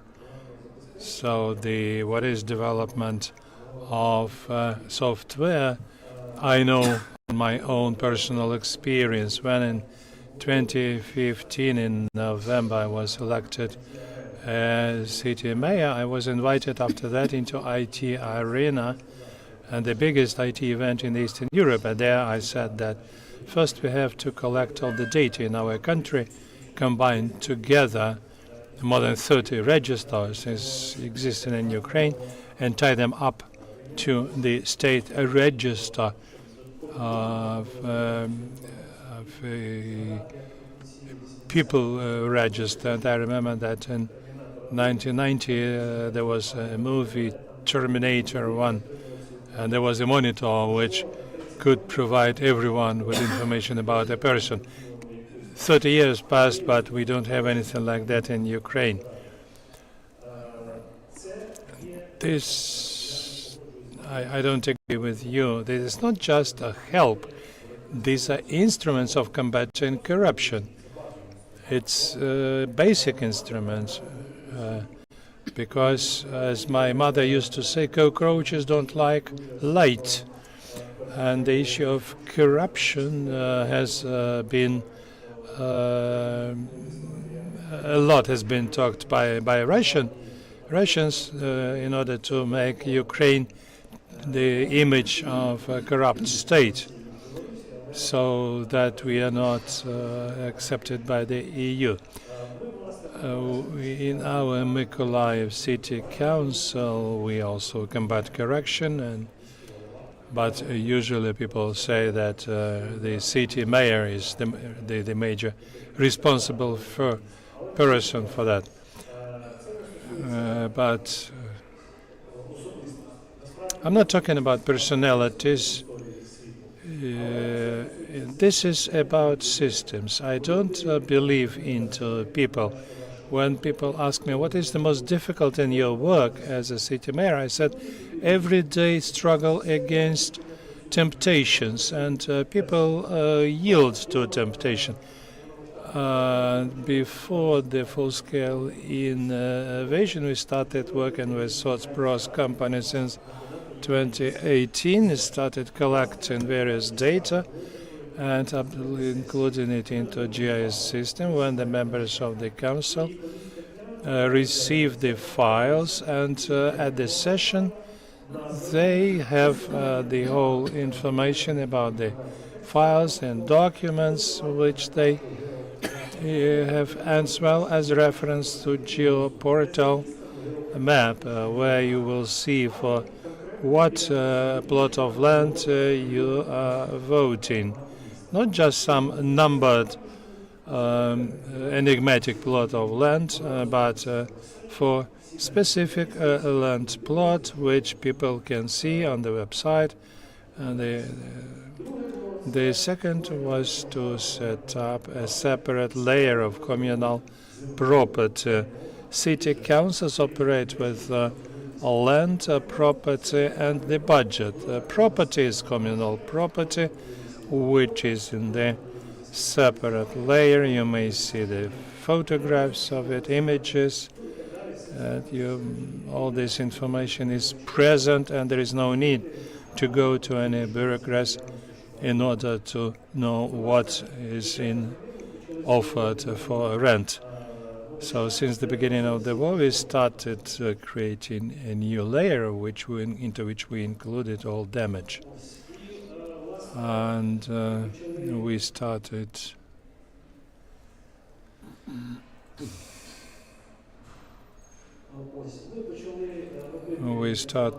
making damage assessment evaluation, where we started to put on the map all the objects which were ruined by bombing and shelling. All this was put on this layer, and you may see that the territory was shelled by Russians everywhere. When they say that they aimed at military objects, this information shows that it's a lie. They shelled everywhere. Then, on the basis of this layer, we started running our register of damaged property and losses. The total sum, together with the European Anti-Corruption Initiative and the project Russia Will Pay, we assessed preliminary assessment, came to a conclusion that it is about 852 million euro of damaged property. Now we are doing examination after the bombardments ceased somehow. So we do assessment of these objects by experts, and this included into registers, and it is included into the public GeoPortal. Here you see how it looks like. This is data on the level of damage. You may sort these facilities, selecting based on the type of damage. In total, we have information about 3,574 objects, 344 of the first category and 231 object of the second category. This is verified data, which data helps us to pay people money in the framework of a revival program. Everything is done publicly.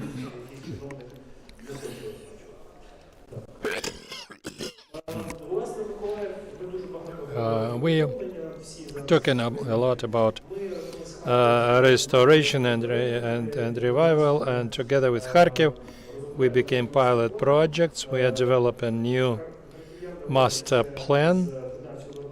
People in Kharkiv do it with the Norman Foster Foundation.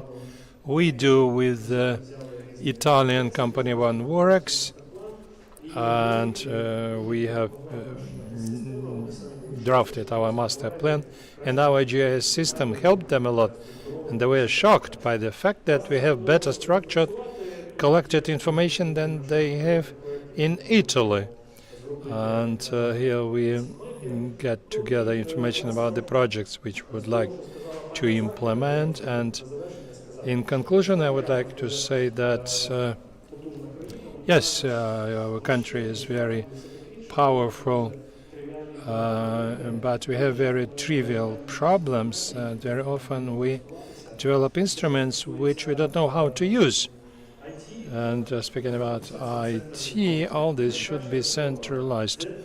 I would say that the best reform in Ukraine is decentralization, and the reform in the IT sphere should be centralization. Very often we say that we have to give everything to everyone, and I'm sure that we have to develop all these projects at the state level and divide them between various communities. Some communities have a possibility to invest millions into the development of these systems. Other communities don't have such opportunities, and the state should assist them with that. So when we're sitting here, I see that we have a fire alarm system. All these sensors are covered with covers. If there is smoke, they will not work.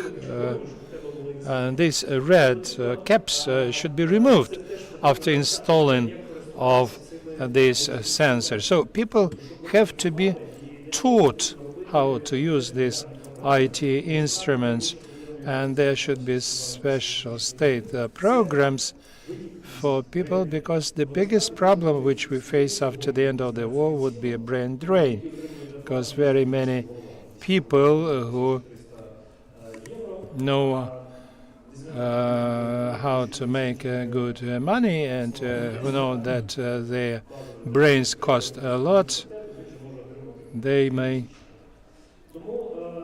leave the country. Therefore, we need to train people for them to be able to use these objects and systems, not only in big cities like Mykolaiv, but in small towns as well, to make it uniform, to distribute and to teach. I would say this is the major state task.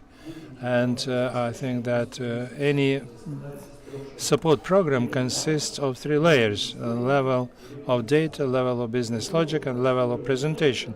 So we may create data, and the state should provide for business logic and presentation for it to be clear to everyone. Thank you for your attention. Thank Alexander Sienkiewicz. The next to speak will be our speaker who will speak online. This is the head of the Department of Urbanistics and Architecture, Andrei Miskil. Could you please present us your geoinformation system, how you use it, for which administrative decisions, how do you collect data and how your system differs from the case of the city which was damaged. So the city in the area versus damaged city. Andrei, we can't hear you. We have some technical problems. Просимо сказати слово. Так, вже добре, дякую. I would begin with presenting your information and Geoportal on which we work now, which differs from the city of Mykolaiv. The city of Chernivtsi faces different problems of IDPs. But I will begin with the information. The Geoportal was launched in 2017, and we are now actively work on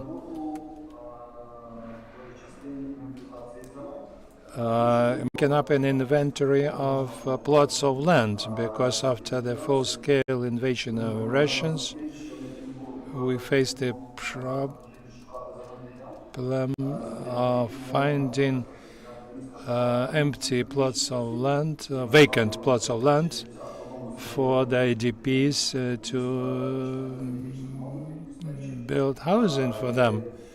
So near Chernivtsi we have a modular towns, so-called, where we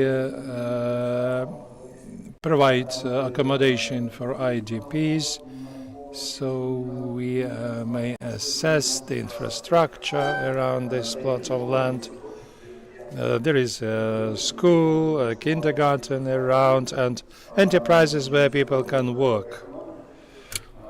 And where they can get involved in the economic activities. But we had to move forward, and over the last 2 years,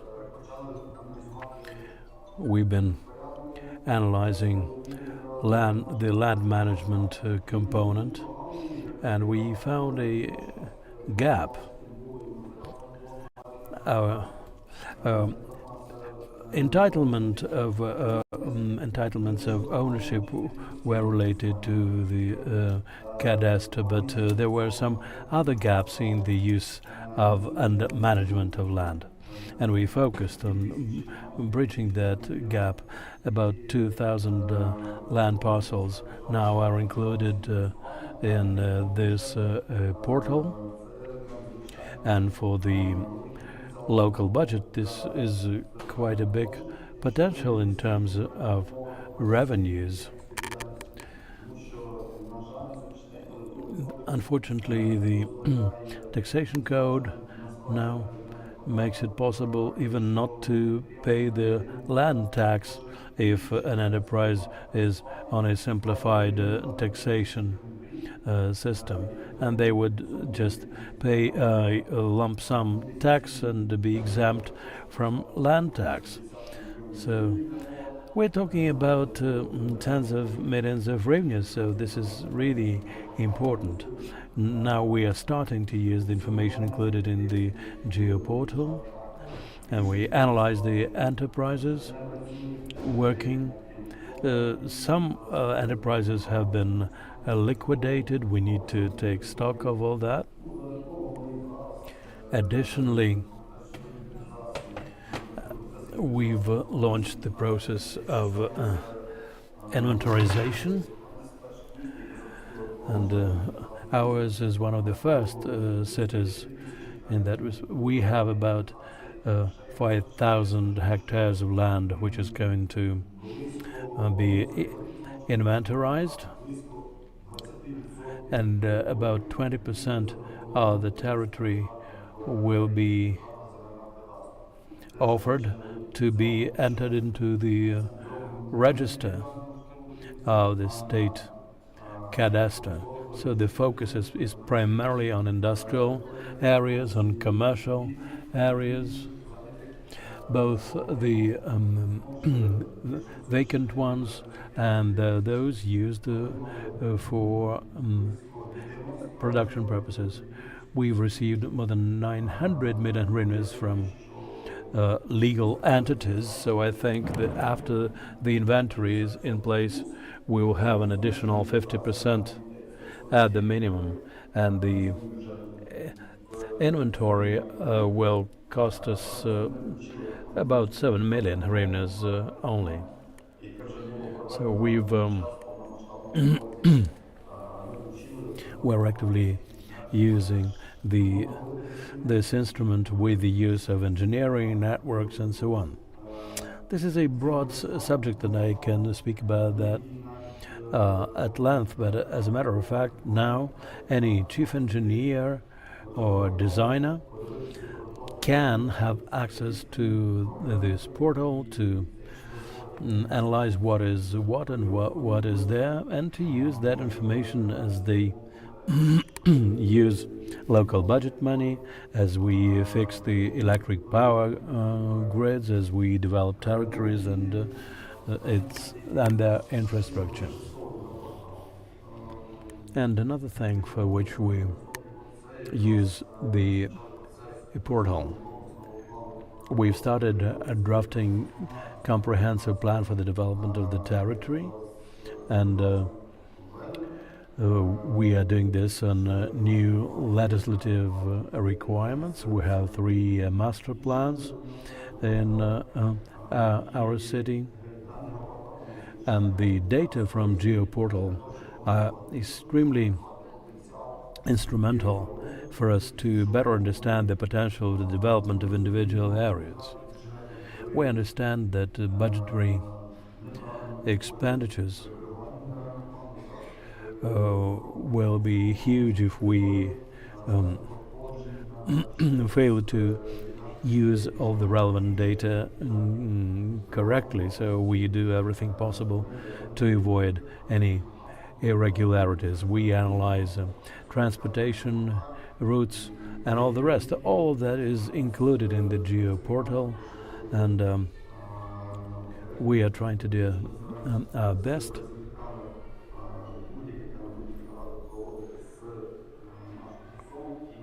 We are taking all our decisions on the basis of GIS and the analytics which comes out of it.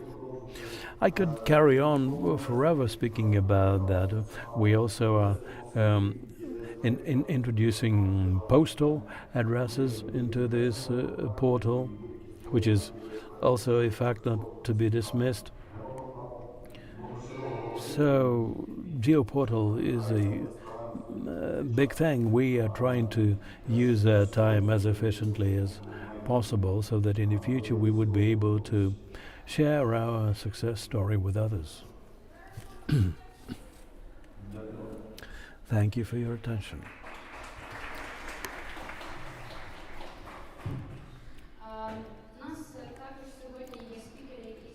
We have today some more speakers online. Our foreign colleagues, Doman Mongus from Mariborg University, and he will be speaking about the potential in spatial development in the process of recovery of Ukraine. Really nice to hear you. Thank you for coming. Thank you for inviting me. I'm just okay. Thanks. Hope you can see my screen. Is everything okay, Dan? Hello. I guess it is. So I guess I can start. Yeah, my name is Owen Mongus, and I will talk today about something that we call geospatial intelligence. In general, what do we mean by geospatial intelligence is that we are dealing with the systems that capture the spatial behavior or spatial patterns of the behavior. Essentially, what we are doing is we somehow design systems that are composed of four key layers. These are monitoring layer, diagnostics layer, and prognostic and optimization layer. In a monitoring layer, we are trying to gather the data, as much data as possible from various data sources and data streams, align them in time and space in order to provide somehow a comprehensive picture of what is going on in the geospace. On top of this data, we can then implement diagnostics algorithms in terms of classifiers, feature learning algorithms, visual analytics algorithms, and stuff like that. On top of that, we can then do prognostics in terms of spatial temporal regressions, context learning, stuff like that. And of course, try to optimize everything in order to implement some kind of, let's say, optimal or close to optimal solutions into the real world. I know that this is somehow abstract, so I'll try to be, I'll try to go through a couple of projects at each of these levels in order to present what do we mean by that.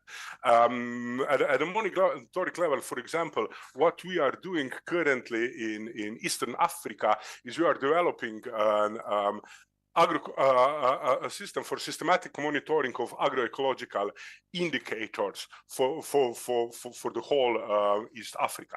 On one hand, this includes some global indicators like greenhouse gas emissions, soil health status, organic matter, soil organic matter, crop development, and stuff like that. And these are, for example, these are the indicators that can be generated from satellite data. We then input also some socio-economic data, which is openly available, like, for example, data from United Nations, World Bank, national environmental agencies, and stuff like that. And based on that, we can then also integrate some farm specific data like water pH that they have, or a nutrient composite and stuff like that. And based on that, based on this whole set of agroecological indicators, we are then designing the agroecological transition of farmers. Okay, these are often this type of comprehensive assessment or comprehensive data integration systems are often based on something that we call the data spaces. Data spaces are, now it's quite a trend to develop data spaces in all kinds of different domains. But essentially, when doing systems like that, we often, spend too much time related to data harmonization, data integration, and stuff like that. While the data space concepts allow us to integrate the data in a completely different method. In a particular, data space is more or less centered around a catalog of data sources, which are essentially only APIs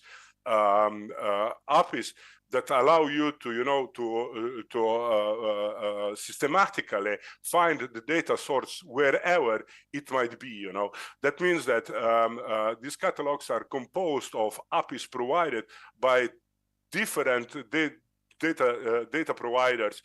Each of the data providers is responsible for their own data, is responsible for quality assurance of the data and stuff like that, and it only needs to provide metadata to this catalog with access rights, so that the data provider and the data user can, on the fly, on demand, decide on the means by which the data will be shared. Simply speaking,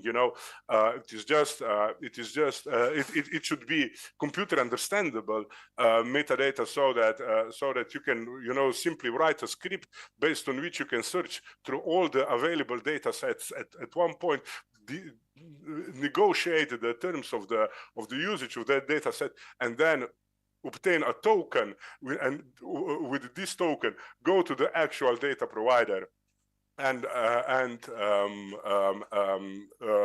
get the data from the data provider, which you then may use in your systems. Our systems are traditionally designed, you know, in such a way that we have like tons of third-party data providers, which we access through something that we call data connectors. You know, we can get the data, and then we usually have a backend application that allows us to produce some data products. These data products are then stored in our data distribution system and can then be redistributed to either any type of front-end applications, or it can be translated to different third-party users. Why this is efficient is, yes, because we can then try to develop all kind of AI systems or stuff like that. As for example, at a diagnostics level, we are doing quite a lot of, for example, with farming, where we are trying to in this particular project, we are getting the data from satellites. We are getting the data from weather stations. We include soil lab testing of soil lab testing and also IoT for water monitoring. You know, based on that, we can then determine the water health status, soil organic matter, and detect crops, pesticides, and diseases. And based on that, we then on one hand produce spraying maps. These are just maps, you know, that define for each pixel how much of fertilizers or pesticides should be applied on that particular pixel, or in that particular region. These spraying maps are then uploaded to the tractors, and these tractors, when they are running around and spraying things, they apply always only prescribed amount of fertilizations or pesticides on the actual region. We also produce irrigation parameters, which are then used for to optimize spraying, again providing the actual parameters of how much water should be applied on a particular region. So this is some kind of let's say a diagnostics level where we just gather the data, we just do some classifications in order to deliver some data products. When we are talking about prognostics, of course, we are trying to predict how the system or how the spatial things will evolve in the future. And in this particular case, for example, we have developed a national traffic prediction service where we integrate real-time traffic counters data. We have a dedicated system that allows us for monitoring the speeds from the actual cameras, and based on that detect traffic jams. We also integrate weather data. We also integrate holidays from the neighboring countries, and in this way, you know, develop quite a comprehensive system for monitoring the traffic. Based on that, we can do again real-time traffic jam predictions, detections, and the predictions and the prognostics of the traveling time and traffic. In this particular case, we are doing traffic predictions for up to 1 year in order to optimize the scheduling of the activities. When we are talking about optimization, you know, then, for example, we have also developed a vegetation management system, which essentially allows, which essentially deals with LiDAR data. We also integrate soil height status, shadow maps, weather predictions, work prices, and so on. But essentially, you know, when somebody from with drone or airplane flies over the power transmission lines, it gathers 3D data about the vegetation and stuff like that. When it comes back, it imports the data into our system, and then the 3D models are automatically generated. 3D models of power transmission lines, 3D models of vegetation, and then the whole vegetation lines are inspected in order to see whether there is a tree too close to the power transmission line. This data is then also fed into the tree growth prediction system, which is tuned based on that. So we can then do the predictions for the tree growth for the next couple of years, and based on that, produce maps where there will be some critical event or where there will be some danger or hazard in the next year, and based on these inputs, we can then estimate the costs related to cleaning such power transmission line, and based on that, we can then optimize the costs and actually order work orders, which are then fed to the asset management systems of our government. So essentially, we usually address this whole range of activities, but what I was asked to particularly discuss here is a system that it's a military system that we are developing, and it is related to real-time map generation with the objective to improve military tactical capabilities. In this particular case, what we are doing is we developed a system that allows for capturing, with a drone, whatever kind of a camera you have on a drone, as long as it is NATO standardized, the video stream can then be registered into our platform for real-time video processing. This video processing can then, estimate or detects the particular objects that we are interested in, and produces a 3D map, which can then be distributed. Today, we are focusing our developments here into a system that will allow a rapid generation of models, which means essentially, define new detections. And try to process multiple streams at once. We are also currently in the plans of transmitting this technology to civil use. So essentially, how the system works, we have like three key components. One component is a let's say a workstation which is in charge of producing the models. Here, we do all the training of object recognition models to be applied on video streams. Usually, you need to have some training data for this purpose. This training data can be gathered from whatever kind of a system that we want to have. We also have a dedicated edge device which is capable of doing real-time object detection, and it is fit and it is in line with the models that we are producing, so we can directly apply a model on that one. But essentially, you use some archived video streams, which can then be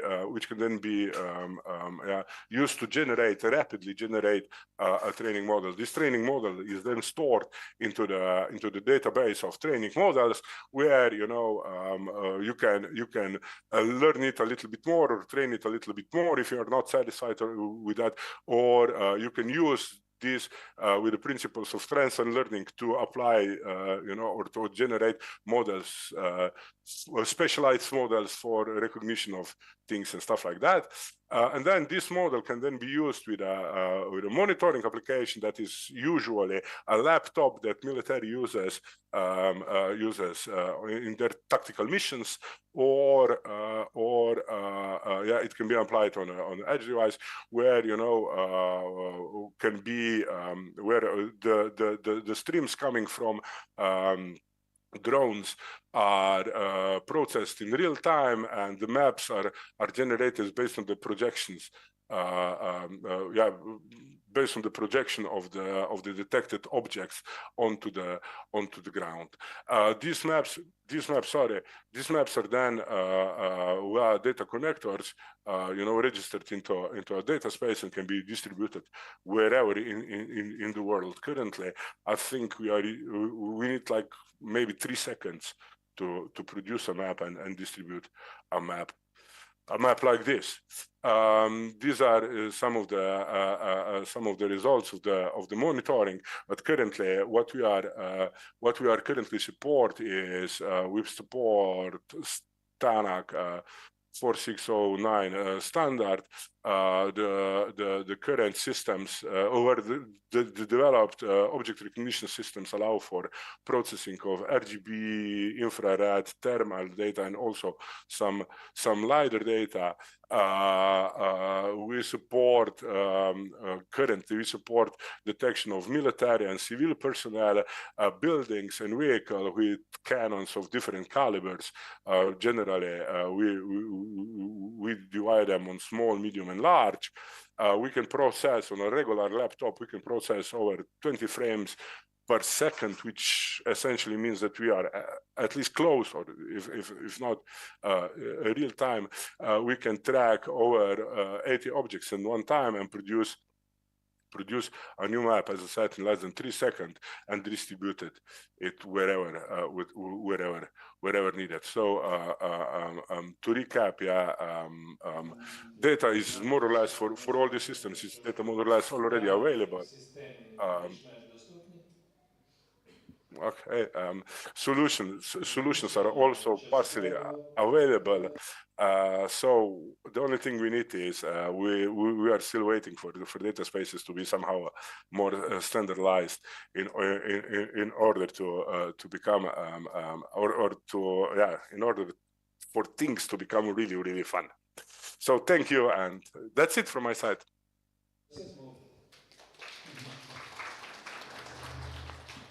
Doman, thank you. Doman, thank you for your presentation. It was really very exciting, especially about geomodeling. And let's come back to Ukrainian. Some words, some farewell words from Alexander Sankevich. I have to go to the Club of Mayors sitting. I just forgot to say to express gratitude to European initiative, which has become partner with Mykolaiv, for helping them to implement those instruments, which can be used and copied in other cities, bigger cities or smaller towns, and also knowing that there are architects here. I want to say that in Mykolaiv there are now a lot of competitions for architects. So if there are people who want to participate, they are open, and we would like the best practices to come to our city.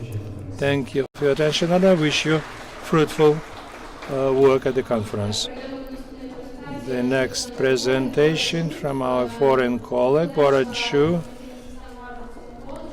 She is an instructor in Harvard College. She's going to tell us about methodology and techniques of identification of losses and damage with the use of artificial intelligence, using the city of Mariupol as an example.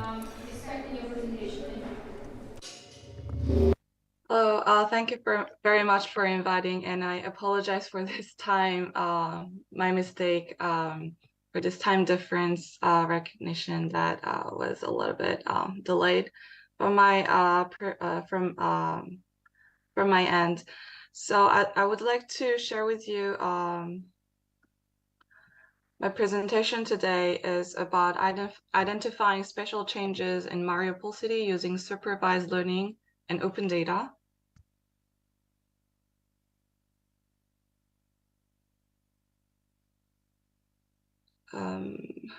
Just try to.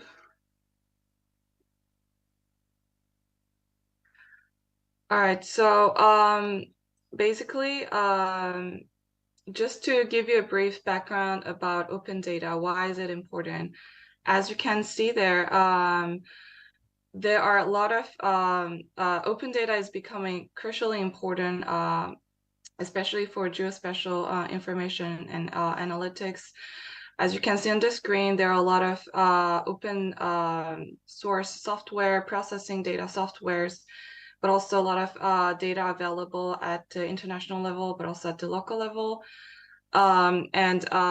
Recently, also Google has launched this Earth Engine catalog where you can access a lot of open data, including surface reflectance data or other risk data such as flooding.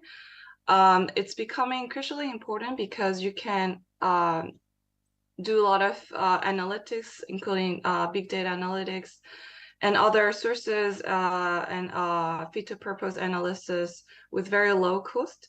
But at the same time, it is true that open data softwares and data are have limitations such as low resolutions. But it is providing a lot of great opportunities for different types of analysis. So for this analytics, I have used supervised learning. So basically for machine learning and artificial intelligence is a broader concept of machine learning. Machine learning has basically some embedded algorithm within it. And we can divide it into two big streams.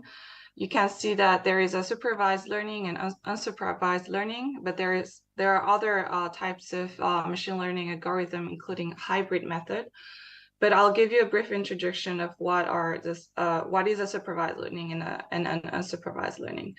So basically, like you can see in the screen, supervised learning, you have to provide certain types of trained data sets, while unsupervised learning doesn't need this kinds of trained data set, or we'll call it maybe data sampling. So it will, for unsupervised learning, it will provide the algorithm itself will try to detect the different kinds of data from the input raw data, while for the supervised learning, you will need to identify the type of data from the input raw data. So for this type of analysis, I have used supervised data supervised algorithm.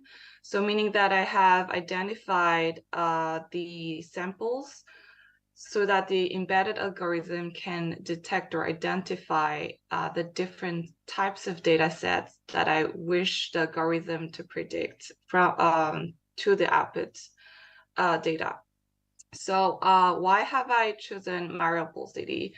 Well, from my background research, I have detected that Mariupol city is one of the mostly affected city with 90% of damaged area. So so from that background research, I have decided to see what are some of the special changes, including areas that have been affected by war, dividing by pre-war stage and post-war stage. So so based on those two periods, I have downloaded or I have searched from the linked data provided by Google Earth Engine, the reflectance data, and have divided into several land use categories, including urban, industrial, and underdeveloped area. The second category was green forestry area. Third category was agricultural lands for zones affected by war. and fifth category was water banks and water rivers, water related land uses.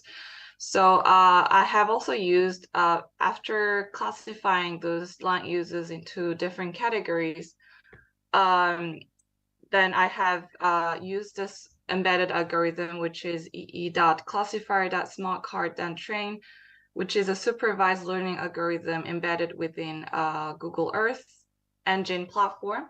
And this uses JavaScript. And I have used the post-war surface reflectance data to identify some of the war-affected regions, and so that the supervised learning algorithm can predict the war-affected region. So that required some cross-validation. So meaning that there are two types of analytics conducted, one for prediction of the output and another also I have identified the war-affected regions so that it can sort of compare the results obtained from the first analytics to see whether it matches with the second analytics. So the accuracy rate was 88.2% for the first analytics conducted. So I have actually conducted several analytics. Like majorly it was 3 analytics. The first two to predict, the last one to conduct an accuracy rate. And so this algorithm shows, this framework, sorry, shows the overall flow of training the data set and then using this embedded algorithm and doing cross-validation and importing that into ArcGIS Pro, and also doing a focal statistics, meaning that I have used the raster data to predict war-affected regions, and focal statistics permits to decrease some noise level, and it helps to sort of aggregate data that have the majority within certain aggregator region. So just to let you know about, so these are the examples of trained data sets. So I literally drew 30, 40-ish of war-affected infrastructure area. And mostly it was large-scale infrastructure regions because of this low type of resolution of open data, which is also one of the limitations of open data. But I've used this trained data sets, and then the algorithm used for this supervised learning was classification and regression tree cart. It actually uses a 50% likelihood method. So meaning that, as I've told you previously, there are several land use categorization, including urban, agricultural, green areas, zones affected by war and water. So based on my trained data set, the algorithm defines whether the regions are war affected regions or water area, is a green area. So based on that algorithm, it tries to identify the categorization of each land use, or per se like pixel-based raster data. Is it war-affected region or agricultural lands, green area, or urban area? So I'll just share with you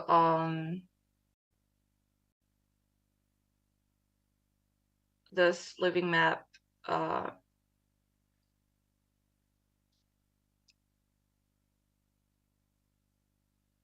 I don't know if you can see. Yeah, so these are some of the results of supervised learning embedded algorithm outputs. So this is one of the trained data sets. So this is pre-war and this is post-war. So I've used post-war surface reflectance data to extract some of its sample data. And this is also one of the other sample data training used to detect war affected regions. And this is, it appears as a high resolution because this is one of the results obtained from the supervised learning. And I've tried to identify from the obtained raster data. I've zoomed into one of the areas identified by the output data. And I searched from Google Earth Engine Pro, which uses high resolution Maxar platform-based surface reflectance data. So it has higher resolution, so it appears as a higher resolution, but this is not from Google Earth Engine catalog. So you can see that the raster data location well identified war affected region. And this is also an output from raster data extracted from that previous supervised learning analysis. So let me go back to my PowerPoint. So as you can see, I've only selected Mariupol city to do the training for supervised learning and identify war-affected region as an output of raster data. But there is a potential for scaling up at the national level. But this will require to dig into using unsupervised learning, because if you keep using supervised learning, you will have to identify war-affected region every time manually. So if we can embed unsupervised learning algorithm and embed that into and use the Google Earth Engine catalog provided data and just link it with ArcGIS Pro and just having an algorithm that can directly make use of this linked API data, then I believe that within 1 month interval, it will be easy to identify all war-affected regions and update it into this Google Earth ArcGIS Pro software, and then we could save this output data into a locally saved data geodatabase, and either share it into an open portal or non-open portal. So there is a way of digging into this unsupervised learning and having this automated analytics conducted at the national level. So my conclusion is that Google Earth Engine is a great source of identifying spatial changes, including war-affected regions, in a very with a very low cost, fee. But it also has limitations, including low quality data provision, and also the need for validate the analytics conducted. But at the same time, it can provide a lot of opportunities, such as if we can use unsupervised learning, it can provide a lot of opportunities of updating those war-affected region analytics on a monthly or 2-week basis. So my presentation will stop here. Thank you for listening.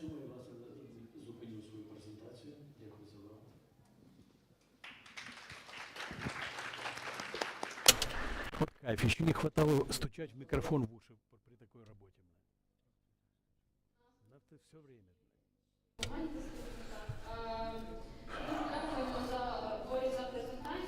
Thank you very much for your presentation, Bori. Next speaker. But please be brief, up to 8 minutes, because we're running late, lagging behind. Umid Yildiz, our colleague from Turkey, who's an expert on land cadastre. Umid will tell us about their experience in terms of management of emergency situations on the basis of the latest earthquake that happened in Turkey. Umid? We asking you for sharing your screen. Oh, thank you. We already see.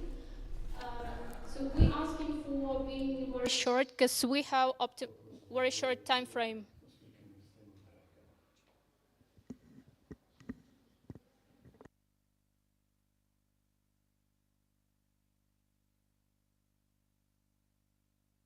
Okay, I will try to be fast. Can you hear me? Can you hear me?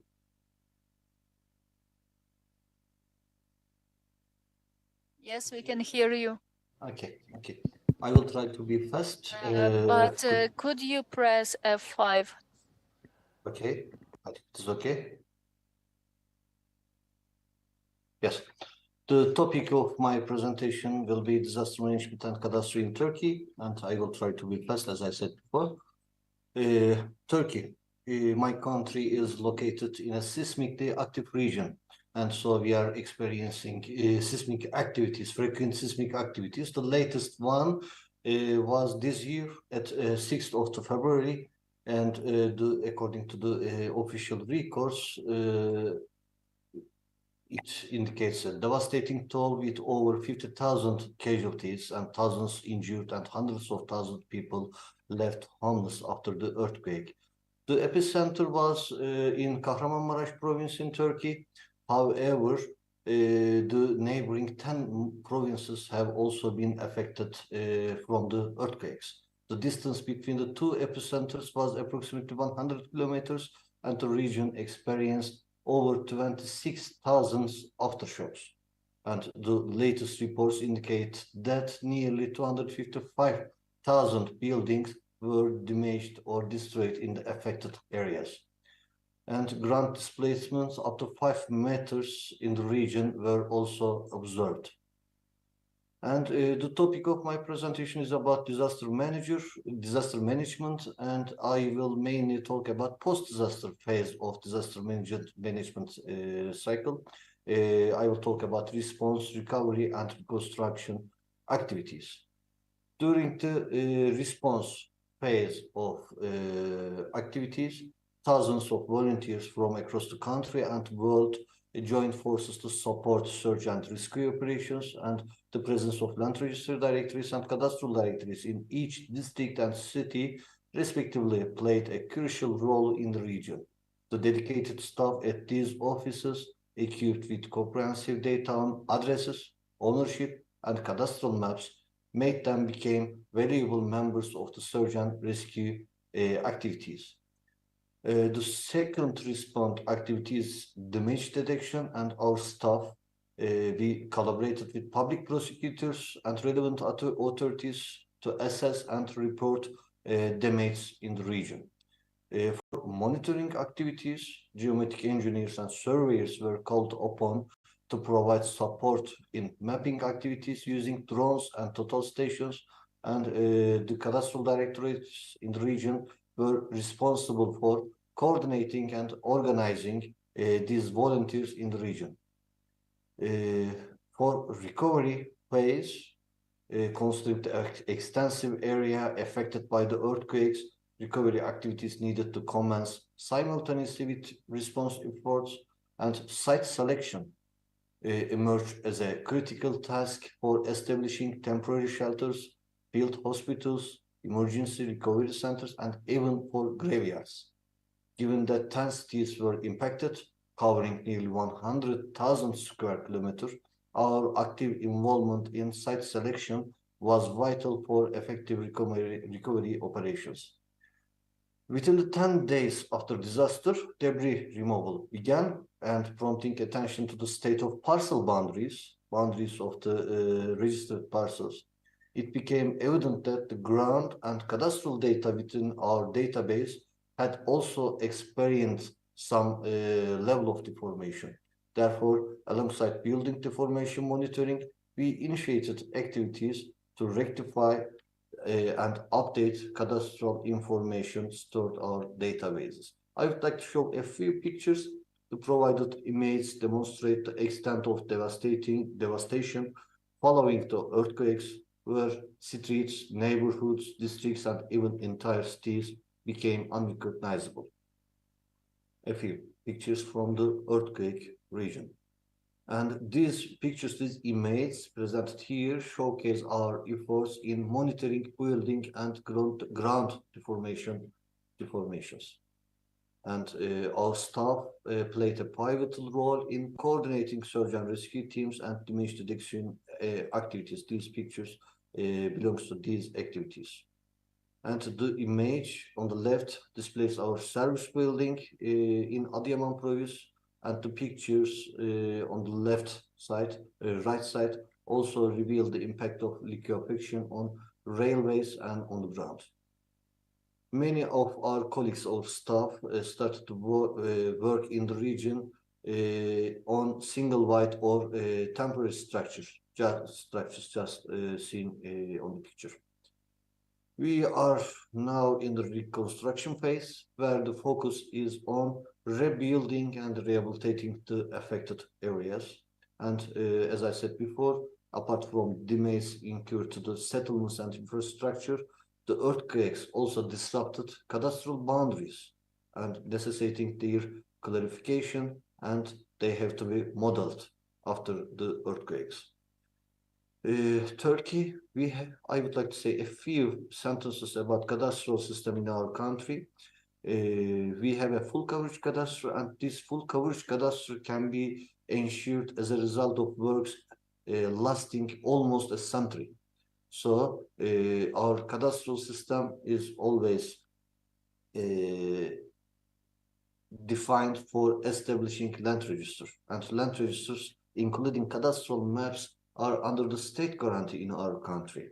And there are almost 59 million parcels in Turkey. And after these earthquakes, after Kahramanmaraş earthquakes, 5.3 million parcels, almost 10% of the country, were affected.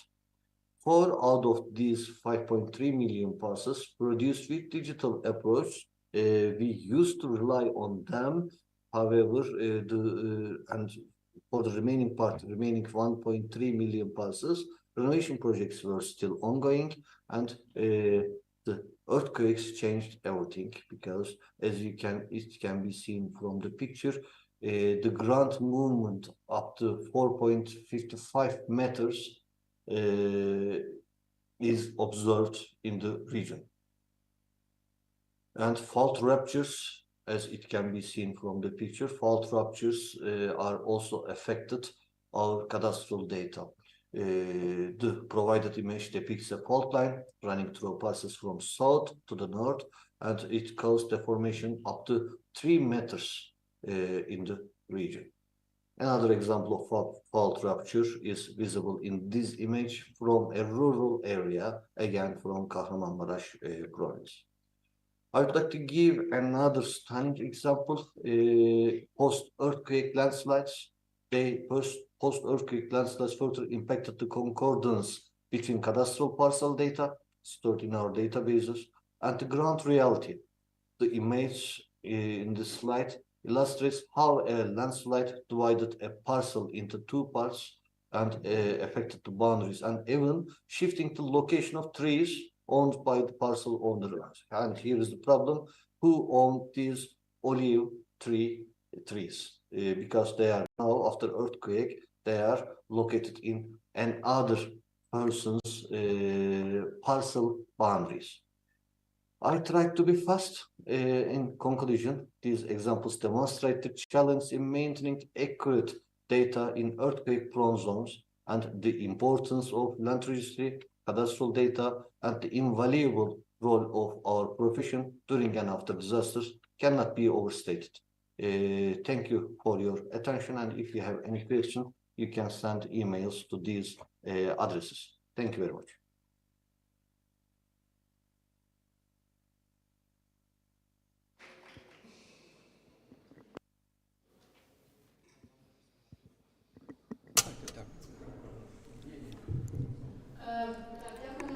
We thank our speakers who shared their experience with us. Let's come back to Ukrainian-speaking speakers. We have an expert on geoinformation systems implementation of European initiative, Nadia Dubinska. She worked on supporting development and implementation of 5 geoinformation systems in local councils in Ukraine as a minimum. And now she continues working on implementation of modules of data collection on damage in Mykolaiv and other places. I have a question to you, summing up your experience. How was it? How did it work? How difficult it was to implement new business processes, bearing in mind that data was collected, acquired, there was processing, that after war lots of things changed. We see active trend in Ukraine of closing down many registers, closing data. So how important it is to open data through such instruments at local and national level, because we are in a situation of war. How can we find the best balance? And what challenges do we face in creation of new instruments? We have 10 minutes. I thought about talking for half a day, but I'll try to speak more concisely. In fact, implementation of information systems, like any reform, because when we try to digitalize something, some business processes, it's a reform which requires, in our case, hardware, software. It requires people, and it requires some new business processes. What did we have before the war full scale? With these things, it was possible to work somehow in the context of allocated budgetary funds, using international technical assistance. What happened after full-fledged invasion in places where we worked for many years, like Mariupol, for example? It's my pain, because a lot has been invested there. We did a lot of work there in order to digitalize everything to maximum extent. But what happened after that? Hardware may be destroyed. Software also does not work properly if we don't have internet connection. So what happens to our people? People are either are killed by shelling, or they go to the army, or they live abroad. And business processes, for example, to agree allocation of land plot in the city of Chernivtsi and the city of Mykolaiv, there are two very different things. And Alexander told us about the register of damaged and ruined property, but in the city there is a register of land parcels as well, and the so-called land cadastre. And this land cadastre helped to save the city, because part of the land management cases were digitalized, and this cadastre allowed the city to function in a very difficult war situation under shelling and so on. So allowed for function of all geoinformation systems in the city. What else? was the result of a large-scale war, that all were very scared. They were afraid that this geospatial data could be used by the enemies. For me, as a person who's been working on these issues for many years, and who knows that since the war started in 2014, many municipalities used Russian software to set up their own geospatial information systems. That's why when people started saying, let's close everything, I know on the basis of what many geoinformation systems were built and plans formed, and other things. I don't understand. What are we afraid to show, especially in the communities, municipalities which are far from the front line, unlike Mykolaiv or Nikopol, another our city. So my request to the city is to, based on the law, we have only one law on access to public information. Geospatial information is also public information, which is collected and used by the city, by municipality or state authority, and accordingly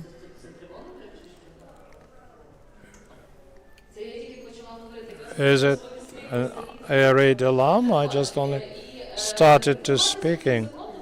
So we should be guided by this law, because according to this law, any limitation must be justified by the law. If we think that Putin will attack a place if we make public data on trees in the city, and I'm talking about city, I can't understand this. I understand that we cannot make public the data on military facilities or any other important data concerning military. So here I believe that we need to change this approach. And I like the example which Alexander gave about his mother, that cockroaches like situation when we don't have data. It's true. Coming back to the war, I unfortunately, in my communications with ministries, with local self-governments, I don't see strategic thinking about what should we do if we have more such threats, if they are repeated in other places. How do we protect our hardware, or should we protect it, or we should go to clouds, or how to maintain the functional side of our work? What are we supposed to do to make sure that the system works if there's no internet service, if there's no access to databases and so on? How should we safeguard ourselves from all that? Many cities just switched off their information systems because of the war. So the question is, what are we supposed to do if we have to deploy our information system? What kind of protocols and regulations do we have for such an environment? How can we make sure that we have enough personnel? So it looks like, okay, let's just wrap up your thought and we go straight to the shelter.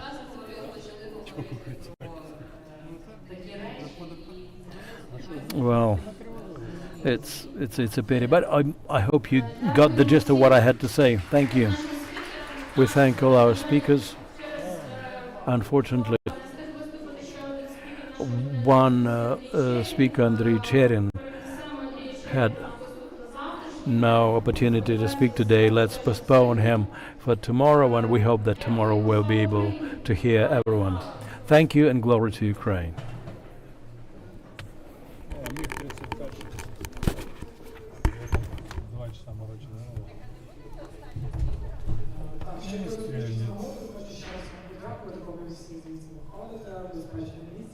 Нагадую, що завтра ми проводимо другий день конференції, в межах якого будуть цікаві доклади по науковим досягненням. Так, ну хорошо. Надо с Алиной выяснить. С Алиной надо выяснить. Насчет. Ну, тут она говорит, что завтра в онлайне работает. Ну, я давай выясним. Вы пока еще не получили